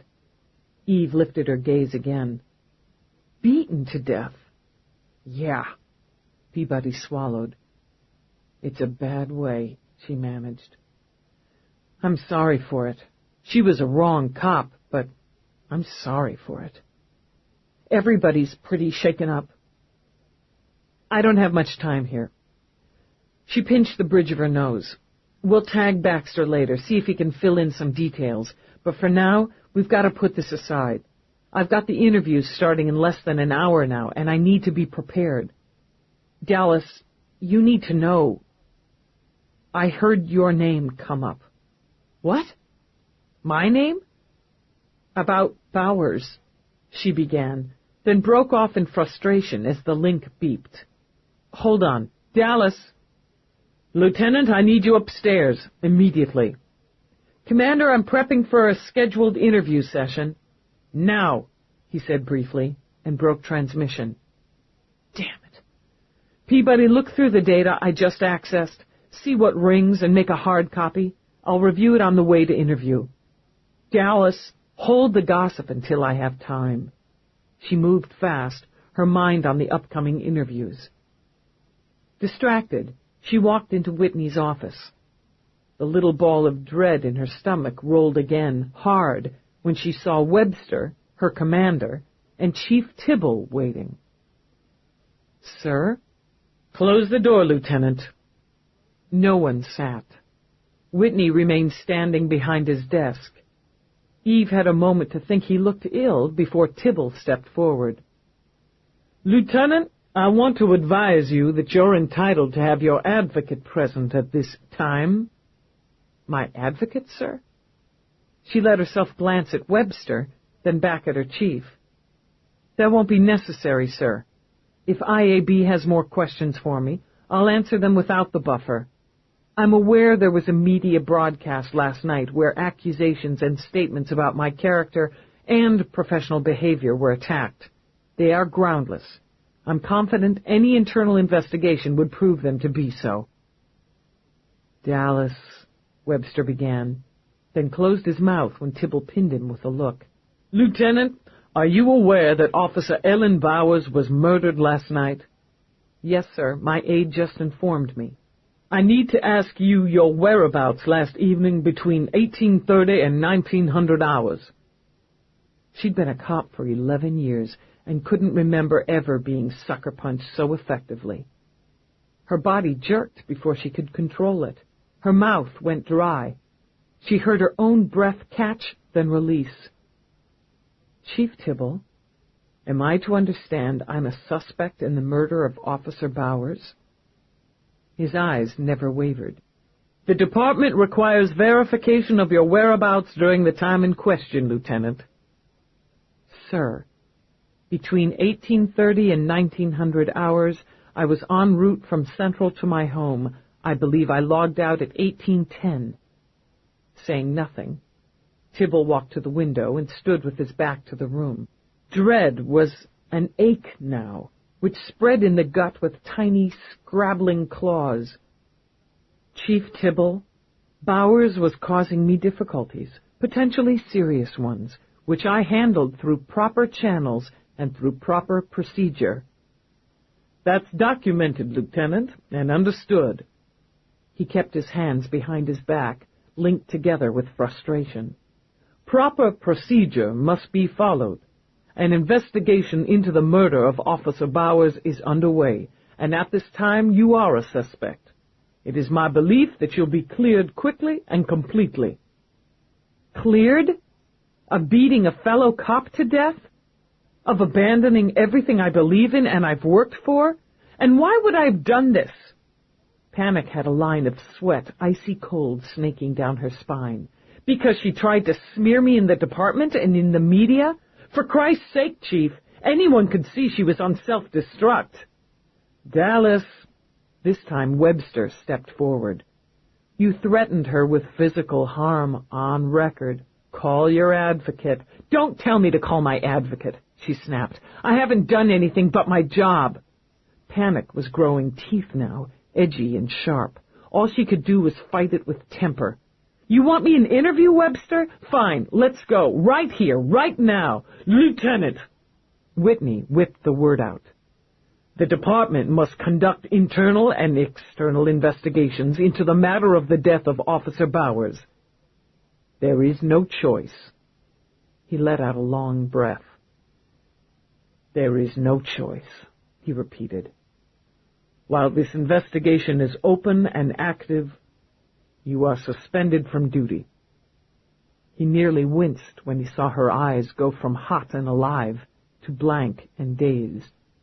Nearly cringed when he saw every ounce of color drain out of her face. It is with regret, Lieutenant, great personal regret, that I ask you to turn in your weapon and your shield. Her mind had gone dead, utterly dead, as if some electrical current had been shut off. She couldn't feel her hands, her feet, her heart. My shield. Dallas. He stepped to her, his voice gentle now, his eyes storming with emotion. There's no choice.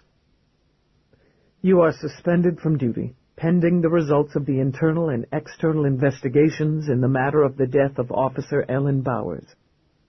I must ask you for your weapon and your badge. Her joints felt rusty as she reached down for her badge, then over to release her weapon. Putting them in Whitney's hand was like ripping out her own heart. Someone said her name, twice, but she was walking out of the room, blind, heading toward the glide fast, her boots clicking on scarred tile. Dizzy, she gripped the rail until her knuckles went white. She managed to walk. Her legs felt like rubber, but she put one in front of the other. God, she needed air. Couldn't breathe. Dizzy, she braced a hand on the doorway of the conference room.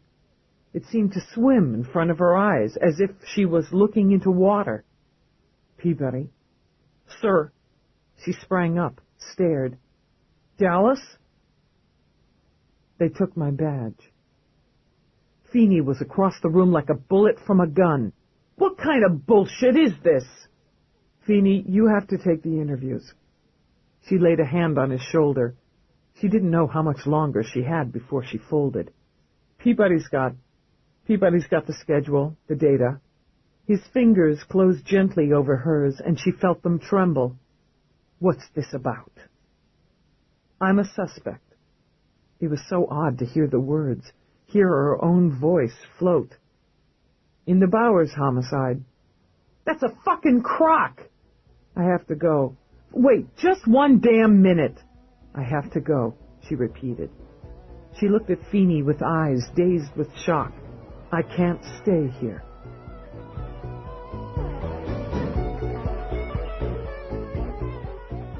This is the end of Side 1.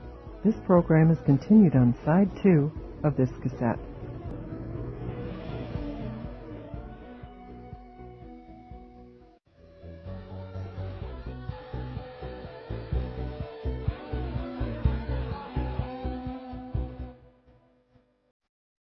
I have to go, Eve repeated. She looked at Feeney with eyes dazed with shock. I can't stay here. I'll take you, Dallas. Let me take you. She looked at Peabody, shook her head. No, you're with Feeney now. I can't stay here. She bolted. Feeney, Jesus! Eyes swimming, Peabody turned to him. "What can we do?" "We fix it, goddammit. Son of a bitch, we fix it. Call Roarke," he ordered, and relieved some fury by kicking viciously at the desk. "Make sure he's there when she gets home." Roarke stood in the cold, helpless, and waited for Eve to come home. Word had come through in the middle of his delicate negotiations with the pharmaceutical company on Taras II. He intended to buy them out, revamp their organization, and link it with his own company based on Taras I. He had cut them off without hesitation the instant he'd received the transmission from Peabody. The tearful explanation from the habitually stalwart cop had shaken him. There had been only one thought: to get home, to be there. And now, to wait. When he saw the rapid cab coming up the driveway, he felt a hot bolt of fury lance through him. They'd taken her vehicle. Bastards. He wanted to race down the steps, rip open the door, to bundle her out and up and carry her away somewhere she wouldn't hurt as he could only imagine she hurt. But it wasn't his anger she needed now. He came down the steps as she got out of the cab, and she stood pale as death in the hard winter light, her eyes dark, glazed, and, he thought, impossibly young. The strength, the tough edge she wore as naturally as her weapon, was gone.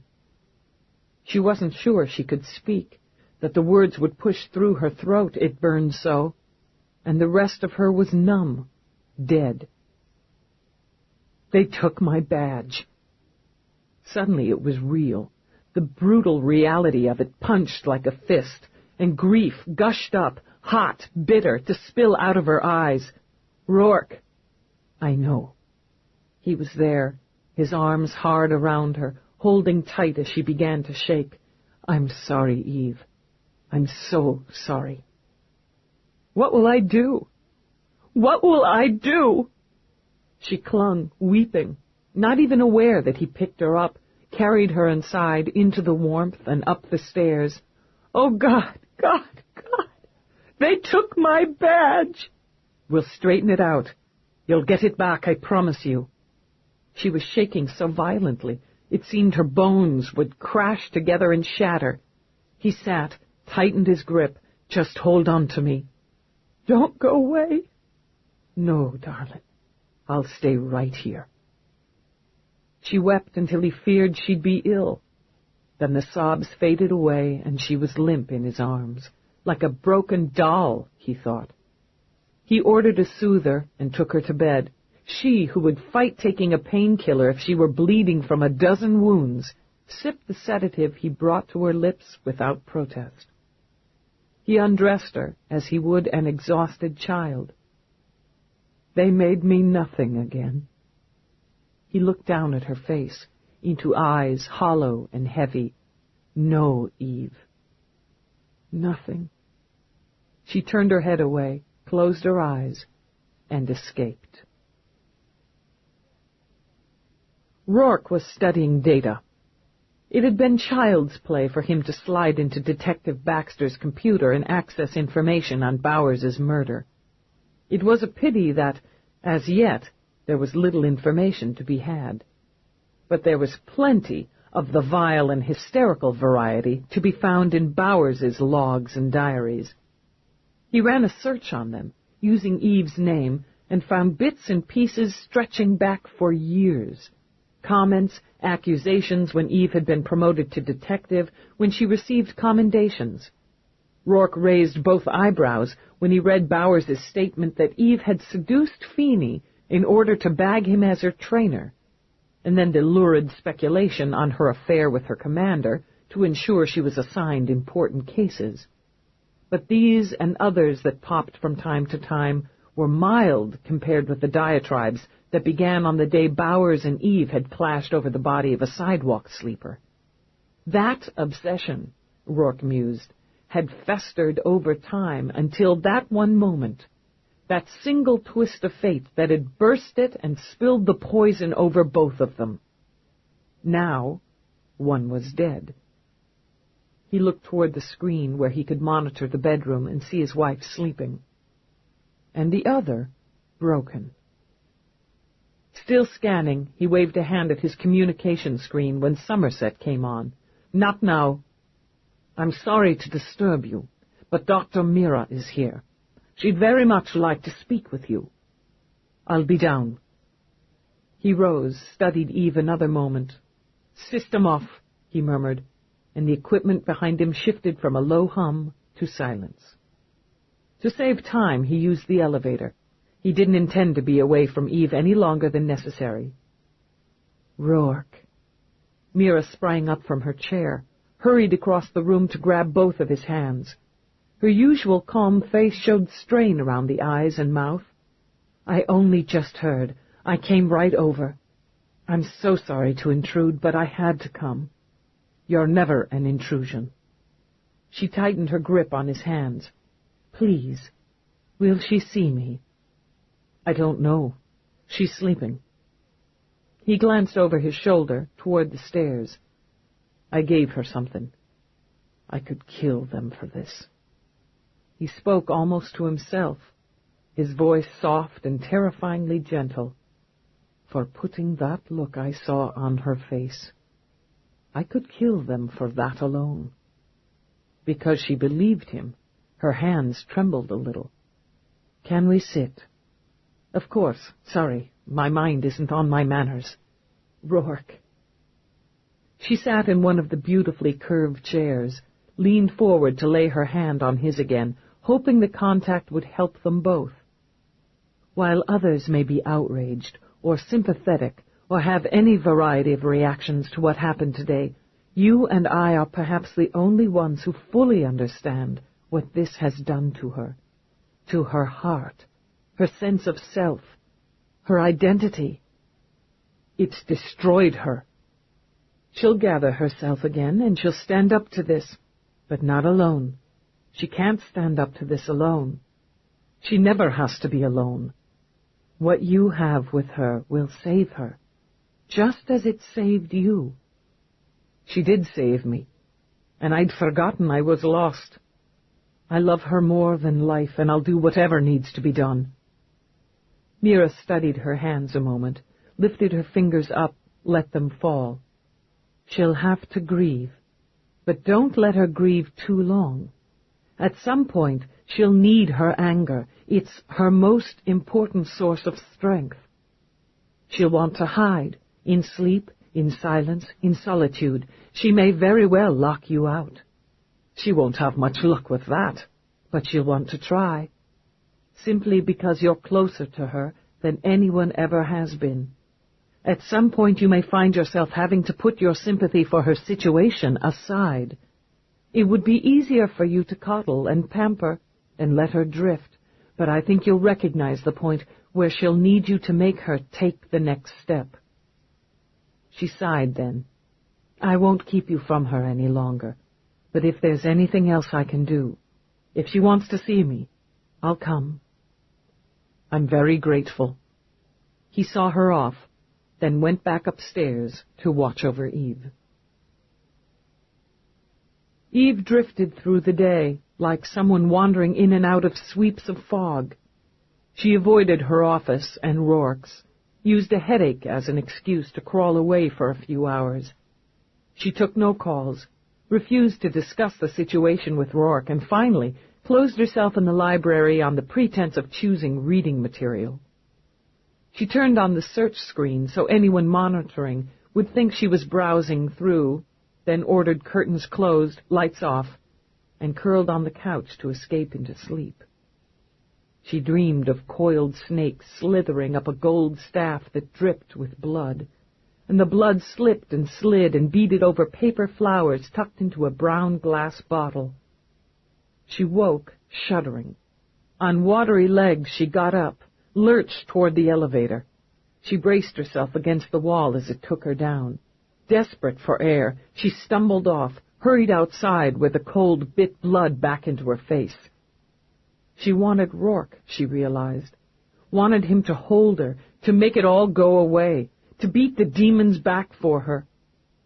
Tears were surging back, and she struggled against them. They made her tired. All she wanted now was Roarke and to crawl into some warm place with him and have him tell her it was going to be all right. The minute Roarke saw her, wet, white, and trembling, fury sprang up to join concern. It was time, he decided, to lead with the fury. "What the hell do you think you're doing?" "I just went out for a walk." She sat, but couldn't quite get her frozen fingers to work well enough to peel off her wet shoes. "I needed some air." "So you go out without a coat? Making yourself sick is next in your master plan for dealing with this?" Her mouth fell open. She'd wanted him to comfort and soothe, and he was snapping at her, yanking off her shoes as if she were a child about to be spanked. "I just wanted some air." "Well, you seem to have gotten it." Jesus, he thought. Jesus, her hands were like ice. He yanked back the urge to warm them himself and stood back from her. "Get in the damn shower. Boil yourself as you're prone to." Hurt swam into her eyes, but she said nothing. It only infuriated him more when she rose and walked obediently into the adjoining bath. He closed his eyes when he heard the water running. Let her grieve, Mira had told him.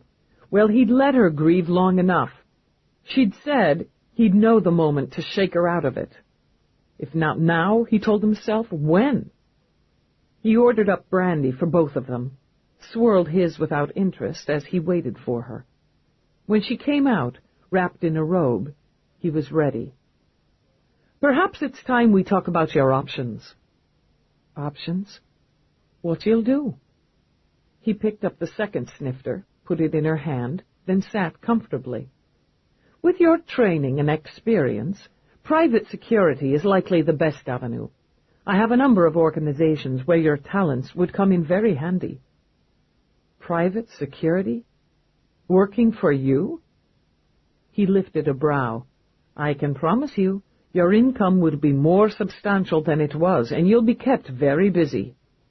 He sat back, draped his arm over the back of the sofa, and appeared blissfully relaxed. "That particular option would free up your time, allow you to travel more freely. You'd be expected to accompany me on a number of business trips, so it would have a number of benefits to both of us." "I'm not looking for a damn job, Roarke." "No? Well, my mistake. If you've decided to retire, then, we can explore other options." "Options? For God's sake, I can't think about this." "We could consider making a child." The snifter jerked in her hand, brandy sloshing over the rim as she spun around. "What?" "I imagined we'd start our family a bit farther down the road, but under the current circumstances, we could easily push it up." "I can't... She managed to catch her breath. "I don't know anything about babies, kids. You have a great deal of leisure time just now. You can learn. Retiring makes you a perfect candidate for professional motherhood." "Professional... Jesus!" She was certain she felt all the blood the hot water had stirred back to life in her body drain away again.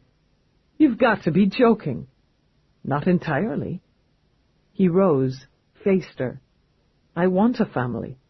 It doesn't have to be now. It doesn't have to be a year from now. But I want children with you. I also want my wife back." Private security. Families. Her eyes filled and stung again. "Just how much do you want to dump on me when I'm down?" "I expected better of you," he said coolly, and had the tears drying up. "Better? Better of me?"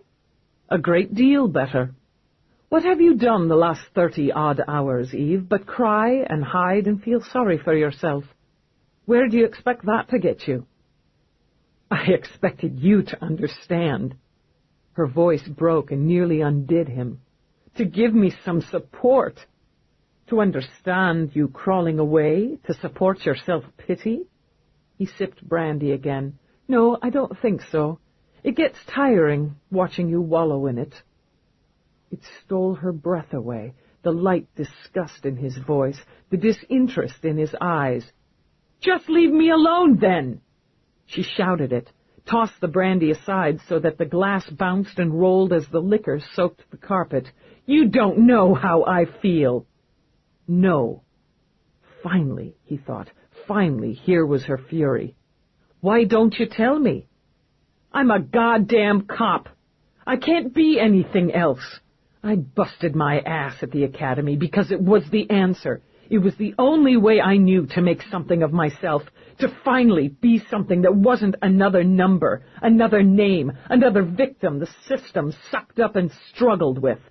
I did it," she said furiously. "I made me so that nothing that happened before had to matter." She whirled away. There were tears again, but these were hot and potent and full of rage. What I didn't remember, what I did, none of it could change where I was going. Being a cop, being in control, using the system that had, by God, used me all my fucking life. From the inside with a badge, I could believe in it again. I could make it work. I could stand for something. Why have you stopped? They stopped me! She spun back, her hands fisted. 11 years. The years that matter. When I trained and I learned and I worked to make a difference somewhere. The bodies stacked up in my mind, the blood I've waded through, and the waste. I see it in my sleep. Every face of the dead. But it didn't stop me. Never would have stopped me because it matters too much. Because I can look at them and know what I have to do. And I can live with everything that happened to me, even the things I don't remember. He nodded coolly.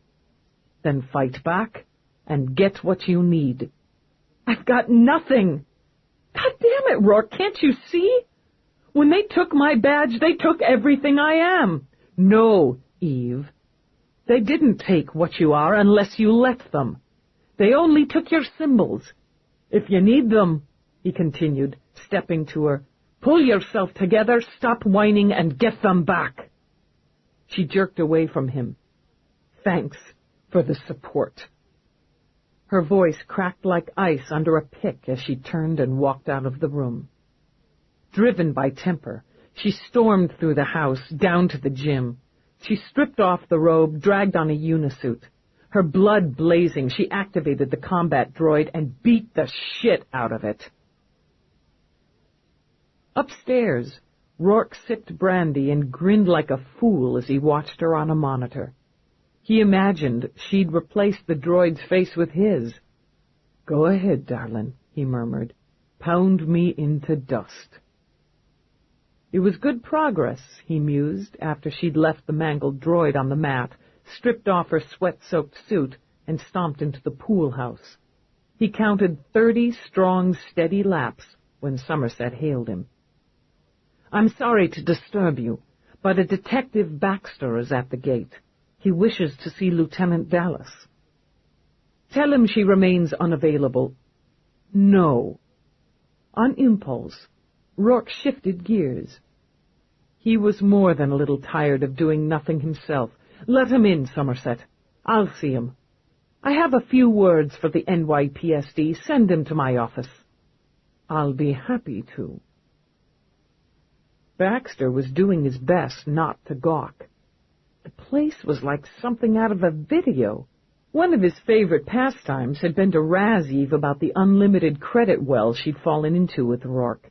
Now he had all this new material and didn't have the heart to use it. He got another eyeful when he walked into Rourke's office.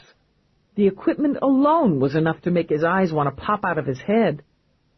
Detective? Roarke remained seated behind the desk, the position of power. Your identification? They'd met more than once, but Baxter simply nodded and took out his badge. Couldn't blame the guy for being tight-assed under the circumstances, Baxter decided. I need to interview Dallas regarding the Bowers homicide. I believe you were informed yesterday that my wife is unavailable at this time. Yeah, I got the message. Look, it's got to be done. I've got a job to do here. Yes, you have a job. Not bothering to disguise the threat in his eyes, Roarke got to his feet. Every movement precise, like a wolf stalking prey. Eve doesn't, because your department is quick to turn on their own. How the hell can you stand here with that badge in your hand? You come into her home prepared to interrogate her? You son of a bitch. I ought to make you eat that fucking badge and send you back to Whitney on a pike. You've got a right to be upset, Baxter said evenly. But I've got an investigation going and she's part of it. Do I seem upset, Baxter? His eyes glinted like a sword turned edge up in the sun as he came around the desk. Why don't I show you right now what I am? Fast as a lightning strike, Rourke's fist shot out. Eve walked in just as Baxter went flying. She had to leap forward to get to Baxter and block his body with hers before Rourke could follow up. Jesus, Rourke, are you crazy? Back off! Back off! Baxter! She tapped his cheeks, waiting for his eyes to roll back into their proper position. You okay? I feel like I got hit with a hammer. You must have slipped. She cast aside pride and put the plea in her eyes. Let me help you up. He shifted his gaze to Rourke, then looked back at her. Yeah, I must have slipped. Shit. He wiggled his aching jaw and let Eve pull him up. Dallas, I guess you know why I'm here. I think I can figure it out. Let's get it over with. You don't speak to him without your lawyers, Rourke said. We'll contact them and get back to you, Detective, as to when it's convenient for my wife to speak with you. Baxter? As she spoke, she kept her eyes on Rourke. Give us a minute here, will you? Sure, yeah, no problem. I'll just, wait out there. Thanks. She waited until the door shut. He's just doing his job. Then he can do it properly when you're suitably represented. With a frown, she moved closer, took his hand. Your knuckles are going to swell. Baxter's got a head like a rock. It was worth it. It would have been even better if you hadn't interfered. Then I'd be laying bail for you. Intrigued, she cocked her head.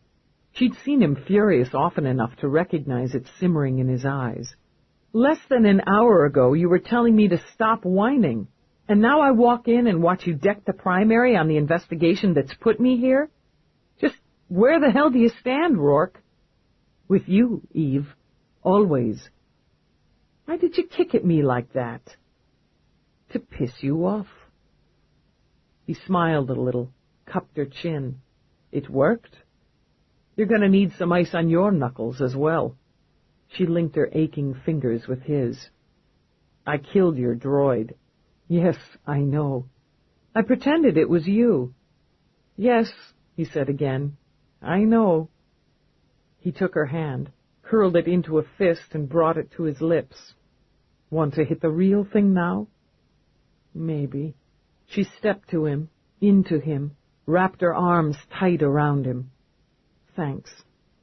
For knowing me well enough to understand what I needed. She closed her eyes, pressed her face to his neck. I think I understand you well enough to know it wasn't easy for you to do. His arms came hard around her. I can't stand to see you hurt this way. I'm going to get through it. I'm not going to be less than you expect, or less than I expect of myself. I need you with me. She let out a breath, eased back. I'm going to let Baxter back in. Don't hit him anymore, okay? When Eve let Baxter back into the room, he gave Rourke a long, wary look. I figure I'd have done the same, was all he said, then turned to Eve. I've got something to say before we go on record. Okay. She stuck her hands in her pockets, nodded. Go ahead. This bites. Her lips twitched, her shoulders relaxed. He looked a great deal more uncomfortable and unhappy than she felt. Yeah, it does, so let's get it over with. You call your lawyer? No. She shifted her gaze to Rourke's. He's my rep for this little party. Oh, fine. On a sigh, Baxter rubbed his aching jaw. If he hits me again, I expect you to take him down. He pulled out his recorder, then just held it gripped in his hand. Misery was all over his face. Damn it! We go back some way, you know, Dallas. Yeah, I know. Just do the job, Baxter. It'll be easier all around. Nothing easy about it, he muttered, then switched the recorder on, set it on the desk. He read off the time and date data, the revised Miranda. You know the drill, right? I know my rights and obligations. Because her legs were a little weak, she sat. It was different, she thought dully. So very different to be on this side of the line. I want to make a statement. Then you can go for the details. It was like a report, Eve told herself, like any of the hundreds of reports she'd written and filed over the years. Routine. She would think of it that way, had to think of it that way to keep that icy ball out of her gut. Facts to be recorded, observations to be made. The rest was form, and they both knew it. Standard questions with standard responses. She agreed to make herself available for truth testing the following afternoon. When Baxter left, she put the unpleasantness of that upcoming event out of her mind. You handled that very well, Roarke commented. He went easy on me. His heart wasn't in it. Perhaps I should have apologized for punching him, Roarke smiled. But my heart wouldn't have been in it. She laughed a little. He's a good cop. I need good cops right now. And thinking of them, she engaged the link and put a transmission through to Peabody's personal portalink. Dallas. Peabody's square face glowed with relief, then immediately a cloud of concern and guilt darkened her eyes. You okay? I've been better. Does your schedule allow for a meal today, Peabody? A meal? That's right. This is a personal call on your personal unit. Eve spoke carefully, trusting Peabody to read between the lines. And a request, if time and inclination permit, for you to join me at home for a meal. You're free to bring a couple of dates. If you can't fit this in, I understand. Barely 3 seconds passed. It so happens I'm hungry right now. I'll just round up my dates and we'll be there in less than an hour. It'll be good to see you. Same goes, Peabody murmured, and broke transmission. After a moment's hesitation, Eve turned to Roarke. I need data, as much as I can get, on Bowers. Her personal info, all job records and reports. I need to access Baxter's case files and bring up all he has so far on her murder. I need the Emmy's findings, the sweeper's reports, any and all interview records pertaining. While Roarke watched, she strode around the room. They wiped my case log at Central and here.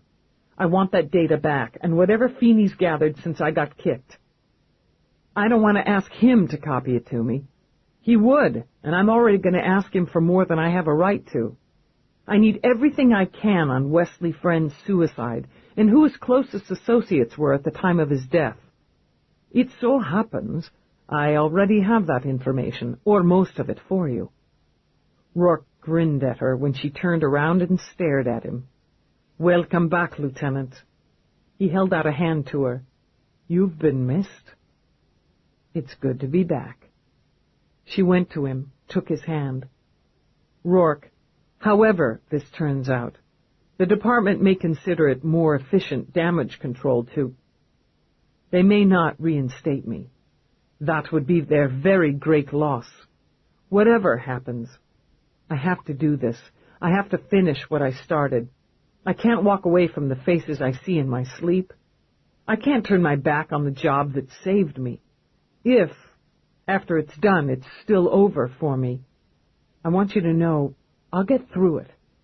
I won't fall apart on you again. Eve, he cupped her face in his hands, we'll make this right. Trust me. I am trusting you. For God's sake, Roarke, I'm going rogue, and I'm taking you with me. He laid his lips firmly on hers. I wouldn't have it any other way. Within 30 minutes, she had hard copies of specific data tucked in a drawer and had scanned reports to bring herself up to date. She was ready when Feeney arrived with Peabody and McNabb. "I've got one thing to say," Feeney began before Eve could speak. "We're not letting it go down this way. I've said my piece to Whitney, official and personal." Feeney, "Just shut up." His usually rumpled face was tight with anger. His voice clipped. When he jabbed his finger at a chair, Eve sat automatically without even the thought of protesting.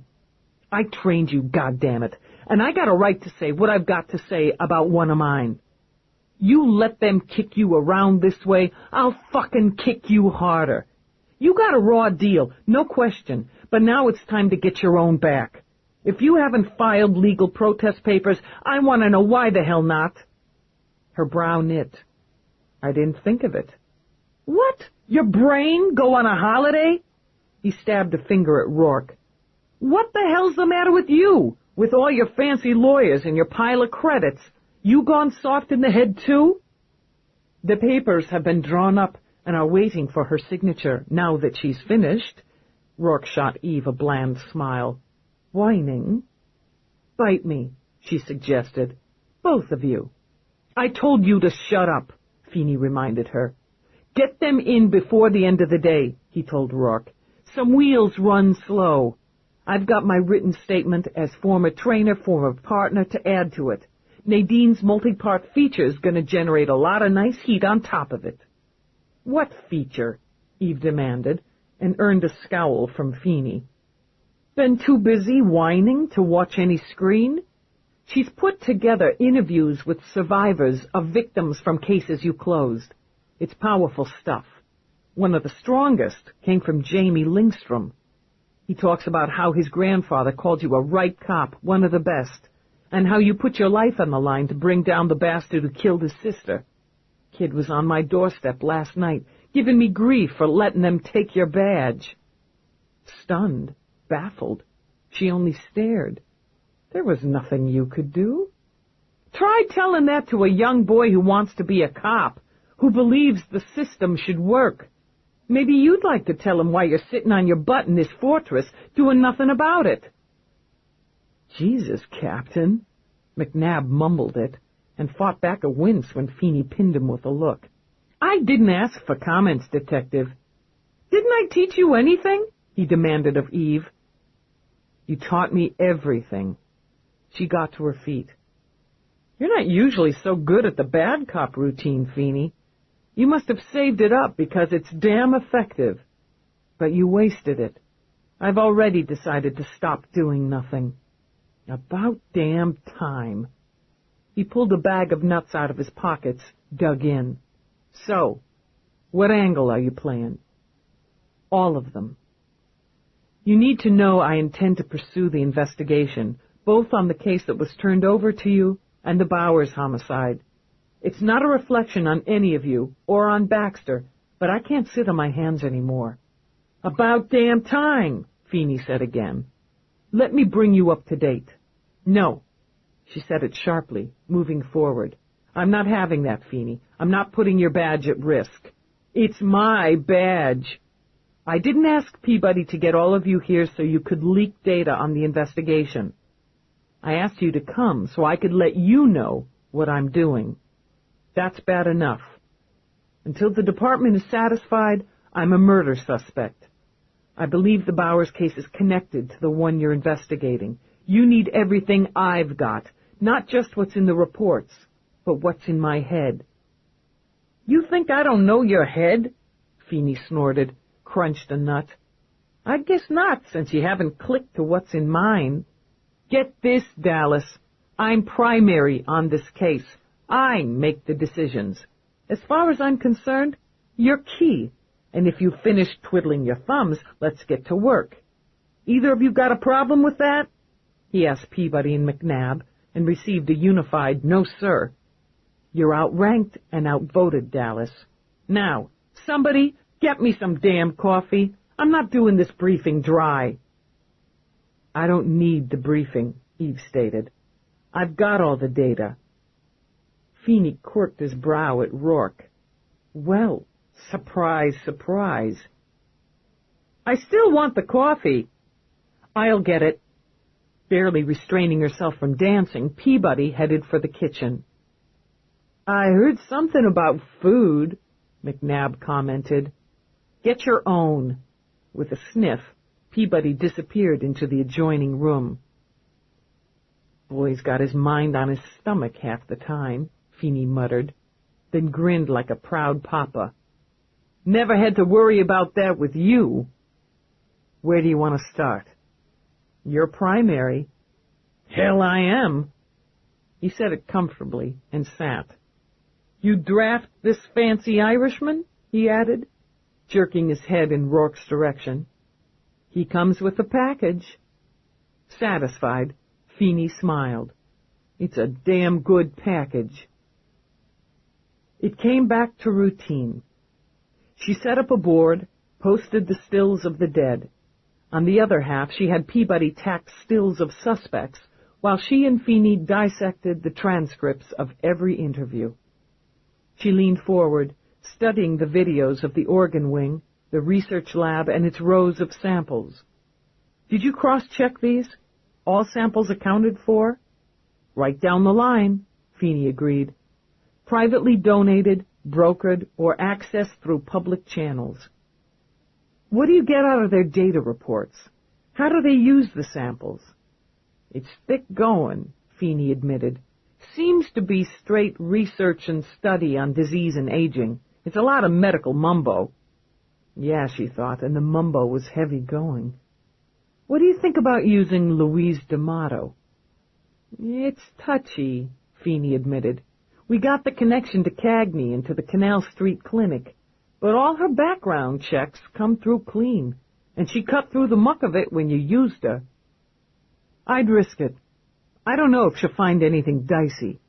These people are organized, smart, and careful. But she'll save you time." Rising, she walked to the board, studied once again the picture of what had been left of Bowers. "This looks, on the surface, like overkill. A frenzy, crime of passion. But if you look deeper and go over the autopsy report carefully, it's clear it was systematic. The killing blow came first, outside the building. A blunt instrument, long, thick, and heavy, struck once, precisely on the left side of the face and head. M.E. confirms that this caused death. Not instantaneous, but within 5 minutes, and the victim would not have regained consciousness." "So why not leave her there and walk away?" Peabody put in. "Exactly. Job was done. The rest was staging. Drag her inside, take her ID. She was quickly identified through prints, as every cop's are on file. Then her uniform and ID are found a couple of blocks away in a broken recycle unit. Planted, by my guess. But it would appear on the surface that taking her uniform and identification was a ploy to slow or prevent her identification." "You're too smart to have done that if you'd whiffed her," Peabody put in, then flushed when Eve gave her a hard stare. I just meant Detective Baxter would cop to that conclusion quick enough." "Right. Just more staging." Eve went on. "Virtually every bone in her body was broken, her fingers crushed, her face battered beyond visual recognition.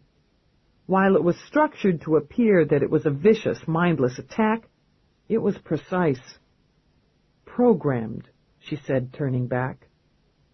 "A droid," Feeney nodded. "Fits." There was no other human element. The sweepers and crime scene team didn't find any blood but hers, no skin cells, no hair, nothing. You can't use your fists like that and not split or bruise your own skin. Whoever ordered this missed that step or knew they wouldn't need it to get me out on a technical. They're not cops, but it's likely they own some." Peabody's eyes popped wide. "Roswell. It's a good leap." Eve nodded in approval. "He knew Bowers, worked out of the same house. He's connected to the other investigation, and he either bungled it or he's covering. Either way, he's earned a closer look. Peabody, you're on Roswell. McNabb, find me some connection between East Washington and the Drake to explain the droid. Feeney, you contact Louise. See if she can find anything off in the organ records. There are likely other records. This time Eve turned fully to Roarke. What do you mean? I mean that if, indeed, there are illegal activities of a medical nature going on at the Drake, it's highly likely there are careful records of it somewhere. They wouldn't be on the facility's mainframe, but buried on another unit. How the hell do we find it? I believe I can help you there, but unless you have a specific target, it will take some time to go through this entire list of suspects. I'm not going to ask you how you'll do it, Feeney decided, but start with Tia Woe and Hans Vanderhaven. Woe was supposed to meet me today with a gold pin, and she never showed. Vanderhaven's taken an unscheduled leave. All we can get at this point is he's in Europe. Peabody and I were about to track both of them down when you called, Dallas. If the pin found on scene belongs to either of them, they'll try to replace it. Got that covered, McNabb assured her. I'm linked into all the sources in the city for that particular piece. Already doing a search on another source in Europe if that's where the other dough flew. We'll have a record of every sale made. Good coverage. We'd better get started. Feeney rose, looked at Eve. What are you going to do while we're busting our butts? Taking a quick trip. I'll be back tomorrow.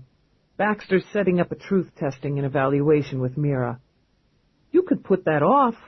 We'd get a break. You could be clear without it in a few days.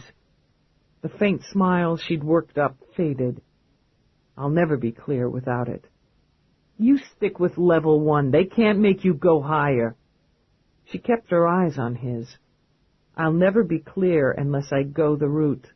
You know that, Feeney. God damn it! I can handle it. Aware that Roarke had gotten to his feet, she sent Feeney a warning look. It's just routine, and Mira's the best handler there is. Yeah. But there was a sick feeling in his gut as he turned to grab up his coat. Let's ride, people. We'll be in touch, Dallas. You can tag any of us, any time, on our personals. Well, fighting to steady her emotions, she turned back to Roarke. Looks like we've got a plan. His eyes fixed on her face. He came toward her. I didn't realize there were levels of this testing process. Sure, it's no big deal. Feeney seems to think otherwise. Feeney's a worrier, she said with a shrug. But when she started to turn away, Roarke took her arm. How bad is it? It's not a cruise on air skates, okay? And I can handle it. I can't think about it now, Roarke. It'll mess up my head. Just how quick can that spiffy transpo of yours get us to Chicago? Tomorrow, he decided. They could damn well deal with it. But for now, he gave her the smile he knew she needed. Just how quick can you pack? The sun was already dipping down into the western sky, sending shadows to droop over Chicago's jagged skyline. Because power clears paths and money waxes them smooth, they were through the jam shuttle terminal in minutes and out to the private valet area where Roarke had a car waiting. Wilson McCrae lived in a tidy white house in a line of other tidy white houses, all centered on thumb-sized lawns. Each driveway was a glossy black, and though the grass was winter-withered, it was trimmed neatly and uncluttered. It's like something out of a horror video, Eve commented. Darling, you're such an urbanite. She snickered and didn't feel the least foolish to have her hand linked with his as they started up the perfectly straight walkway to the white door. I got the personal background on him. Nothing jars. 8 years married, 1 kid, and another on the way. House is mortgaged and well within their financial scope. I couldn't find any sudden influx of income to indicate he'd been paid off. You're banking that he's straight. I've got to hope he is and can give me a handle. I don't have any authority, she added. He doesn't have to talk to me. I can't check in with the local cops. I can't use any cop-to-cop pressure. Try charm, Roarke suggested. She rang the bell. A pretty woman leading with her hugely pregnant belly answered. "Hello? Can I help you?" "I hope so. We'd like to speak with Wilson McCrae." "Oh, he's down in his workshop. Can I tell him what this is about?" "We've come from New York." Now that she was here, facing big, curious brown eyes, Eve wasn't sure how to begin. "It's in reference to one of your husband's cases, before he retired from the force." "Oh." Her dark eyes clouded. "You're cops." "Come in, I'm sorry. We so rarely see any of his associates anymore. I think he misses them terribly. If you don't mind waiting in the living room, I'll go down and get him." She didn't ask to see ID. Eve shook her head as she wandered the living room. A cop's wife, and she lets strangers into the house. What's wrong with people? They should be shot for being so trusting. She sent him a slanted look. This from the guy with enough security to keep alien invaders out of his house. She turned when she heard voices. She didn't have to see Wilson McCrae to understand he wasn't terribly pleased to have company. He came in just ahead of his now frazzled-looking wife, with his mouth set in a dissatisfied frown, his eyes wary. All cop, Eve decided on the spot. He was sizing them up, scanning for threat or weapon and braced to defend. "My wife didn't get your names." "Eve Dallas." She didn't offer her hand. "This is Roarke." "Roarke!" It piped out of the woman just before color flooded her face. "I thought I recognized you. I've seen you on screen dozens of times. Oh, please sit down." "Karen." With one quiet word, he had her subsiding in obvious distress and puzzlement. "You a cop?" he asked Roarke. "No, indeed not." He laid a hand on Eve's shoulder. "She's the cop." "Out of New York," Eve continued. "I need some of your time. A case I've been working on crosses one you had before you retired. That's the operative word." She caught the resentment mixed in the wariness in his tone. "I'm retired?" "Yeah." She kept her eyes steady and level on him. "Just recently, someone's been wanting to see me retire, one way or the other. Could be a medical thing." His eyes flickered. His mouth tightened. Before he could speak, Roarke stepped forward and aimed a charming smile at Karen.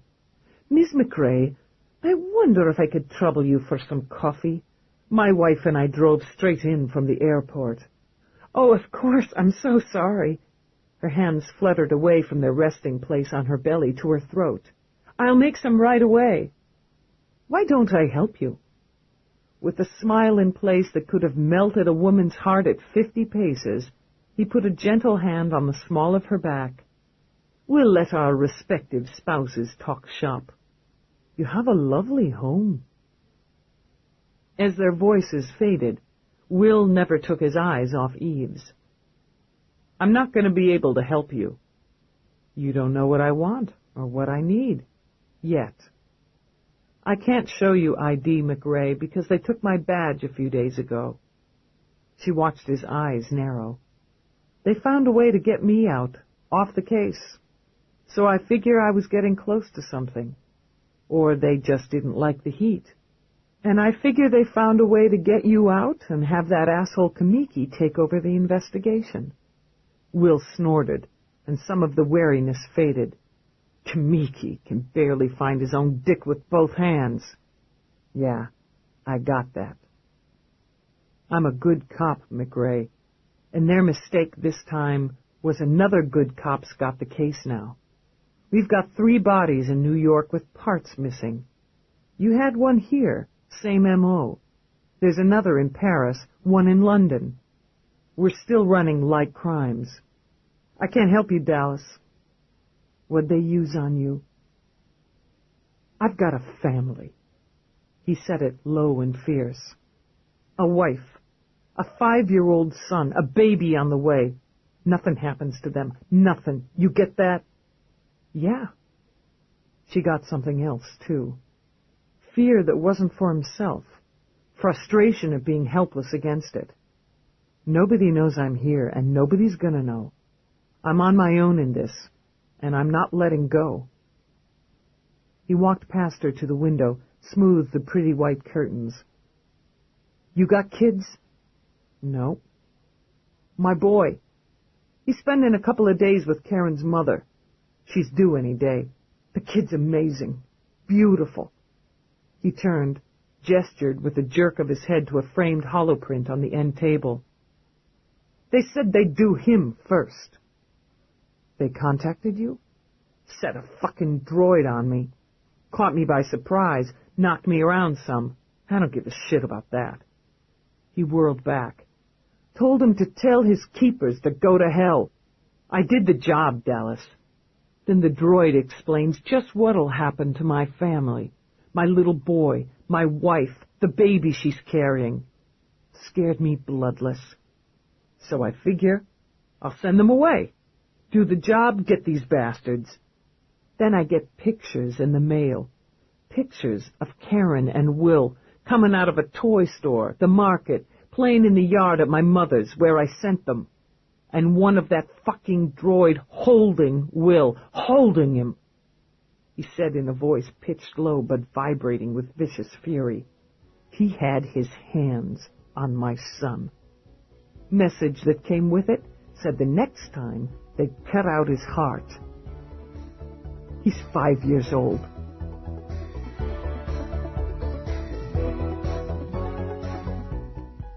This is the end of this cassette. This program is continued on side 1 of cassette number 4.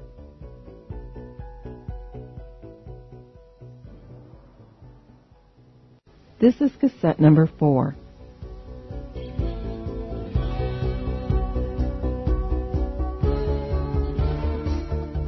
He had his hands on my son, McRae said. Message that came with it said the next time they'd cut out his heart. He's 5 years old. He sat, buried his head in his hands. Sometimes the badge can't come first. She understood love now, and the terror it could bring to you. Did you tell your boss? I didn't tell anybody. It's been eating at me for months. Nothing you tell me goes in a report, official or otherwise. Tell me about the droid. Give me a line here. Hell. He rubbed his eyes. For weeks he'd lived with doing nothing, with backing down, with the fear. 6'2", 210, Caucasian, brown and brown, sharp features, top-line model, combat trained. What buttons were you pushing when the threat started? I'd shaken out some slime from the black market, but it wasn't going anywhere. Nothing I'd run on the victim turned up anything that made it look like a personal hit. I went in circles a while, but I kept coming back to how it was done. So goddamn neat, right? Yeah, very neat and tidy. There's a free clinic a few blocks from the crime scene. The victim had been in there a few times. I interviewed the rotation doctors, ran them. It looked like a dead end, too. But it didn't feel like one, he added, relaxing a little when Eve nodded. I started circling out, hitting the other med centers, cross-checking surgeons. I started scratching at the Nordic clinic, and the next thing I know, the boss calls me in and says that fathead Whalen's making noises about harassment, entrapment, Christ knows what, and demanding that we show some respect for the medical community. Shit. He dropped up on my watch, too, Eve said. Damn embarrassment to the state, Will began. Anyhow, I figured there was something there, too. What the hell does he care? Except he's got relatives in the AMA. I'm starting to check it out. Then I'm blindsided, flat on my back, and the goddamn droid's got a laser at my throat.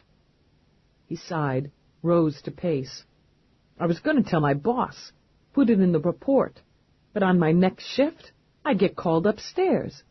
Commander tells me that there's more complaints about the tone of my investigation. I'm not getting support from the brass.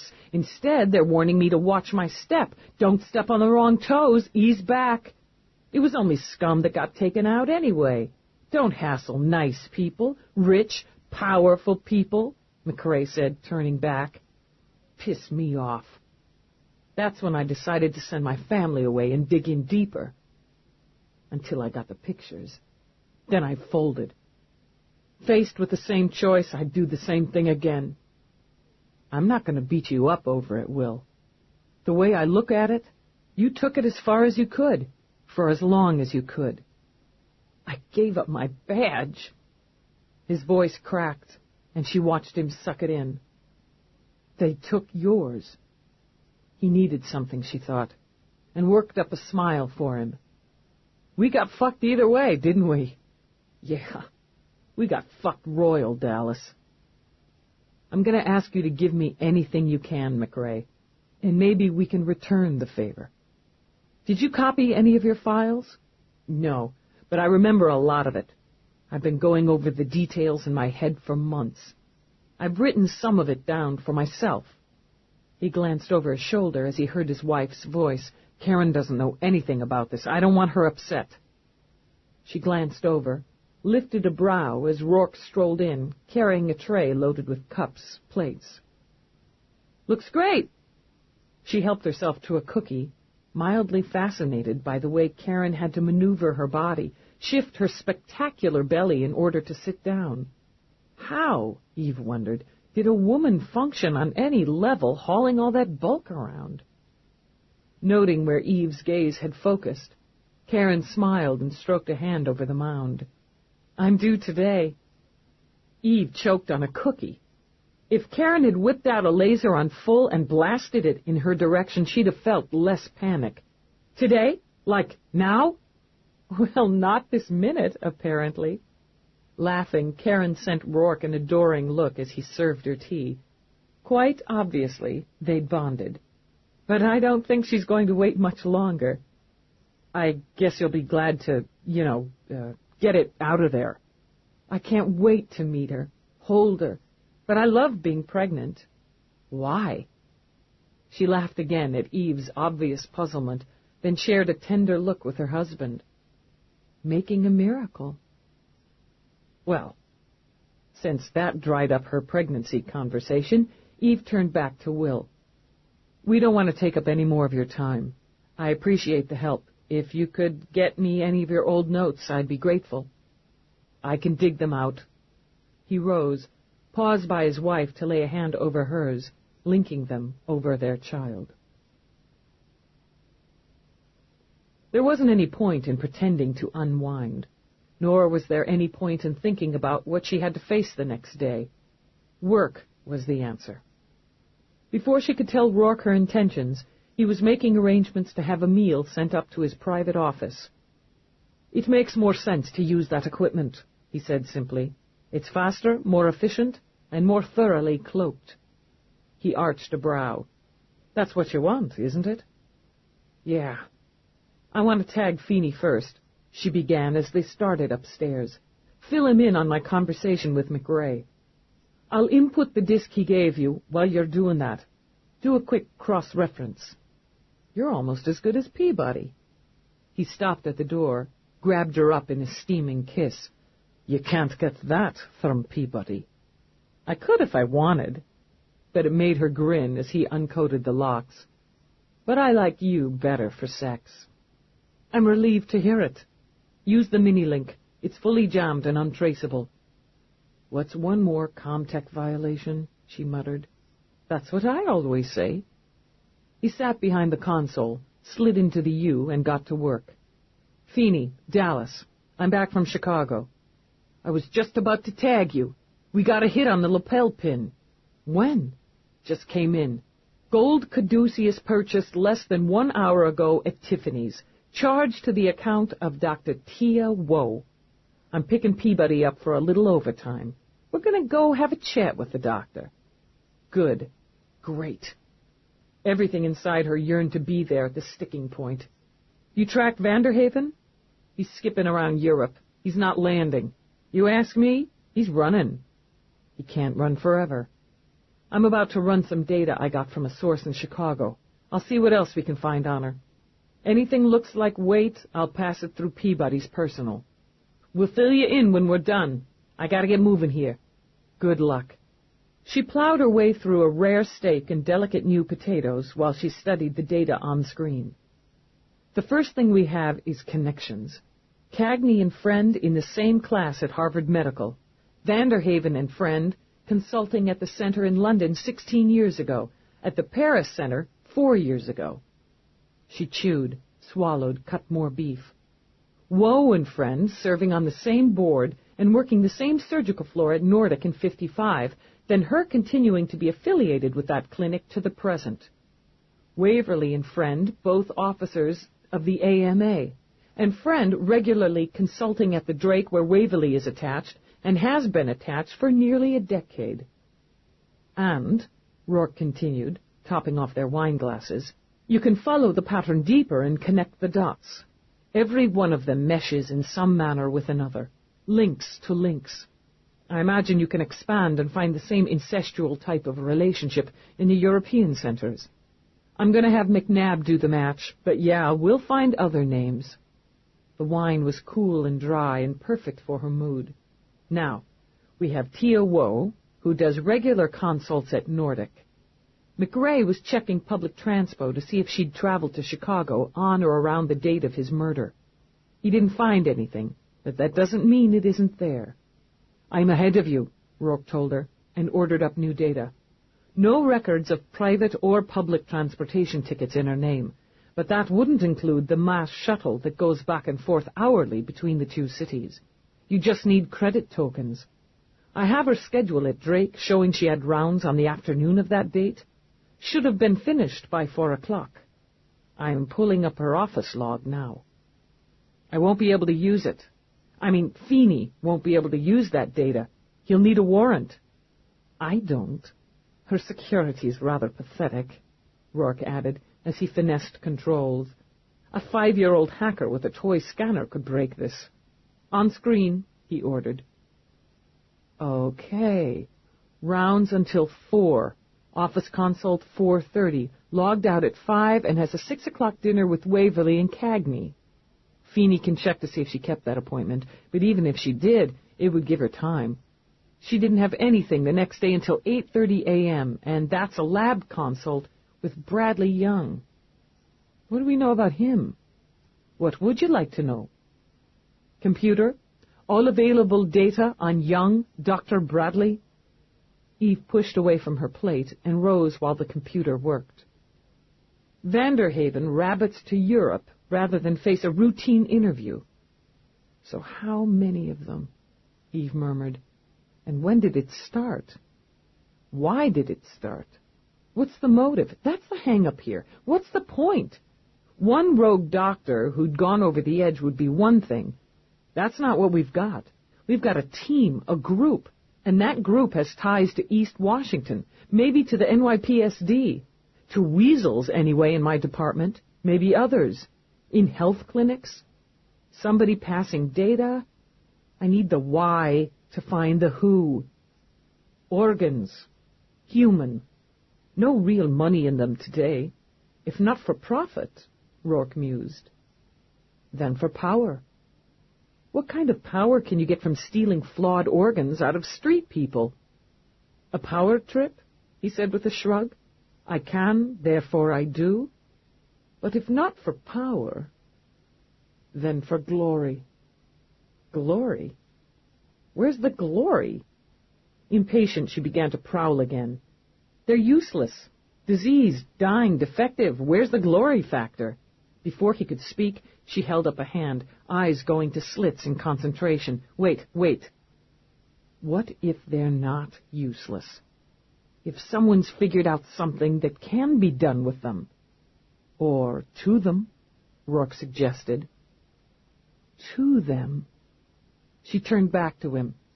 Every bit of data I've scanned says that all research points to the impracticality or impossibility of reconstruction or repair of seriously damaged organs.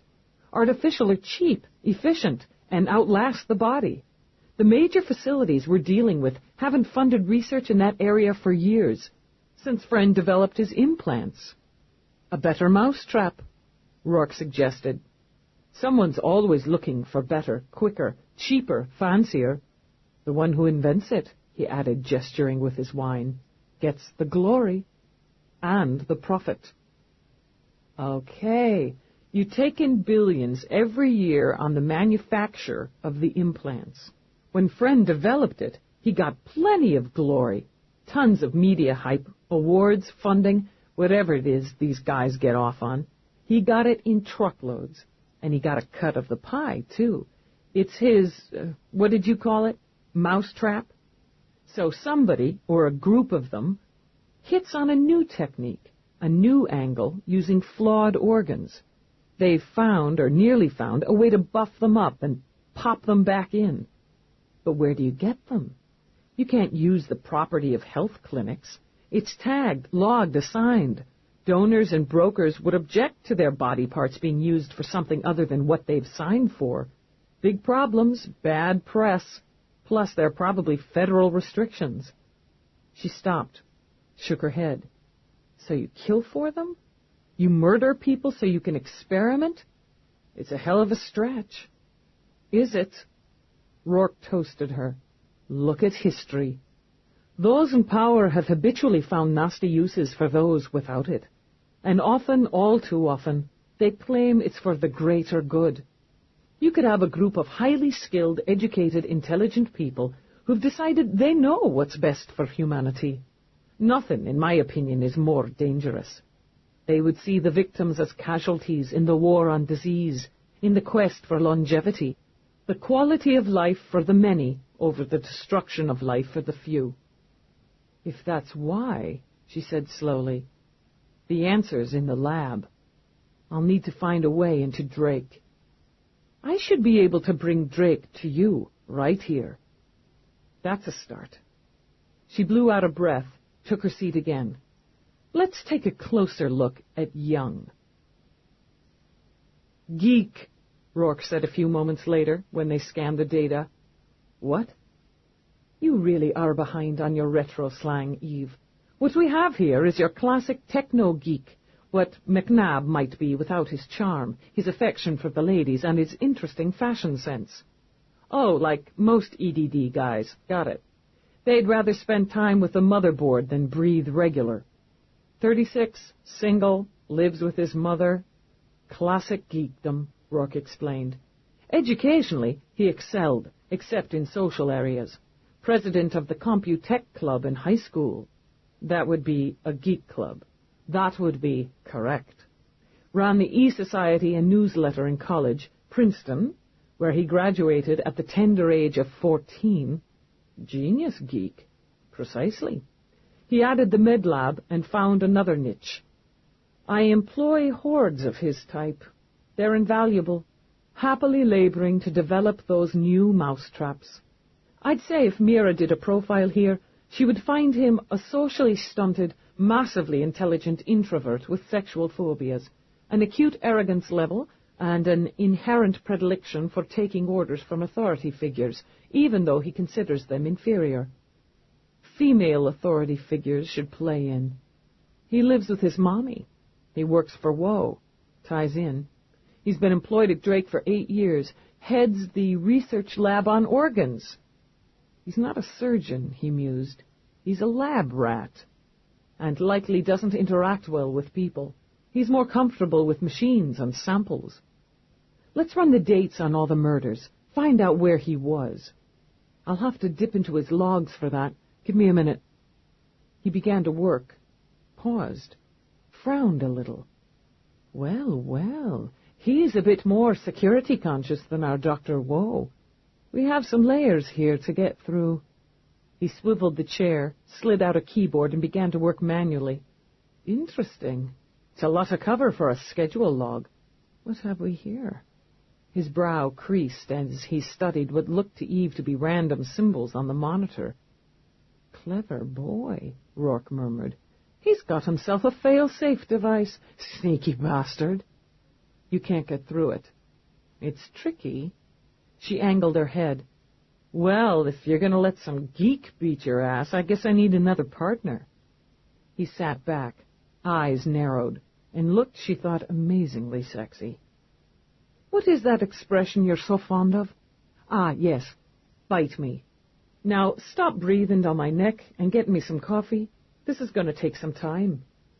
Snorting out a laugh, Eve strolled to the auto chef. At his seat, Roarke rolled his shoulders, pushed up metaphorical sleeves, and began to wage his little war with the computer. Eve drank 2 cups of coffee, while his turned stone cold and sat untouched. His curses, delivered in a low, vicious voice, became steadily more inventive, and, she observed with some fascination, more Irish. Bloody bugger in hell! Where did he get this? Frustration shimmered in his eyes as he pounded out a new combination of keys. Oh, no, you slippery bastard. There's a trap there. I can see that well enough. Oh, he's good. He's damn good. But I've nearly got him. Oh, fuck me! He shoved back, snarled at the monitor. Eve opened her mouth, then, thinking better of it, shut it again and got another cup of coffee. It was so rare to see him out of sorts, she decided. Toying with another angle, she took a chair across the room and used the link to contact Louise. She was greeted by a slurred, "Dr. D'Amato," and a fuzzed video. "It's Dallas. I've got a job for you." "Do you know what the hell time it is?" "No. I need you to check the records on the main system at your clinic. Any and all incoming and outgoing transmissions to this list of clinics. Paying attention?" "I hate you, Dallas." "Uh-huh. The Drake, Nordic in Chicago. Are you getting this?" The video cleared, showing an image of a rumpled, heavy-eyed Louise. "I worked a double today. Did a Medivan run. I have the morning shift, so you'll excuse me for telling you to go to hell. Don't cut me off. I need this data. Last I heard, you were off the case. It's one thing for me to agree to a consult with a cop, and another to pass confidential data to a civilian." The word civilian stung a great deal more than Eve expected it to.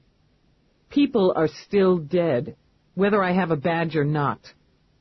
And if the new investigator asks for my help, I'll cooperate within the limits of the law. If I do what you want me to do and get caught, I could lose the clinic." Eve balled her fists, struggling with frustration. "Your clinic's an armpit," she tossed back. "How much would it take to rip it into the 21st century?"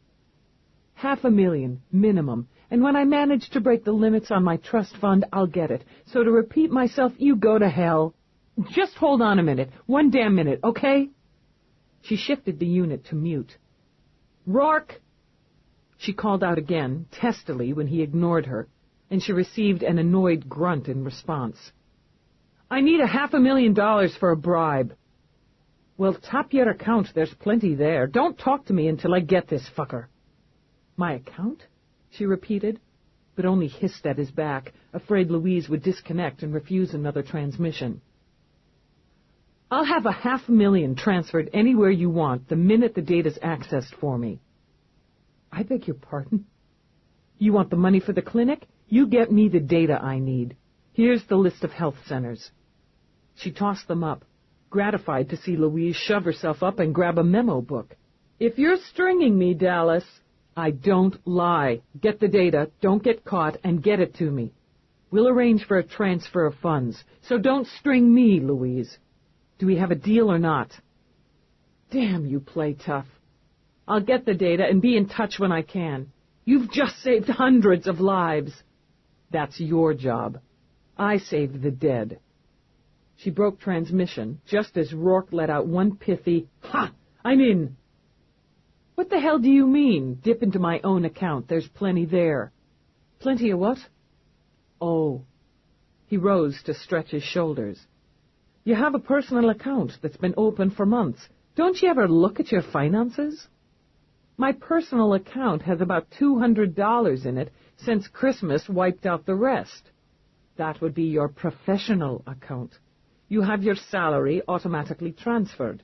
I thought you meant your personal account." "I've only got one account." "No, you have 2 accounts, with the one I opened for you last summer. Do you want to see this log?" "1 damn minute." She slapped a hand on his chest. "You opened it for me? What the hell did you do that for?" "Because we got married. It seemed logical, even normal. Just how much seemed logical, even normal to you? He ran his tongue around his teeth. She was, he knew well, a woman with a temper, and what he often thought of as a screwed sense of pride. I believe, if memory serves, the account was seeded with $5 million, though that certainly increased due to interest and dividends. What is wrong with you? She didn't punch. He'd been prepared to block a fist. Instead, she all but skewered her finger through his chest. Jesus, you need a manicure. $5 million? She threw her hands up in the air, arms flapping in frustration. What do I want with $5 million? Damn it all to hell and back again. Roarke, I don't want your money. I don't need your money. You just asked me for $500,000, he pointed out with a charming smile that only widened when she let out a thin scream of frustration. Then he said, Okay, marital spat or murder investigation. You choose. She closed her eyes, struggled to remember her priorities. We're going to deal with this later, she warned him. We are really going to deal with this later. I look forward to it. For now, aren't you interested in the fact that our favorite geek happened to be visiting certain pertinent cities on certain pertinent dates? What? She whirled to stare at the screen. Oh, God, it's right there. Right there. Chicago, Paris, London, right in his goddamn log. I've got one of them. Son of a bitch, when I get him into interview, he'll roll over on the rest quick enough. I'll fry his sorry ass and then... She trailed off, stepped back, felt Rourke's hands come down on her shoulders to rub. I forgot for a minute. Stupid. Don't. He lowered his lips to the top of her head. No, I'm okay. I'm okay with it. Had to be, she ordered herself. I just have to figure out how to get this to Feeney without compromising him or the case. We can copy it to disk, drop the disk in an overnight mail drop. We need it to go through departmental channels to reach him. Need it documented. He can run it then, and he can use an anonymous tip to get a warrant to seize the logs and to bring him into interview. It'll take the best part of the day that way, but it won't screw up the case or put him in a bind. Then that's what we'll do. It's falling into place, Eve. You'll have what you need soon, and all of this will be behind you. Yeah, the case, she thought, and very likely her badge. Eve convinced herself she was completely prepared when she walked into Mira's office. She would do what needed to be done, then move on. And she knew very well that the results of what she did and what was done to her over the next few hours would weigh heavily in the department's decision. Her suspension could be lifted, or suspension could lead to dismissal. Mira went directly to her, took Eve's arms in her hands. Eve, you're not required to submit to these tests and procedures until you're fully ready. I want it done. With a nod, Mira stepped back. I understand that. Sit down first. We'll talk. Dr. Mira, I'm not here for tea and conversation. The sooner it's over, the sooner I know where I stand. Then consider it part of the procedure. Mira's voice was uncharacteristically sharp as she gestured to a chair. She wanted to soothe and would be required to distress. Sit down, Eve. I have all your data here, she began when Eve shrugged and dropped into a chair. Arrogantly, Mira thought. That was good. A little arrogance would help Eve get through what was to come. I'm required to verify that you understand what you've agreed to. I know the drill. You're submitting to personality evaluation, violent tendency ratio, and a truth test.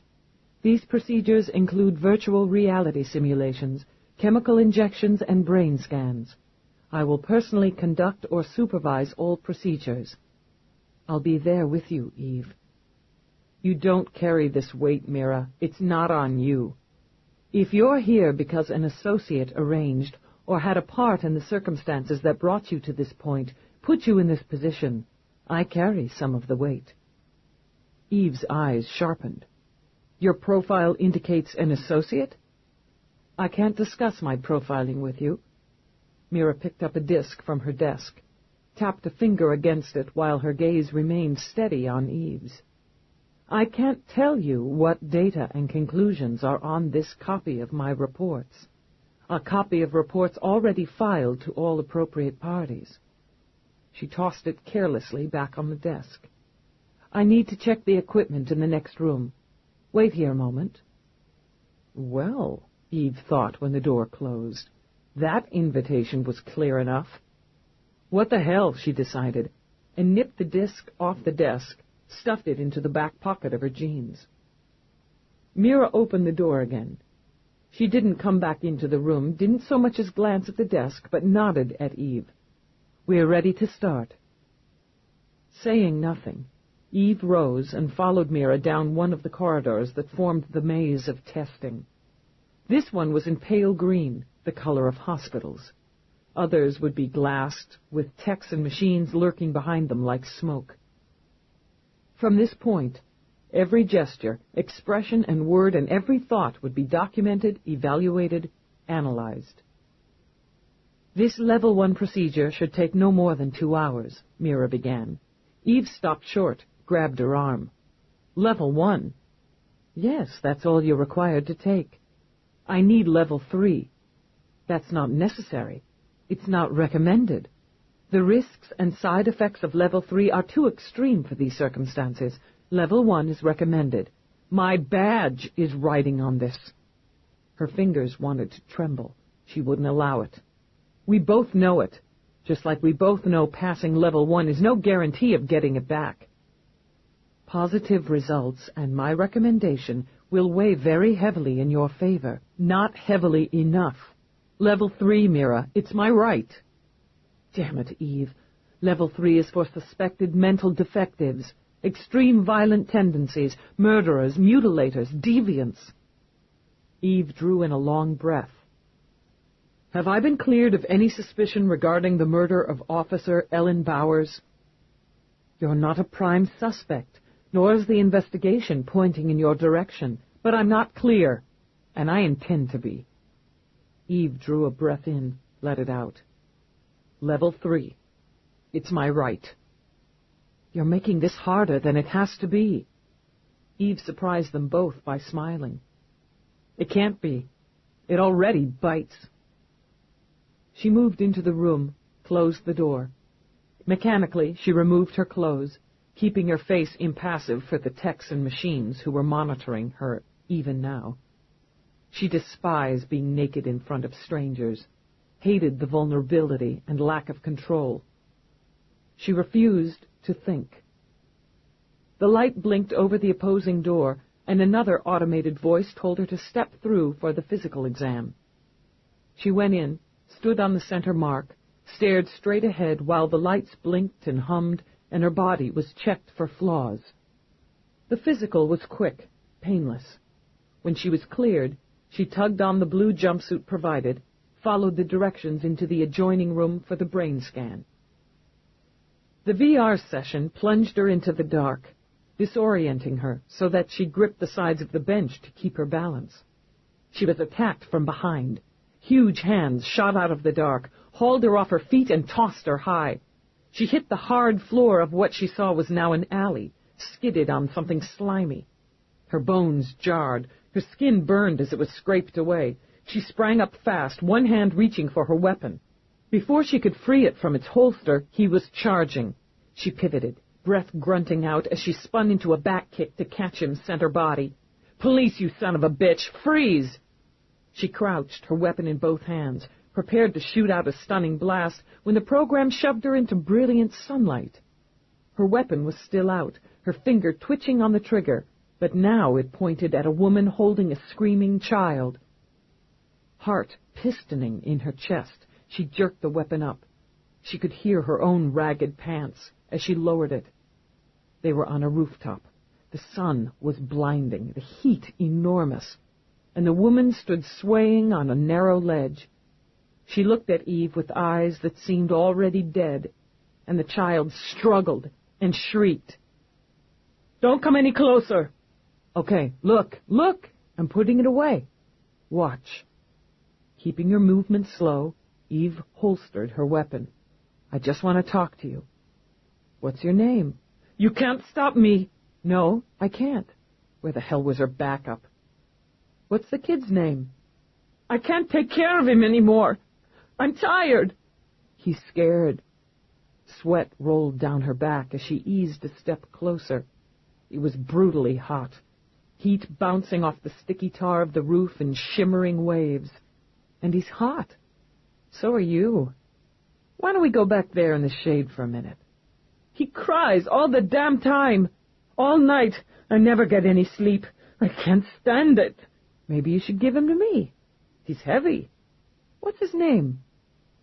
Pete? Sweat poured off the woman's face, had her short dark hair sticking in ringlets to her cheeks. He's sick. We're both sick. So what's the point? The child was screaming, one shrieking wail after another. The sound of it sliced her head, her heart. I know some people who can help. You're just a fucking cop. You can't do shit. If you jump, nobody can. Jesus, it's hot out here. Let's go inside, figure this out. The woman let out a weary sigh. Go to hell. Eve made the leap, caught the boy around the waist as the woman leaned forward. His screams were like razors scraping over her brain as she made one desperate grab. She hooked the woman under the armpit, dug in desperately while her muscles trembled and threatened to rip. The toes of her boots slapped hard into the wall of the ledge to keep the weight from sending them all to the sidewalk below. Hold on! God damn it! Sweat poured into her eyes, stinging, blinding while she struggled for better purchase. The boy was wiggling like a wet fish. Grab onto me! She shouted as the woman stared up at her with eyes already empty. Sometimes you're better off dead. You should know, Dallas. The woman smiled as she said Eve's name, and she laughed as Eve's grip began to slip. Then she was in another alley, shivering, curled into a ball of pain and numb shock. And she was a child, battered and broken, without a name, without a past. They were using her own memories now, sliding them in from her early data records. She hated them for it, hated them with a rage that simmered nastily under a slick coat of panic. An alley in Dallas, a young girl with a bloody face, a broken arm, and nowhere to run. God damn you. Damn all of you. She's not part of this. She wanted to scream it, to fight her way clear of the influence and images being poured into her brain and crash through the glass wall. Her pulse began to race. Her rage began to rise, and with barely a blink, the program shifted her to the streets of Lower Manhattan on a frigid night. Bowers stood in front of her, leering. You stupid bitch! I'll bury you in complaints. Everyone's gonna know what you are. Nothing but a whore who fucked her way up the ranks. You've got a real problem, Bowers. Maybe after I finish writing you up for insubordination, threatening a superior officer, and being a general asshole, the department will find its balls and kick you clear. You will see who they kick. Bowers shoved hard, taking Eve back 2 steps. The fury was there, right there, shooting out of her heart, trembling in her fingertips. Don't put your hands on me. What the hell are you going to do about it? Nobody's here but you and me. You think you can come down on my turf and make threats? I'm not threatening you, I'm telling you. Keep your hands off me. Keep out of my face, keep out of my business, or you'll pay for it. I'm gonna ruin you. I'm gonna strip you bare and expose you, and there's not a damn thing you can do to stop me. Yeah? Oh yeah, there is. Eve found the metal pipe in her hand, felt her fingers curl tightly around it, her muscles bunch and brace to swing. More annoyed than surprised, she tossed it aside, leaned in and grabbed Bowers by the front of her uniform coat. Put your hands on me again, and I'll knock you on your fat ass. File all the complaints you want. My rep will hold. But I promise you, I'll see you out of that uniform and off the streets before I'm done. You're a fucking disgrace." She released her in disgust, started to walk away. Out of the corner of her eye, she caught a blur of movement. She ducked, spun, and felt the pipe whistle by her head and ruffle her hair. "I was wrong," she said in a voice gone dangerously cold. "You're not a fucking disgrace. You're just crazy." Bowers bared her teeth as she swung the pipe again. Eve leaped out of reach, then went in hard. She caught a glancing blow on the shoulder, used the pain and the momentum to push her body into Bowers. They went down in a tangled heap. Her hand closed over the pipe again, wrenched, twisted, and once again heaved it aside. She had her weapon out, her eyes glittering as she used it to jerk up Bowers's chin. "And you're finished." Breath ragged, she shoved Bowers over, yanked her arms behind her back, and fumbled in her pocket for restraints. "You're under arrest for assault with a deadly, you piss-faced, brainless bitch." Even as she started to smile, she found herself in the dark again, straddling a bloody mess, her hands thickly coated with gore.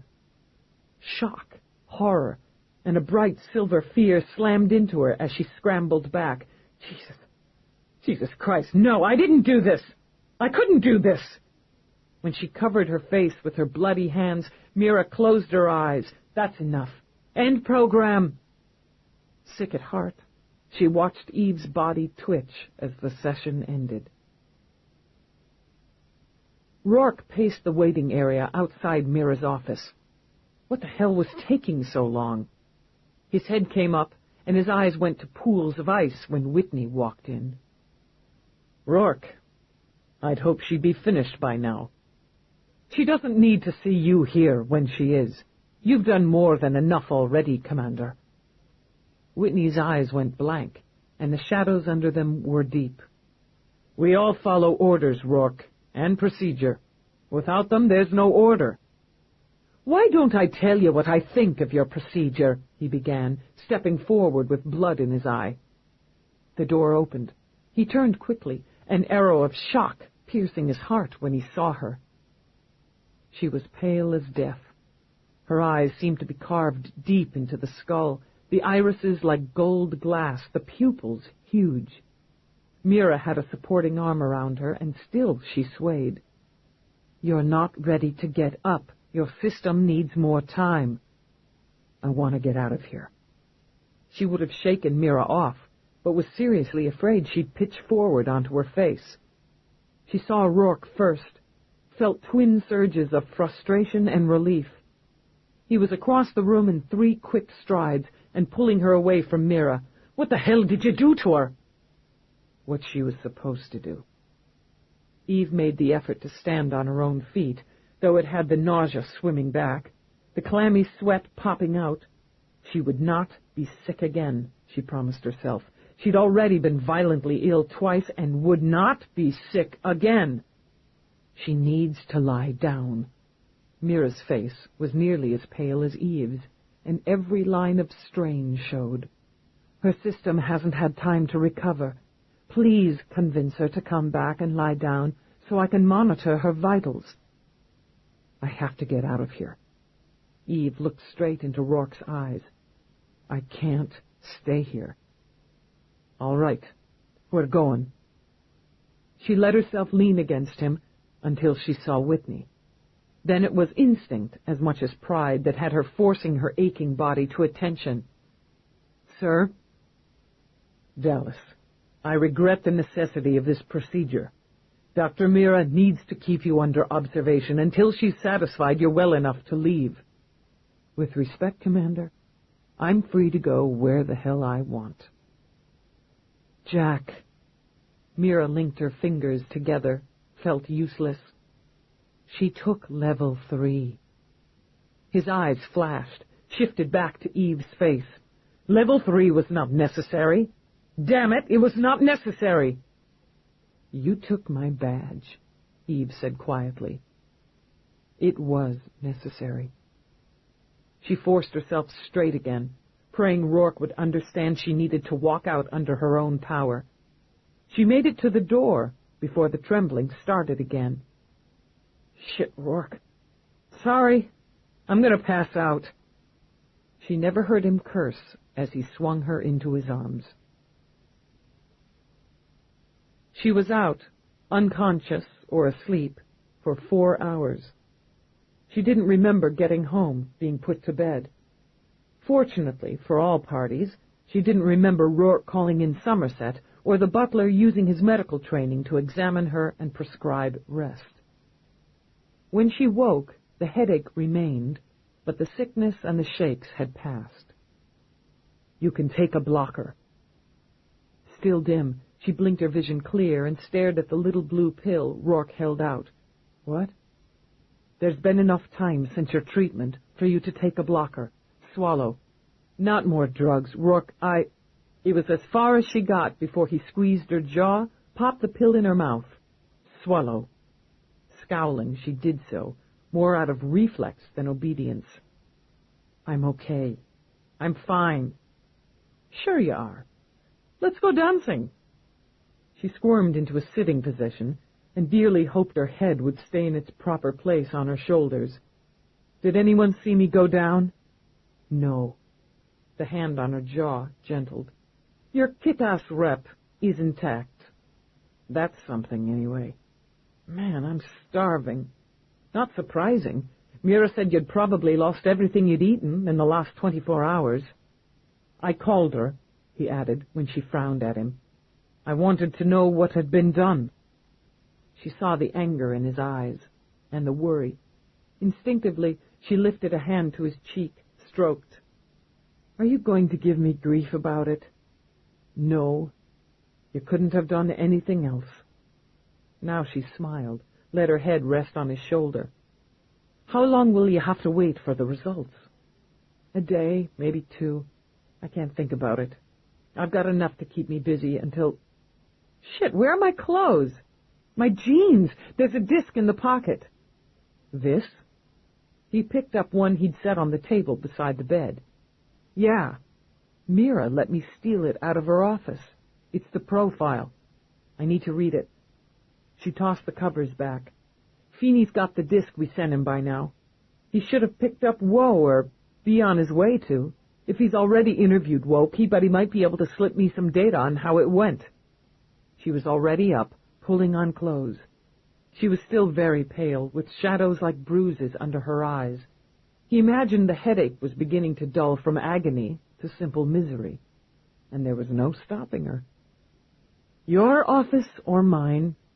Mine, she said, as she rummaged through a drawer and found one of her stash of candy bars. Hey! He snatched it out of her hand, jerked it out of reach as she made a grab. After dinner. You're so strict. Because her mouth was set for chocolate, she tried a soft-eyed smile. I've been sick. You're supposed to pamper me. You hate it when I do that. I'm sort of getting used to it, she said, as he pulled her from the room. No candy before dinner. We're having chicken soup, he decided. The ageless cure for everything. Since you're feeling so much better, he continued as they turned into her office, you can get it while I bring up Mira's profile. She wanted to be cranky about it. After all, her head was achy, her stomach raw, her system still slightly off. Any other time, she thought as she sulked in the kitchen, he'd have annoyed the hell out of her by keeping her in bed, guarding her like a damn watchdog. But when she'd actually maybe appreciate just a little hovering, he was giving her kitchen duty. And if she complained, damn him, he'd smirk at her. So she was stuck, she admitted, as she took a steaming bowl of impossibly fragrant soup out of the auto chef. And the first spoonful slid down her throat like glory, hit her abused stomach and nearly made her whimper in gratitude. She ate another, ignoring the cat who'd homed in on the scent and was wrapping himself around her ankles like a furred ribbon. Before she could stop herself, she'd eaten the entire bowl. Her head was clear, her system humming competently, and her mood wonderfully lifted. Licking the spoon, she eyed the cat. Why is he always right? Just a little talent of mine, Rourke said from the doorway, And damn it, he did smirk. He crossed to her, tapped a finger on her cheek. Your color's back, Lieutenant. And from the looks of you, the headache's gone and your appetite's just fine. He took out his own bowl, picked up a spoon, and strolled out. You've got a great ass, Ace, she commented when she followed him in. Now get it out of my chair. He grinned at her. Why don't you come sit in my lap? I don't have time for your perverted games. Because he didn't appear to be moving, she rolled a chair over beside his and studied the monitor. You have to skim through the shrink talk, she told Roarke. All the 50-credit words, mature, controlled, intelligent, organized. That's nothing you didn't know. No, but her profiles are gold in court, and they confirm the direction of the investigation. God complex, high level of medical knowledge and surgical skill, probably duality of nature, healer, destroyer. Eve frowned at that, leaning forward as she scrolled down the text. In breaking his oath to do no harm, he has put himself above the tenets of his profession. He is certainly, or was certainly, a doctor.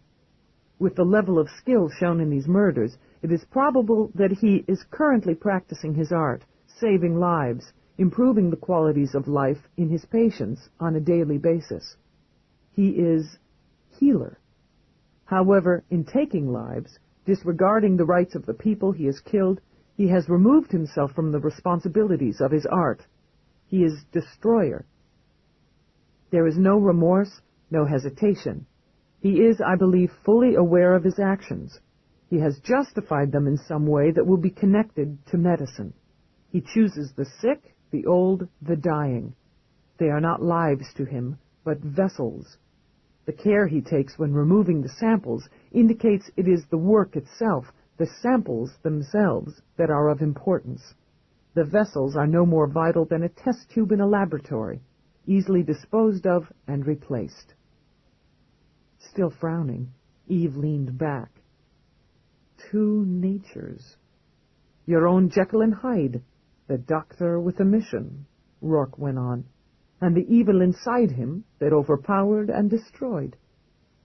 She pushed away, needing to move while her mind worked.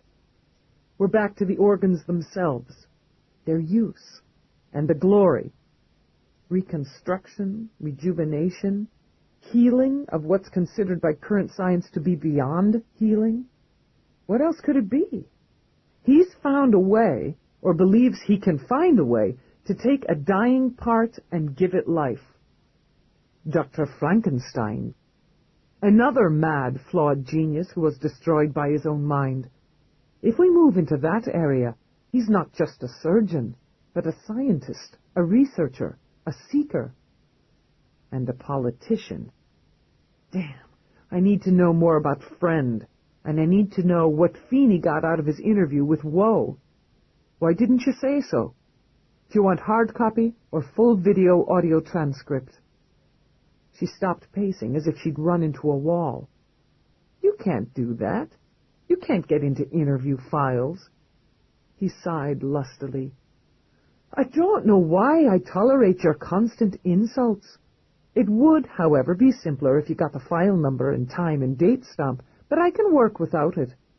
God, I don't want to know how you do it, and I don't believe I'm going to stand here and let you do it.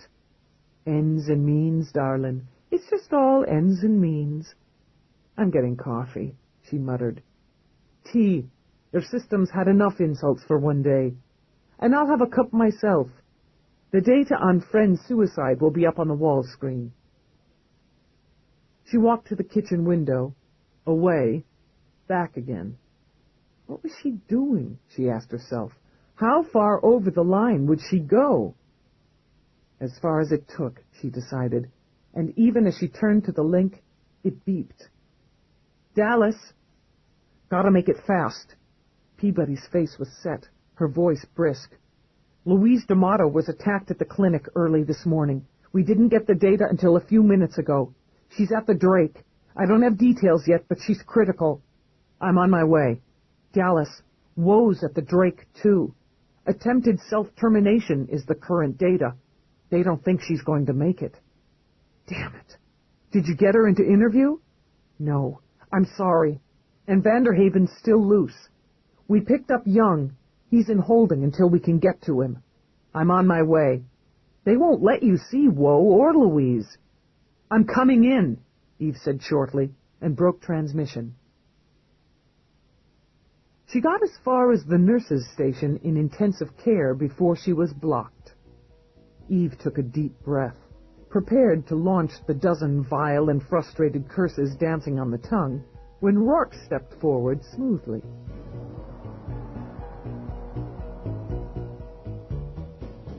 This is the end of Side 1. This program is continued on Side 2 of this cassette.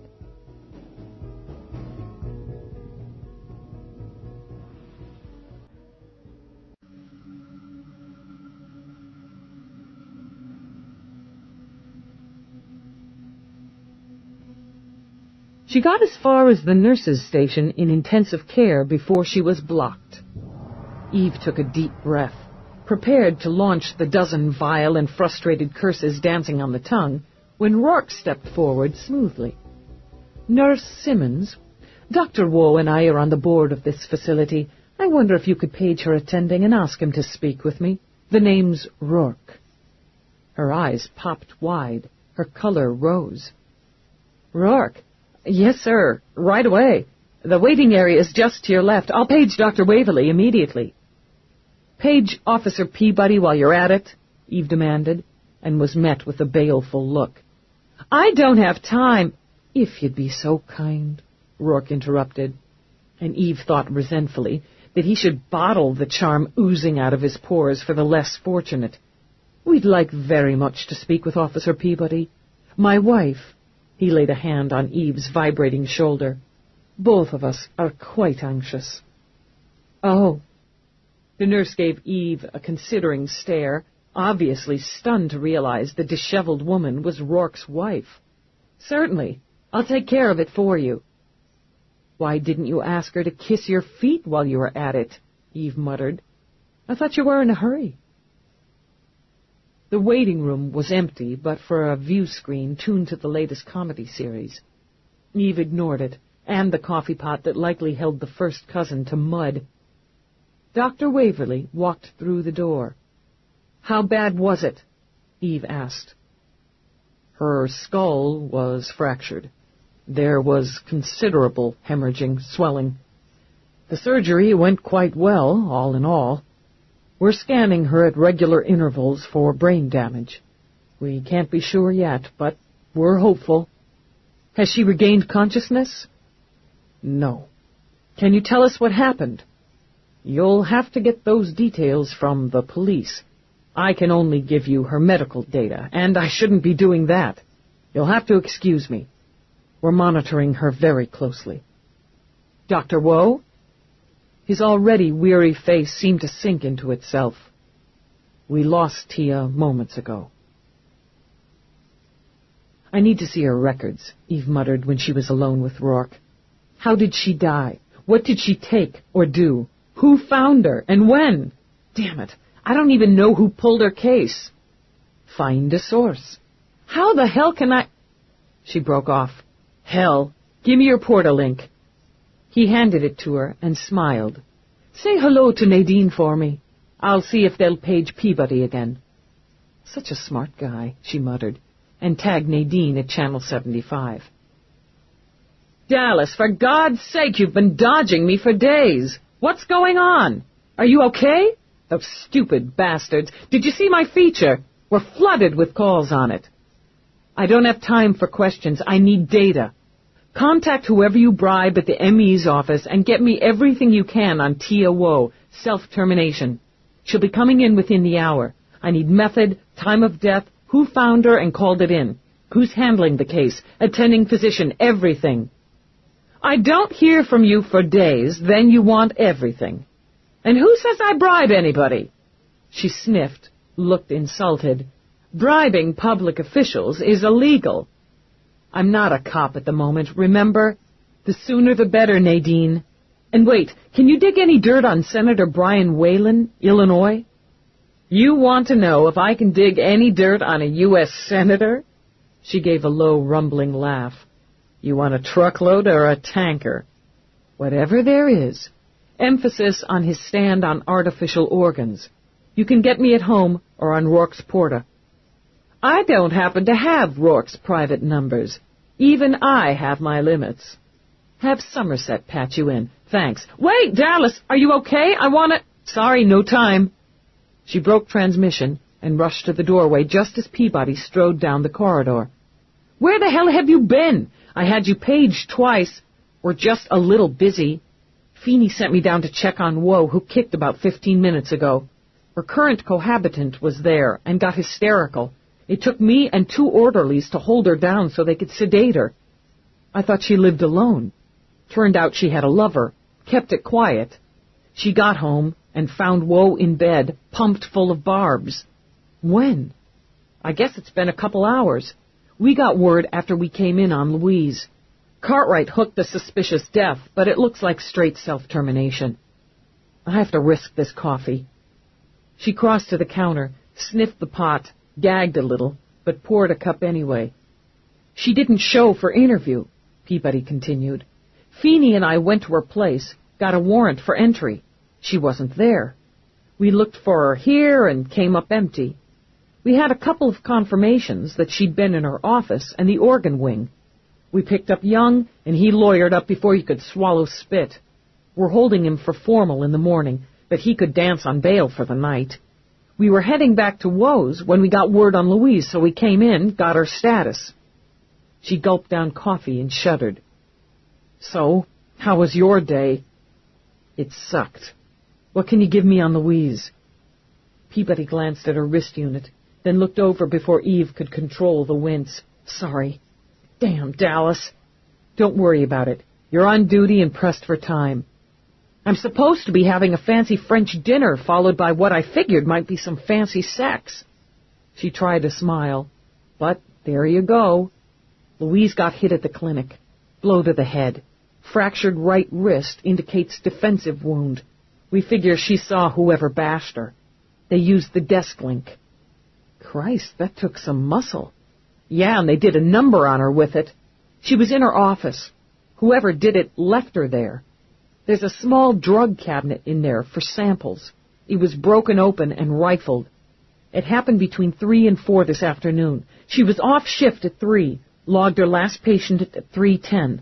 A doctor on the next rotation found her just after 4. They called it in and started work on her there. What's your take on her chances? It's a damn good center. Some of the equipment looks like it should be at NASA, too. She's had a fleet of doctors in and out of her room. We've got a uniform on the door 24/7. She finished off the coffee. I heard the nurses saying that she's young and strong. Her heart and lungs are prime. The brain scans haven't shown anything to worry about yet. But you can tell they want her to come out of it. The longer she stays under, the more worried they look. I have to ask you to call me if there's any change. I need to know. You don't have to ask. I should get back. Yeah. Tell Feeney I'm working on a couple of angles. I'll pass along anything that looks worthwhile. Will do. She started out, hesitated. I think you should know. Word is the commander's been dogging the chief. He's taken some pokes at IAB, and he's breathing down Baxter's neck to close off on Bowers. He's been over to the 162 to do some digging on her on his own. Basically, he's busting his ass to get you reinstated. Unsure how to feel, she simply stared. I appreciate you telling me. One more thing. Roswell's personal account showed regular deposits over the last 2 months of $10,000 a pop, all e-transfers. Her lips curved when Eve's eyes narrowed and gleamed. He's dirty. Feeney's already sicked Webster on him. Ties in nicely with Spindler's murder. Nice work. Roarke waited until she was alone before he came back in. He found her sitting on the arm of a sofa, staring down at her hands. You've had a long day, Lieutenant. Yeah. She rubbed her hands on her knees, shook off the mood, then looked at him. I was thinking about topping it off with something special. Is that so? How about a little nighttime B&E? His grin flashed. Darling, I thought you'd never ask. A quick scan of the clinic showed her the sweepers had done their work, left behind their usual mess. The crime scene team's touch was evident in the sticky layer coating every surface. They've already lifted prints, swept for fibers, hair, blood, and fluids. Won't help much. God knows how many of the staff are in and out of this room in any given day. They've got their evidence bagged and tagged, but I don't want to touch or disturb anything that doesn't need to be. What you want's on the computer. Yeah, or on a disk if Louise had already found it. You start on the machine, I'll do the disks. When Roarke sat, making quick work of the pass lock feature, Eve went through the disks filed on the shelf, flipping through them by the corners. Each was labeled with the patient's name. Spindler's was missing. Frowning, she moved to the next file, scanning through. These appeared to be records of diseases, conditions, injuries. Straight medical shit, she thought, then stopped, eyes narrowing as she read. The label said simply, the Dallas Syndrome. I knew she was a smart-ass. Eve plucked out the disc. Damn smart. Got it. I haven't finished playing. Just run this, she began, then stopped to yank Rourke's portalink out of her pocket. Block video. Dallas. Lieutenant Peabody. Louise is awake. She asked for you. We're going to get you in, but it's got to be fast. I'm there. Come up the east side stairs. I'll get you through. Step on it. Close it up. Eve jammed the link back in her pocket. We gotta move. Already done. This time, I drive. It was just as well, Eve thought, as she bared her teeth and hung on. She had a rep for being nerveless and occasionally reckless behind the wheel, but compared with Roarke, she was a suburban matron manning a carpool. She did no more than hiss when he screamed into a parking slot in the center's garage. Saving her breath, she shoved out and pounded up the east side stairs. Faithful as a spaniel, Peabody yanked the door open. Waverly's going to be back with her in a few minutes. Just give me time to bump the uniform off the door and take over for him. Feeney's already inside, but she won't talk to anybody but you. What's her prognosis? I don't know yet. They're not talking. She looked up at Roarke. I can't let you in. I'll wait. I'll be quick, Peabody promised. Watch for it. She strode away, squaring her shoulders back to add authority. Eve moved smoothly to the end of the corridor, shifted slightly to bring Louise's door into view. She saw Peabody glance at her wrist unit, shrug, then jerk her thumb to indicate she'd take over duty while the uniform took a break. He didn't hesitate. Sprung, he hurried down the hallway toward food, coffee, and a chair. I won't be long, Eve promised. She made the dash, slipped through the door Peabody opened. The room was larger than she'd expected, and the light was dim. Feeney nodded and flipped the shield on the wide window, closing off the view from outside. Louise was propped in the hospital bed, the bandages wrapped around her head no wider than her cheeks. Scanners and IVs ran from her to machines and monitors that hummed and beeped and blinked with lights. She stirred as Eve approached the bed and opened eyes that were deeply bruised and blurry. A smile ghosted around her mouth. I sure as hell earned that $500,000. I'm sorry. Eve wrapped her fingers around the bed guard. You're sorry. With a weak laugh, Louise lifted her right hand. The wrist was cased in a clear stabilizer. Next time, you get your head bashed in, and I'll be sorry. Deal. I got the data. I put it on a disk. I've got it. Feeling helpless, Eve leaned over, laid her hand over Louise's uninjured one. Don't worry. You've got it? What the hell did you need me for? Insurance. Louise sighed, closed her eyes. I don't know how much good it'll do you. I think it goes deep. Scary. Christ, they gave me primo drugs here. I'm about to go flying. Tell me who hurt you. You saw them. Yeah. So stupid. I was pissed. Put the disc away for safekeeping, then figured I'd handle it myself. Confront the enemy on my turf. Ooh, fading out here, Dallas. Tell me who hurt you, Louise. I called her in. Let it rip. Next thing, caught me off guard. Never thought. Jan, faithful nurse. Get the bitch for me, Dallas. I can't kick her ass until I can stand up. I'll get her for you. Get all the bastards, she mumbled, then drifted off. She was coherent, Eve said to Feeney, hardly aware she still held Louise's hand. She wouldn't have been that coherent if there was brain damage. I'd say the lady has a hard head. Jan? He took out his memo pad. Nurse at the clinic? I'll pick her up. Eve slid her hand away, shoved it into her pocket as she battled impotence. Will you let me know? His eyes met hers over Louise. First thing. Good. Great. I'd better get out before I'm tagged. She stopped with her hand on the door. Feeney. Yeah? Peabody's a good cop. That she is. If I don't get back, ask Cartwright to take her. You'll be back, Dallas. God damn it, he muttered when she'd slipped out the door. God damn it. Roarke gave her the silence he thought she needed on the drive home. He was certain, in her mind, she was riding with Feeney and Peabody, standing beside the door of Jan's apartment, issuing the standard police order and warning. He closed his hand over hers and started upstairs. Best to use the unregistered equipment. I've had a unit working on searching for buried records at the lab. We may have hit. I've got the disc Louise made. I didn't give it to Feeney. She waited while he uncoded the door. He didn't ask for it. You've chosen your friends well. Ah, hard at work.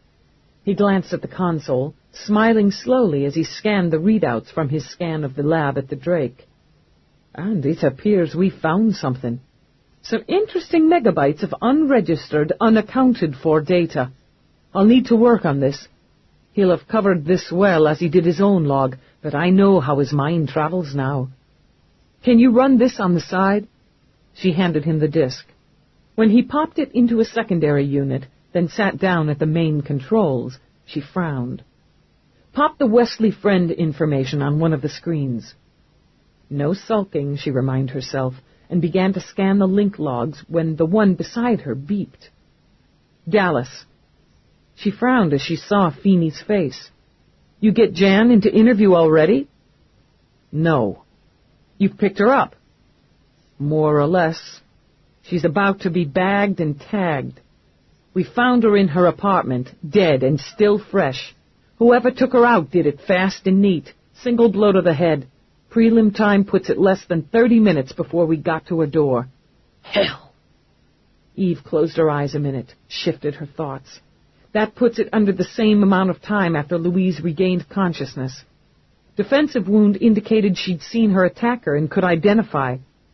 Somebody didn't want Jan to talk. Feeney pursed his lips, nodded. Follows. That puts it back at the Drake, Feeney. Woe's out.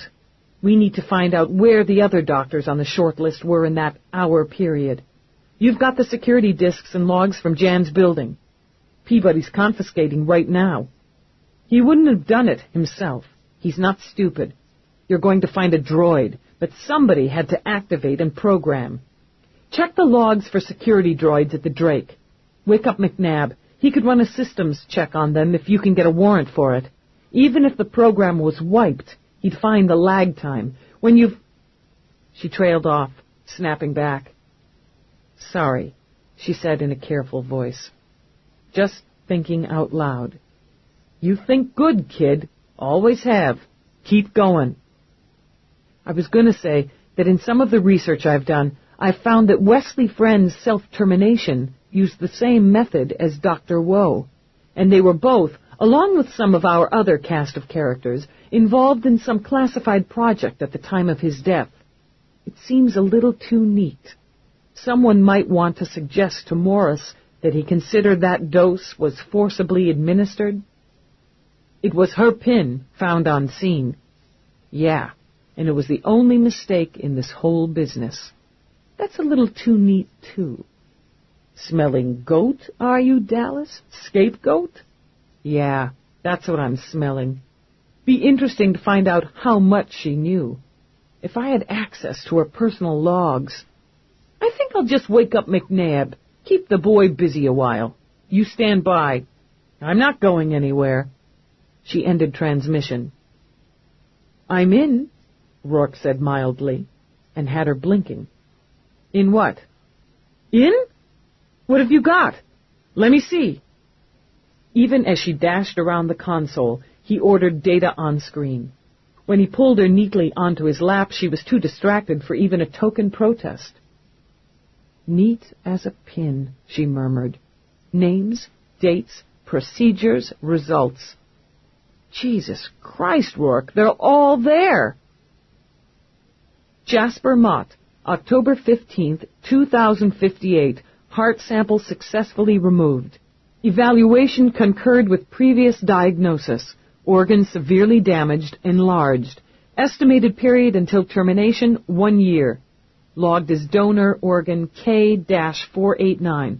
Regeneration procedure begun October 16th. Eve bypassed the rest, focused on her case, her first victim, Snooks.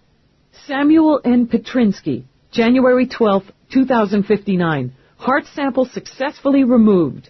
Evaluation concurred with previous diagnosis. Organ severely damaged. Arteries brittle and clogged. Cancer cells stage 2. Sample enlarged. Estimated period until termination, 3 months. Logged as brokered organ S-351. Regeneration procedure begun January 13th. She skimmed down the rest, out of her depth with the medical jargon, but the last line was easily understood. Procedure unsuccessful. Sample terminated and disposed of January 15th. They stole 3 months of his life, then failed and tossed his heart away. Look at the last one, Eve. She noted the name, Jalessa Brown, the date, the sample removed. January 25th, preliminary regeneration successful, stage 2 begun. Sample responding to injection and stimulation. Noticeable regrowth of healthy cells. Stage 3 begun January 26th. Naked eye exam shows pinkening of tissue. Sample fully regenerated within 36 hours of first injection. All scans and evaluations conclude sample is healthy. No indication of disease. Aging process successfully reversed. Organ fully functional. Well, Eve drew a deep breath. Applause, applause. Now let's fry their asses. How to do it was problematic. She could copy the data and send it to Feeney along the same route she had the other information. He'd have it in hand the next day. It would be enough for a warrant for search and seizure to drag high-level staff members into interview. It was a way, a completely unsatisfying way. She could go to the Drake Center herself, punch her way into the lab, record the data, the samples, pound on high-level staff members until they spilled their guts. It was not the way, but it would have been very satisfying. She tapped the disk she'd copied on her palm. Feeney will close it within 48 hours once he has this. It may take longer to round up everyone involved on at least 2 continents, but it'll stop. We'll put it in overnight now. He laid his hands on her shoulders, massaged the tension and fatigue. I know it's hard not being there at the end of it. You can comfort yourself knowing there wouldn't be an end in a couple of days unless you'd found the answers. You're a hell of a cop, Eve. I was. Are. Your test results and Mira's evaluation will put you back where you belong, on the other side of the line. He leaned down, kissed her. I'll miss you. It made her smile. You managed to wiggle in whichever side of the line I'm on. Let's get this data on its way. Which reminds me, We need to discuss this idiotic idea of yours about stuffing money in some account for me. I want you to take it back. All 5 million plus, or less the $500,000 you're donating to the Canal Street Clinic. Don't get smart with me, pal. I married you for your body, not your bucks. Darling Eve, that's so touching. And all the while, I thought it was my coffee connection. Love could swamp her at the oddest time, she realized. That didn't hurt. Tomorrow, you do whatever it is you do to zap it back out and close it down. And next time you... Louise. Oh, Christ. Head to the Drake. Head there now. Damn it. How did this slip by us? You think they'll go after her? They took out Jan. They can't let Louise talk. Ignoring jams and privacy, she used the car link and tagged Feeney on his communicator. Get to the Drake, she told him. Get to Louise. I'm on my way. ETA 5 minutes. They'll go for her, Feeney. They've got to go for her. She had data. We'll head out. She's under guard, Dallas. It won't matter. The uniform won't question a doctor. Contact him, Feeney. Tell him not to let anyone in that room. Confirmed. Our ETA, 15 minutes. We'll be there in 2, Roarke promised her as he flew across town. Waverly? Current president of AMA, chief of surgery, organ specialist, board member, affiliated with several top-level centers worldwide. She slapped a hand on the dash to keep her balance when he swung into the garage. Kagny. He's her uncle, but he's chief of staff, chairman, and one of the most respected surgeons in the country. Hans Vanderhaven, international connections. God knows where he is right now. If not them, there are others who can walk right in and get to her without anyone blinking twice. There must be a dozen ways to off a patient, then cover the tracks. She sprang out of the car, raced for the elevator. They don't know she's talked to me. She's smart enough to have kept that to herself, maybe to play dumb if anybody tries to pump her. But they might have gotten something out of Jan before they killed her. They've got to know by now she has data on the calls, asked questions, made accusations. She watched the numbers light above the door, willed them to hurry. They'd wait until the floor was quiet, until the change of shifts, most likely. We won't be too late, she promised herself, and sprang out of the elevator the moment the doors opened. Miss! A nurse came scrambling around the desk as Eve rushed by. Miss, you're required to check in at the desk. You're not authorized. Racing after them, she dragged out her beeper and called security. Where's the uniform assigned to this door? Eve demanded, shoving and finding the door itself secured. I don't know. Grim-faced, the nurse moved over to block them from the door. This is a family or authorized personnel-only area. Unlock this door. I will not. I've called security. The patient in this room is not to be disturbed as per doctor's orders. I'll have to ask you to leave. Rearing back, Eve broke the door open with 2 vicious kicks. Her clutch piece seemed to leap into her hand as she ran through. Oh, God. God damn! The bed was empty. The nurse sputtered when Eve whirled on her, grabbed her by the collar of her pale peach uniform smock. Where's Louise? I don't know. She's supposed to be here. She was logged out as not to disturb when I came on shift 20 minutes ago. Eve, here's your uniform. Roarke was crouched on the other side of the bed, testing the unconscious cop's pulse. He's alive. Sedated heavily, I'd say. Which doctor logged her as not to be disturbed? Her attending, Dr. Waverly. Do something for that uniform, she ordered the nurse. Cops will be here in 10 minutes. I want you to order this building sealed, all exits. I don't have the authority. Do it, Eve repeated. She spun on her heel. Organ wing, best guess. We'll have to separate when we get there. We can't cover the whole wing in time unless we do. We'll find her. They hit the elevator together. Here, take my piece. Thanks, Lieutenant, but I have my own. His face was cold and set as he drew out a sleek 9mm, a weapon like all handguns that had been banned decades earlier. Shit, was all she had time to say. I'll go east, you take the west side. Don't fire that weapon unless... She began, but he was out and gone. She got her bearings and moved down the corridor, sweeping with her weapon as she came to a turn or a door. She fought the urge to rush. Each new area had to be carefully searched before she moved to the next. She knew she was being led when the doors that should have been locked gave way as she approached. "Okay, you son of a bitch," she whispered. "You want a one-on-one? So do I." She made another turn, faced double doors fashioned of heavy opaque glass. There was a palm plate, a cornea scanner, timed locks, a computerized voice activated as she stepped forward. "Warning, this is a secured area. Authorized level 5 personnel only. No entry without authorization." The doors slid smoothly open. "I guess I've just been authorized." "Your tenacity is admirable, Lieutenant. Please come in." Waverly had removed his lab coat. He was dressed as if for an elegant evening engagement, in a perfectly cut dark suit with a silk tie. His gold caduceus glinted in the bright lights. He smiled charmingly and held a pressure syringe against the pulse in Louise's throat. Eve's heart bumped once, hard against her ribs. Then she saw the gentle rise and fall of Louise's breasts. Still breathing, she thought, and she intended to keep it that way. "You got sloppy in the end, Doc."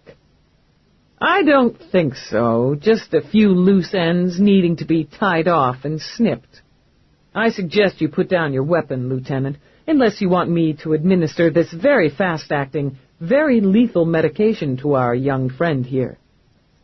"Is that the same stuff you used on Friend and Woe?"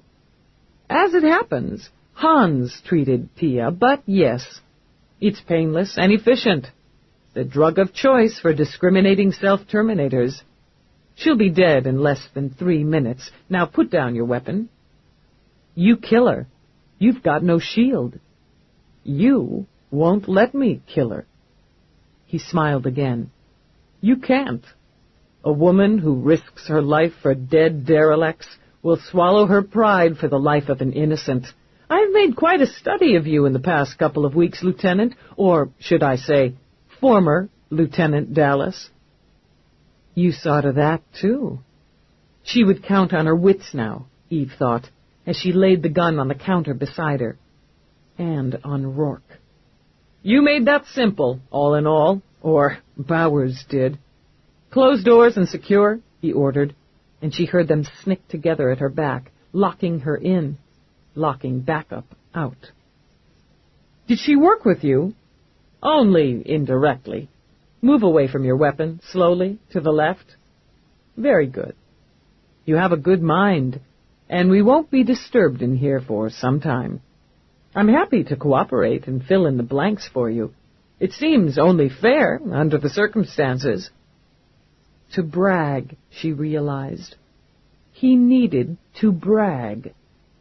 Arrogance, God complex.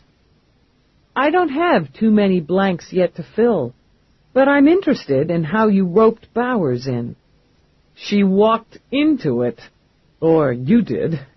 She turned out to be a handy tool to get rid of you, since threats didn't do the job, and bribery seemed absurd, considering both your record and your financial situation. You cost this area of the Drake a very expensive security droid." "Well, you've got more." "Several. One is even now dealing with your husband." The flash in her eyes delighted him. "Ah, that concerns you, I see. I've never been a believer in true love, but the two of you do make a lovely couple." "Did." "Roarke isn't easy to deal with. He doesn't trouble me overmuch." The arrogance seeped through as Waverly shrugged. "Now, the two of you together were an irritant, but...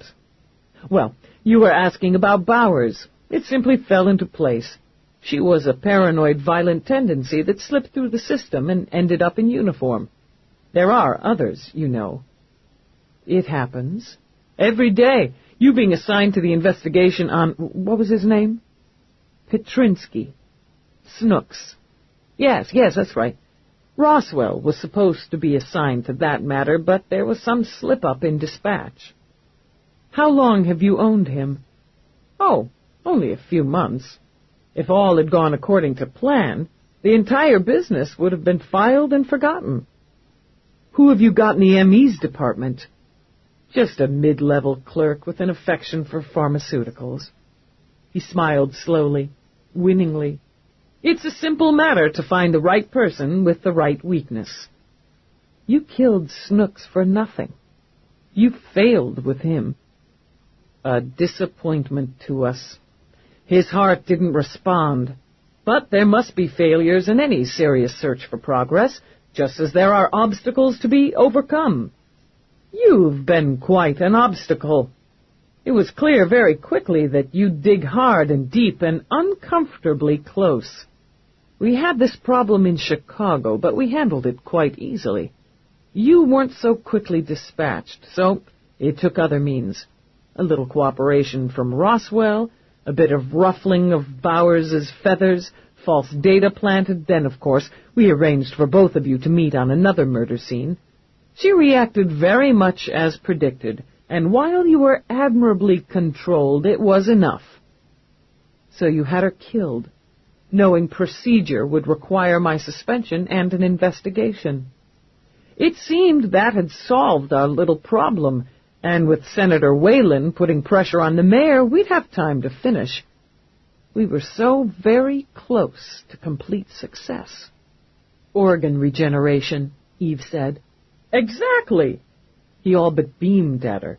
You have filled in blanks. I told the others you would. Yeah, I've filled them.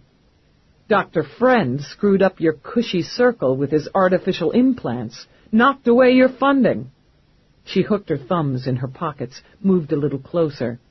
You'd have been pretty young then. Maybe just getting your toehold must have pissed you off. Oh, it did. It took me years to establish myself enough to gather the resources, the team, the equipment, to competently continue the work we'd been doing when Friend destroyed it. But Tia, she believed in me, in my passions. She kept me well informed. Did she help you kill him? No, that I did unassisted.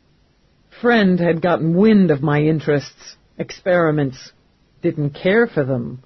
He intended to use his influence to cancel my funding, pitiful as it was, to research the regeneration of animal organs. I canceled him and his little project first. But then you had to go under, she said, easing forward with her eyes steady on his. You planned to move to human organs eventually, so you covered your tracks, and covered them well. Enlisted some of the very best hands and minds in the medical field, and all's well that ends well. Watch your step. She stopped at the foot of the gurney, laid a hand casually on the guardrail. You know they've got Young. He'll roll over on you. He'd die first, Waverly chuckled. The man is obsessed with this project. He sees his name shining in medical journals for the ages. He believes I'm a god. He would bite through the artery in his own wrist before he'd betray me. Maybe. I guess you couldn't count on that kind of loyalty from Woe. No, she was always a risk, always on the outskirts of the project. A skilled doctor, but a fairly unstable woman. She began to balk when she discovered our human samples had been appropriated without permission. She didn't expect you to kill people. They're hardly people. And the others? In this arena? Hans believes as I do. Colin, he moved an elegant shoulder, he prefers to wear blinders, to pretend not to know the full extent of the project. Well, there are more, of course. An undertaking of this magnitude requires a large, if select, team. Did you send the droid after Jan? You found her already. He shook his head in admiration, and his hair gleamed like gold under the bright lab lights. My, that was quick. Well, of course. She was one of those loose ends. And what will Kagny say when you tell him Louise was another loose end? He won't know. It's very simple if you know how to dispose of a body in a health center. The crematorium is efficient and never closed. What happened to her will remain a mystery. What do you hope to gain? Is that the blank you can't fill? My God! We have done it!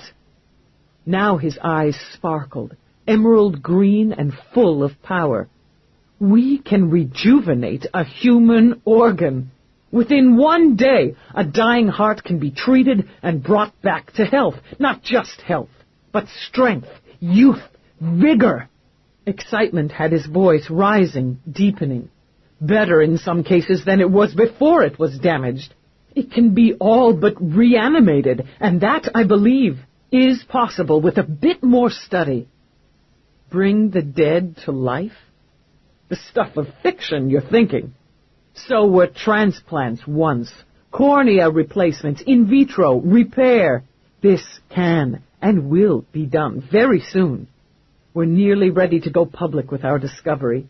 A serum that, when injected directly into the damaged organ through a simple surgical procedure, will regenerate the cells, will eradicate any disease.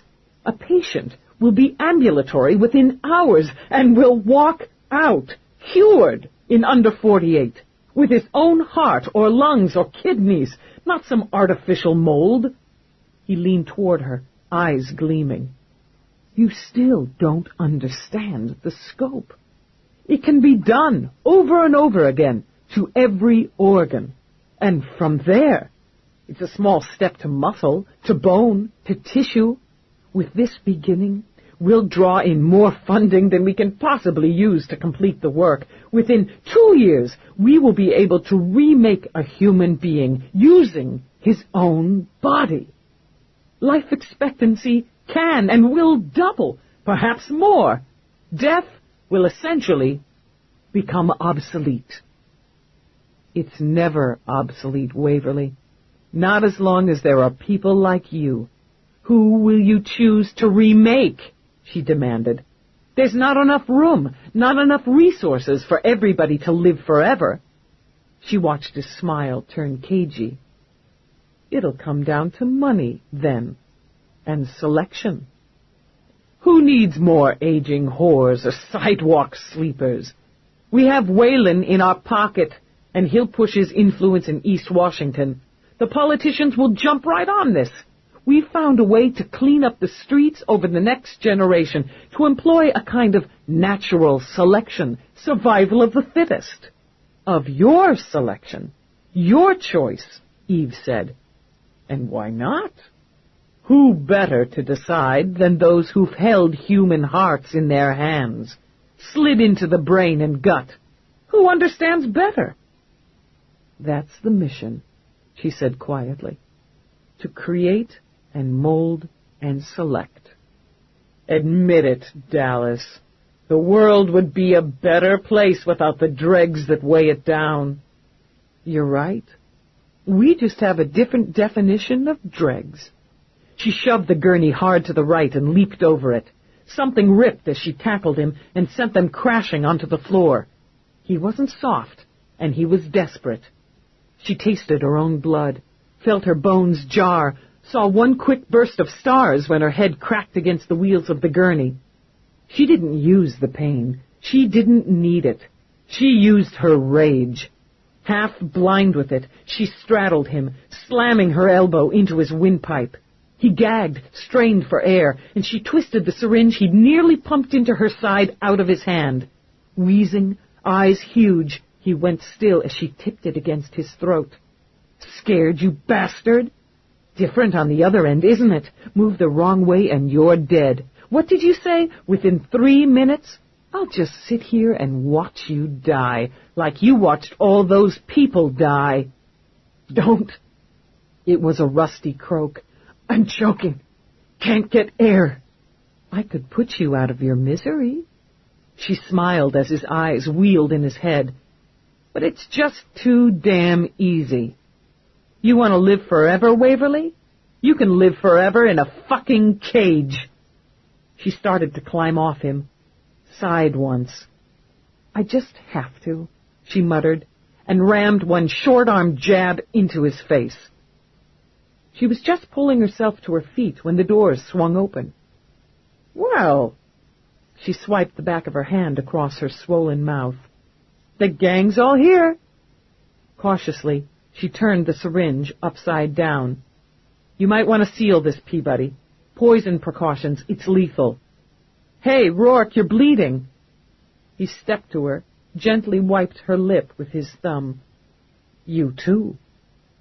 "Feeney, you can interview me when you clean up this mess. Somebody ought to take a look at Louise. He must have sedated her. She slept through this whole thing. And pick up Roswell, would you? Waverly rolled over on him." "It'll be a pleasure. Anybody else?" "Kagny and Vanderhaven, who happen to be in the city, according to Dr. Death here. There'll be more, here and there." She glanced back where Waverly lay unconscious. "He'll give it up. He's got no balls at all." She picked up her clutch piece, stuck it in her back pocket. "We're going home." "Good work, Dallas." For a moment, her eyes were absolutely bleak. Then she grinned, shrugged. "Yeah, what the hell?" Sliding her arm around Roarke, she walked away. She was dead asleep when the link beeped. For perhaps the first time in her life, she simply rolled over and ignored it. When Roarke shook her shoulder, she just grunted and yanked the cover over her head. "I'm sleeping here." "You just had a call from Whitney. He wants you in his office at Central in an hour." Shit, that can't be good. Resigned, she pushed the covers back, sat up. The test results and evaluation can't be in yet. It's too early. God damn it, Roarke. I'm busted. Let's go in and find out. Whitney stood behind his desk and gestured her inside. His gaze shifted briefly to Roarke. "Sit down, Dallas." "I'll stand, sir." They weren't alone in the room. As before, Tibble stood at the window. Others sat silently. Feeney with his morose face, Peabody with her lips clamped tight. Webster eyeing Roarke speculatively. Before Whitney could speak again, Mira hurried in. "I'm terribly sorry to be late. I was with a patient." She took a seat beside Peabody, folded her hands. Whitney nodded, then opened the center drawer of his desk. He took out her badge, her weapon, laid them in the center. Her gaze lowered to them, lingered, then lifted without expression. "Lieutenant Webster?" "Sir."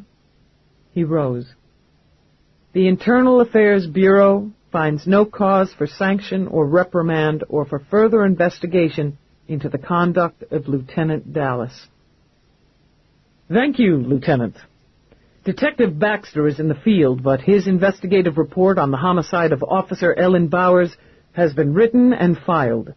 The case has been closed, and Lieutenant Dallas is cleared of any suspicion or involvement in that matter. This confirms your evaluation, Dr. Mira." "Yes, it does. The test results and evaluation clear the lieutenant in all areas and confirm her aptitude for her position. My reports have been entered into the subject's file." "So noted," Whitney said, and turned back to Eve. She hadn't moved, hadn't blinked. "The New York Police and Security Department offers its apologies to one of its finest for an injustice done to her. I add my own personal apology to it. Procedure is necessary, but it is not always equitable." Tibble stepped forward. "Your suspension is lifted and will be expunged from your record.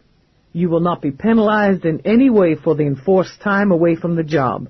The department will issue a statement to the media detailing what facts are deemed pertinent and necessary. Commander?" "Sir."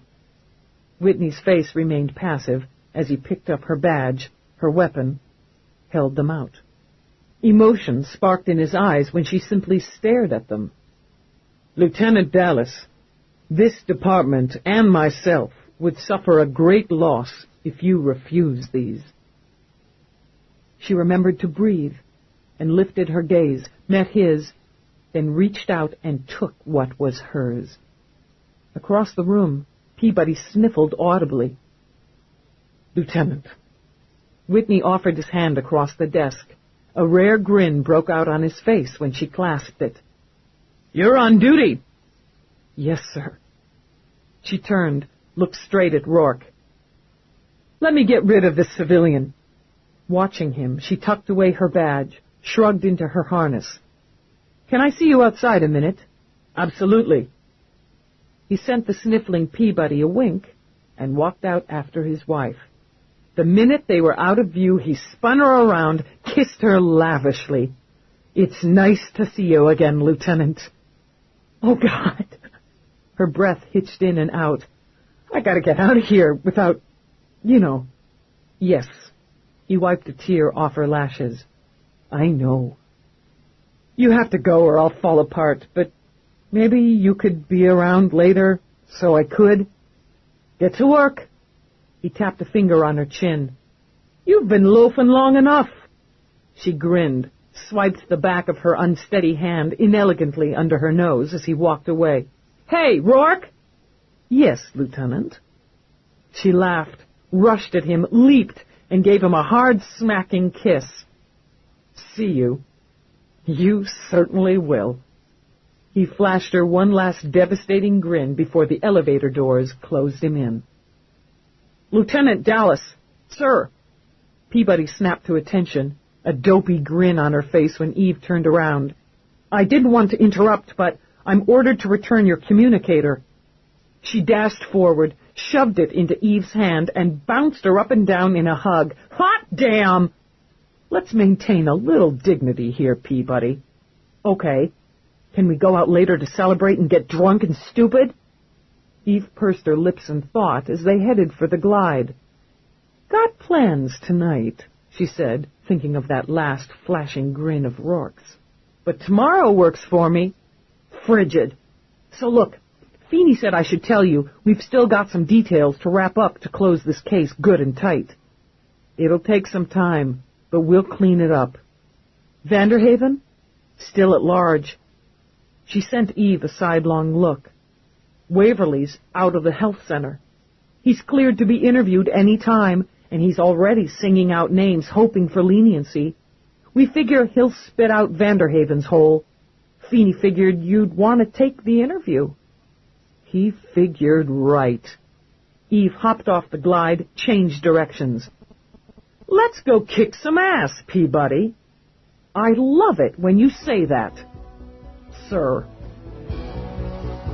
We hope you have enjoyed our presentation of Conspiracy in Death by J.D.Robb. Copyright 1999 by Nora Roberts. Read by Susan Erickson. Performance copyright 2002 by Brilliance Audio. All rights reserved.